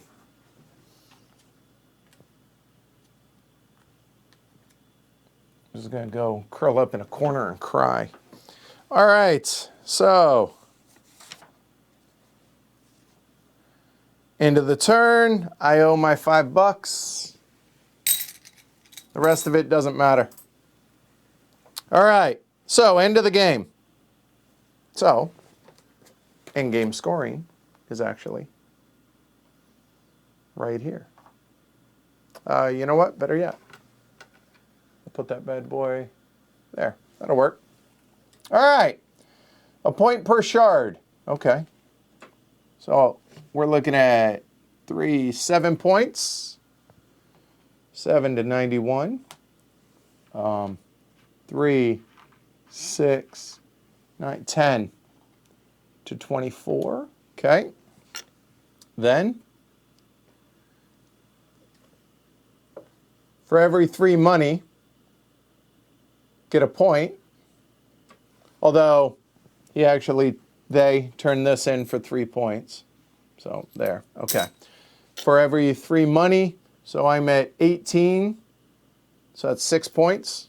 6 to 97. Okay. Then 2 points for every card left in your hand for these guys. So that's 2 points for yours truly. We're at 99. They have 1, 2, 3, 4. That's 8 points. 8 to 35. And then, well, here's the positive. Any of your the level 3 cards now score. Okay, well, I have 2 of them. This gets me 1 point per shard. What was that? I think it was 7, right? So there's that. And 7, 1 to 6. And then the skeleton dance gets me 1 point per level 1 resource that I have. 3, 6, 9, 12 to 18. 118 to 135.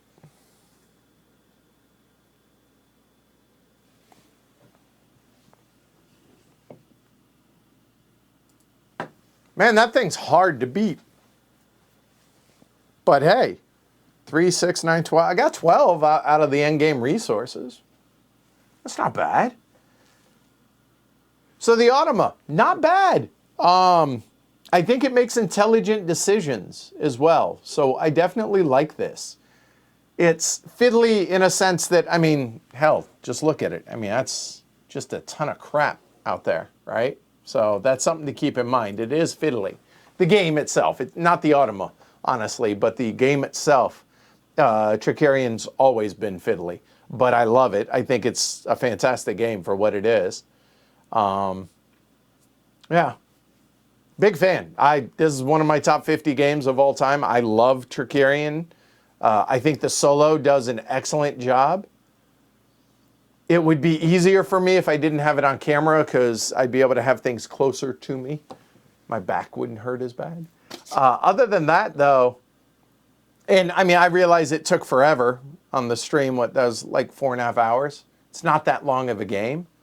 But again, walking through every step of the Automa with you guys. My job here is to make it easier for you guys to be able to play it at home. So hopefully that doesn't scare people away when they see that, and it's just, you know, rinse and repeat 7 rounds. So there we go. If it was too easy in a game this thinky, it'd be tough to justify playing against it. I agree. And that was the normal level. If that's too hard for you, choose the easier level. If it's not hard enough, choose the hard level.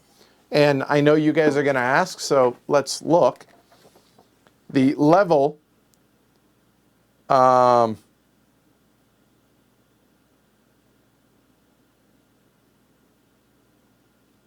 gets more or less points for coins discarded, and then end-game points for level 3 ones.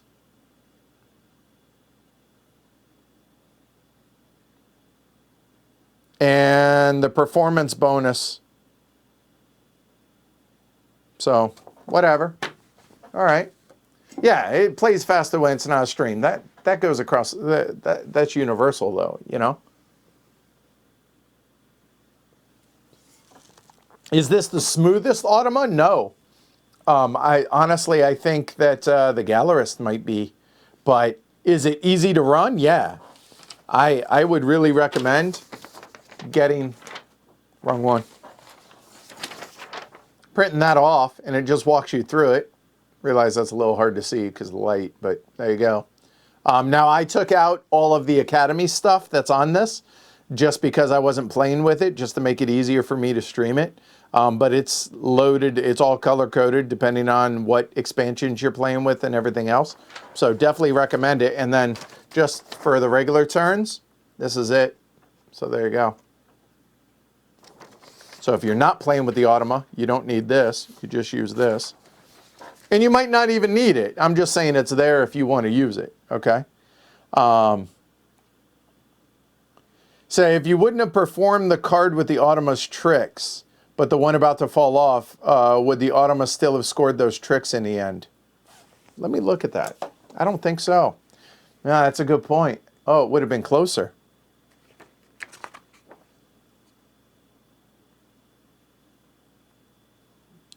At the end of the game, the heir receives the yield of all tricks left on any performance cards -1 and 1.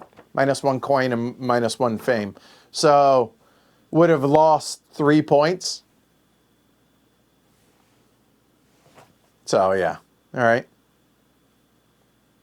So, there we go. But yeah, I think it's excellent. I love this game. It doesn't have a big footprint, the main board, but with the player boards and everything, because they're so wide because of the added boards that you put on there, it can get to be a pretty big table hog. Like this table that I now have is smaller on the inside, and so it'd be a tight fit. You could fit it, but it'd be a tight fit. But if you put the inserts into where you actually would just play on top, it has plenty of room as well. So there you go. Okay. So yeah, I love it. I think it's a fantastic game. I think they did an excellent job. There's a lot to it, as you guys saw, but I think this is wonderful, and the artwork is fantastic. Oh, one other thing I wanted to show you guys, because this is the collector's edition, right? It's got a bunch of inserts and everything that I got to try and figure out where the hell everything goes when I'm done with this. And by when I'm done with this, I mean tomorrow, because I'm stepping away from this after today's stream. I wanted to show you guys the other side of the board. I tend to always forget that, but I'm going to make my job a little bit easier and not just whoosh this. So hold on one second. Talk amongst yourselves. Yeah, I think it does an excellent job for what it sets out to do. I think David did an excellent job developing the Automa. It's not very hard at all once you get going. Oh, but yeah, by the way,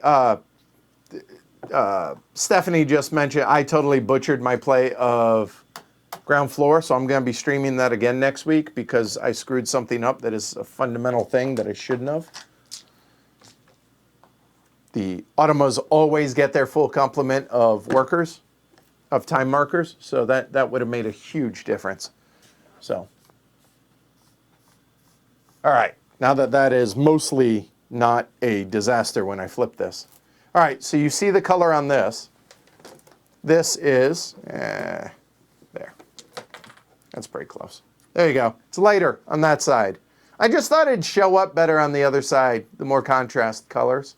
So there you go. Okay.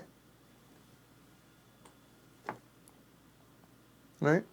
And yeah, here, actually, I'll zoom out so you guys can see all the stuff that you can't see off camera. Oh, I can't zoom out far enough. So you see all of the resources over here. There's all of those. There's more of these guys. Yeah, he's got a lot of stuff to it. So keep that in mind.